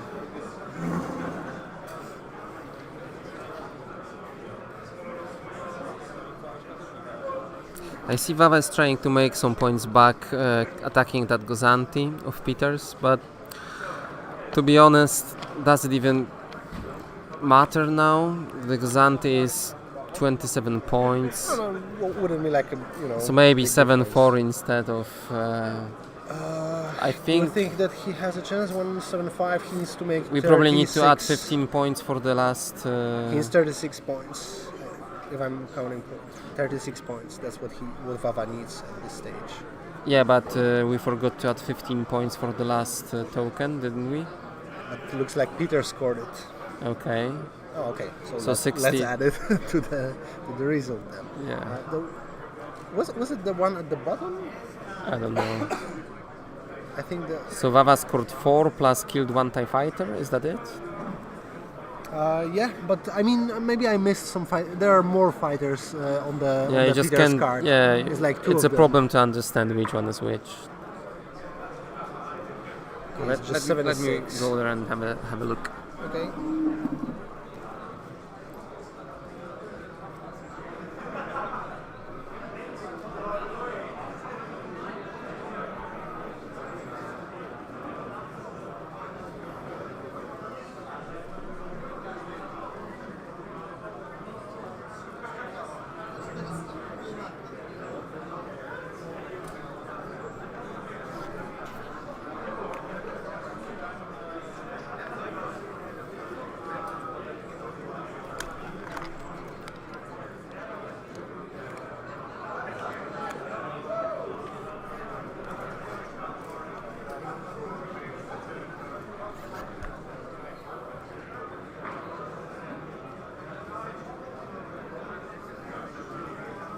Okay, so Peter actually lost 2 TIE fighters. Yeah. Okay. So I updated that already. Okay. And Wawa lost anything apart of ISD and 3 interceptors? No. No. Okay. So I believe the score is now correct. Which means it is 182. So that's Quasar's going for Ghandi. okay. Do you think that would be a double R? No, definitely. It's too wide. Well, that's a good thing to use this carrier for putting some damage on your enemy when you can, but I think it's just too late. Exactly. I was telling you. I mean, I was telling pretty much everyone on our group about the 6 Quasar brutal list. Did you Okay, see so is that your secret weapon or something? Yeah, that's what I'm playing tomorrow. I was just With opening salvo with open. Yeah, of course. Yes. and disposable capacitors on them. Yeah, decaps, Romadi. So that's a 3 blue Romodi, okay? Yeah, just- 3 just to have blue, the 1 red, obstruction. opening salvo additional no, to red. without red. Why red? With Romodi? Romadi is adding just red. I think so, yeah. It's not like he's adding just a die. I think it's red, Okay. but I can be wrong. Okay, so screw the Romadi. Let's take Moti. Moti. Yeah, exactly. For 8 hull on those bastards. 8 hull. So effectively, it would be there are 6 Quasars there. 12 additional hull 12. points in the Yeah. fleet. So that's, and you're paying. that's two broken. two That's po- broken. Let's nerf this. Exactly. Already. You're paying 2 points for them because Moti is 24 Yes. and you're receiving 12. Oh, that's a So lot. 2 points for each hull point. Yeah. Correct. Yeah. That's a brutal one. Nobody Yeah. plays that. Have you ever seen it? No. You'll see it tomorrow. Yes. Okay. No, I'm just kidding. But there are sometimes people who are taking like super specific lists. I'm not saying strange or something. Every list has something in it if you know how to play, how to use it, and sometimes you're just surprising your opponent with that. Then it's definitely what. Well, maybe that wasn't 6 Quasars, but I remember 4 Peltas. Yeah. There was a guy in our local meta. I mean, in Poland. The guy was playing 4 Peltas. Was that Krakow Regionals this year? Yeah, but he also played it on the last local tournament. Okay. I was playing What against else him. was that? What else was in that fleet? 4 4 Peltas, assault Peltas. Yeah, and of course, that was Sato Oh, yes, as a commander. 4 A rebel's Peltas, secret weapon. GR75, and some rogues like Han. Yeah, Char is not obviously for necessarily a Sato, yeah. Yeah, but just something So like that. what did he had on the Peltas? Like APTs? APTs, Of yeah, course, exactly, yes. exactly. And the funny thing is, I played against that with double spat list, Victory, VSD, Venator, Consular, and Arc Ball, and I only did manage to do the 7-4. because Okay. those pedals they were Yeah, they- repairing themselves. Of course. He was shooting. They this, all small ships with 4 engineering. That's yeah, quite a exactly. lot actually. You just need to go to the side of them because you cannot just fly. Yeah, and with a brace, evade, and redirect, they, to be honest, quite tanky for a small ship. Yeah, I mean, I performed really well with this fleet. I won like a lot of matches, but the most difficult one was this one. And this is what we were talking But I about, was like like- rogue strategies, which sometimes are like not meta fleets, but just because of this, no one knows how to tackle them, right? And Yeah, exactly. I mean, you won't succeed with such leads. There's no chance that you will do like some significant result with it. Okay. But it's like super inconvenient sometimes for players, for top players sometimes, etc. Because it's difficult and takes the points away, etc. Yeah. Reduces the capability of scoring high. So that's really funny. Okay, with some squats. just some squad shooting. Oh, yeah, It's but- not much going to yeah, happen in no- this no- game. exactly, I don't think it's going to be a different coordinate free, because Wawa probably can make it back enough. No. He ca- With he- the point, you with know, this additional point he in just- Gozanti, maybe. Yeah, well, I mean, even with Gozanti points, it's not enough to make a comeback from 8-3 to 7-4. Yeah. They shook hands. I don't know if. Oh, and Gozanti is not oh even no, bad. tabled. Quasar broke. Yeah, but I don't know if you've seen, but Wawa was playing in the first. You didn't see because the first round. But Wawa was playing the Quasar because he's making those engine with the LED lights. diodes. Yeah, Yeah. exactly. So yeah, he removed the Quasar because it was like something it was just not fitting into the original shape of the ship. Okay, I'll be Możesz mówić. I'll be going, guys. I leave you with Daniel. I mean, actually, the Game is almost over, so yeah. game's done. No, they shook hands, so it's Okay, yeah, they shook hands. Okay, I've missed that. yeah, it's only about updating the score, but I believe Okay. nothing changed. Are we going to have a stream tomorrow? Yeah, I mean, stream will be there, but we play. So Okay, we play, so maybe we'll manage to grab someone from today's players to yeah, say a definitely. few words. I believe Wawa will be tomorrow with you guys. Okay. Or maybe and Grzesiek. So tomorrow, I think you will have two commentators throughout the whole day, and hopefully we'll stream Okay, see you guys tomorrow. Cześć. four rounds this time. I mean tomorrow. Yeah, and definitely on Sunday cuts. So yeah, okay. I think I'm just about to finish the stream right now because there are not many things that are going to happen. Still 40 minutes left. I can just make some reports from the other tables. Definitely interesting things are happening. Though yeah, you can just also track it on TTT, I believe. So yeah. Okay, guys. So.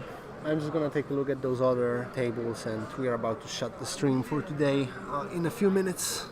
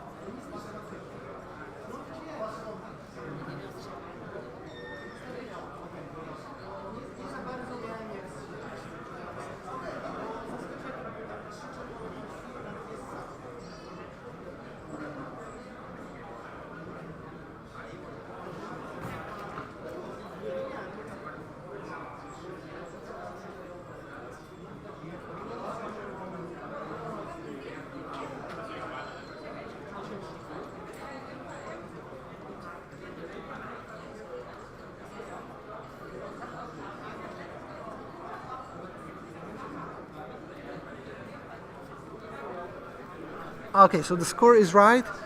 For those of you who are still watching us, I asked Wawa for that front arc shot that we were wondering with Charmo. It appears he didn't have the line of sight because of this specific onager, the yellow dot that is on the side when it comes to onager. So he didn't just have the front side shot the front arc side. Oh my God, sorry, already 10 hours. He didn't have front arc shot to the side. Okay, so that was it. Yeah, and the score appears to be Okay, I'm just gonna check the other tables, and as I said, we'll be shutting down the stream.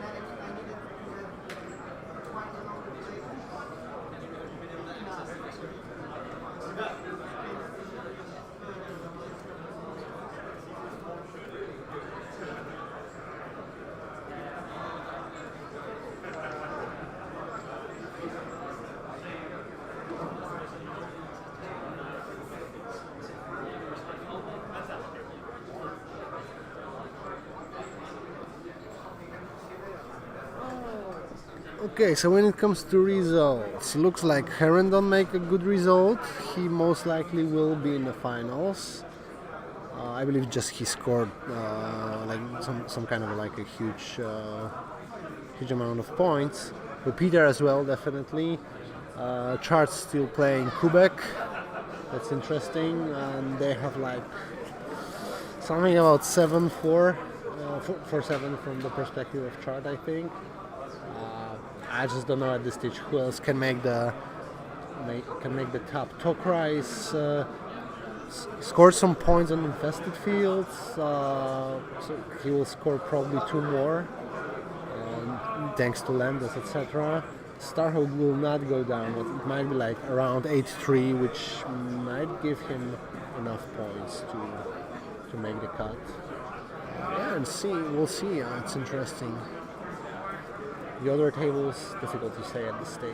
I see Riders performed well, I think, against the Separatist Beef. Yeah, interesting. We'll see.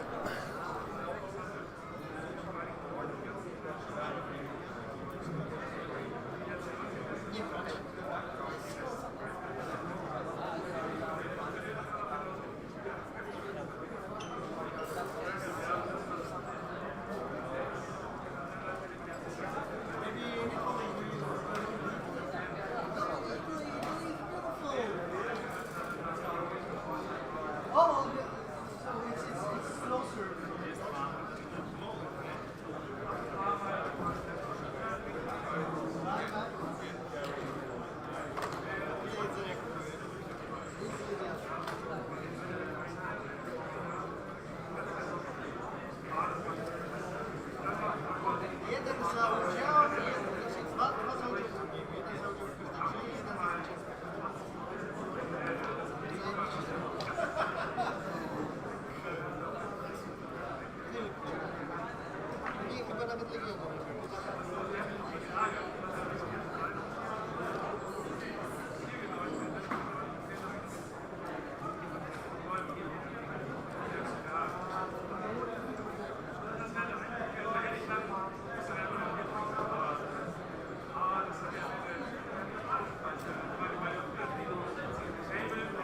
sorry.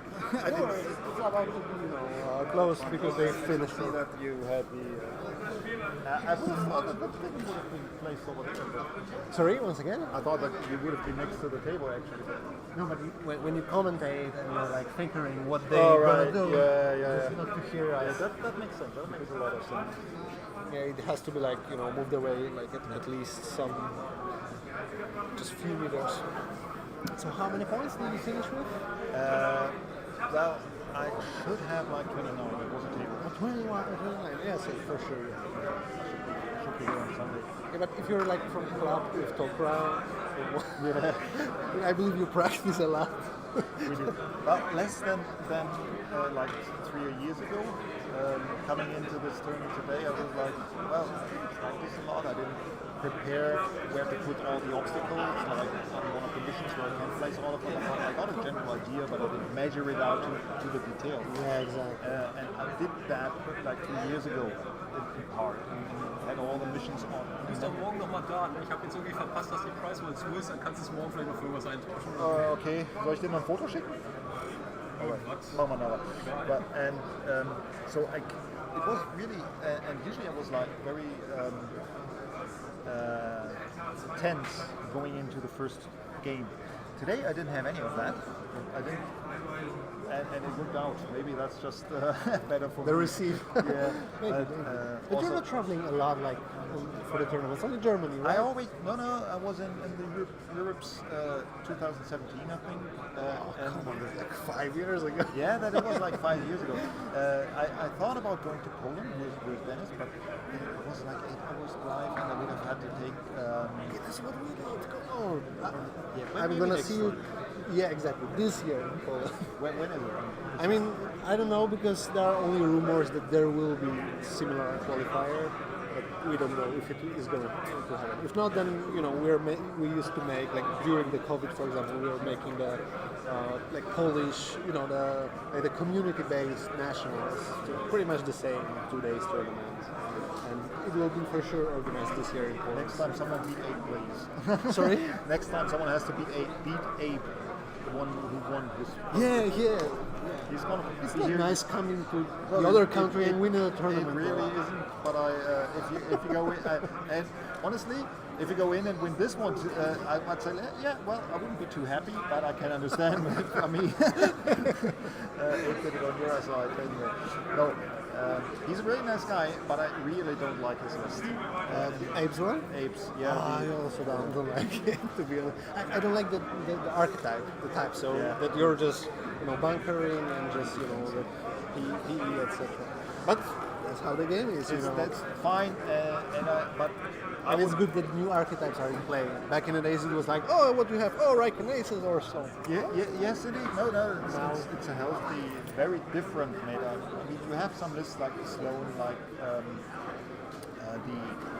what's it called, the Patriot Fist, which they all reappear in a very similar fashion. Yeah. And when you are matched up to them, you say, well, I don't like the Patriot Fist. I think it's like too expensive or not expensive enough. Not expensive. Stuff like that. But it's always on a level where you can still beat it. There may be a bad matchup at some point because some archetypes are just good nemesis, but that's it. And I think in general it's a good healthy race. Yeah, I mean, Armada was never a better place for me. Like, how many different lists are winning the tournaments and a significant tournaments all around. It's nice. So no squads, bunkers, all ships, like offensive all ships, squads, slow squads, fast like Sloan, MSU, etc. It's nice just to see the variety. Maybe separatists are struggling a bit. Maybe, but there's probably because the Providence is hard to put into a working list because it's very expensive and there are not a lot of small cheap lists, cheap ships to. You need to base on requisites. Yes. But then you are struggling with squads, right? Okay, you have cheap ships, but many squads have just, even if you kill the carrier, because that's what sometimes happens. I mean, Patriot Fist, full throttle, speed 3, and one-shot Quasar. We've seen it like 2 times, right? But still, there is like a lifeboat and 134 in squads. What you're gonna do about the difficulty score with them is either you'll table your opponent, or you might be like 6 stars, or maybe even worse. maybe something good will happen to subs as well. Maybe some decent squads or something like that. But still, I really like it, and so many, a big, huge variety. That's it.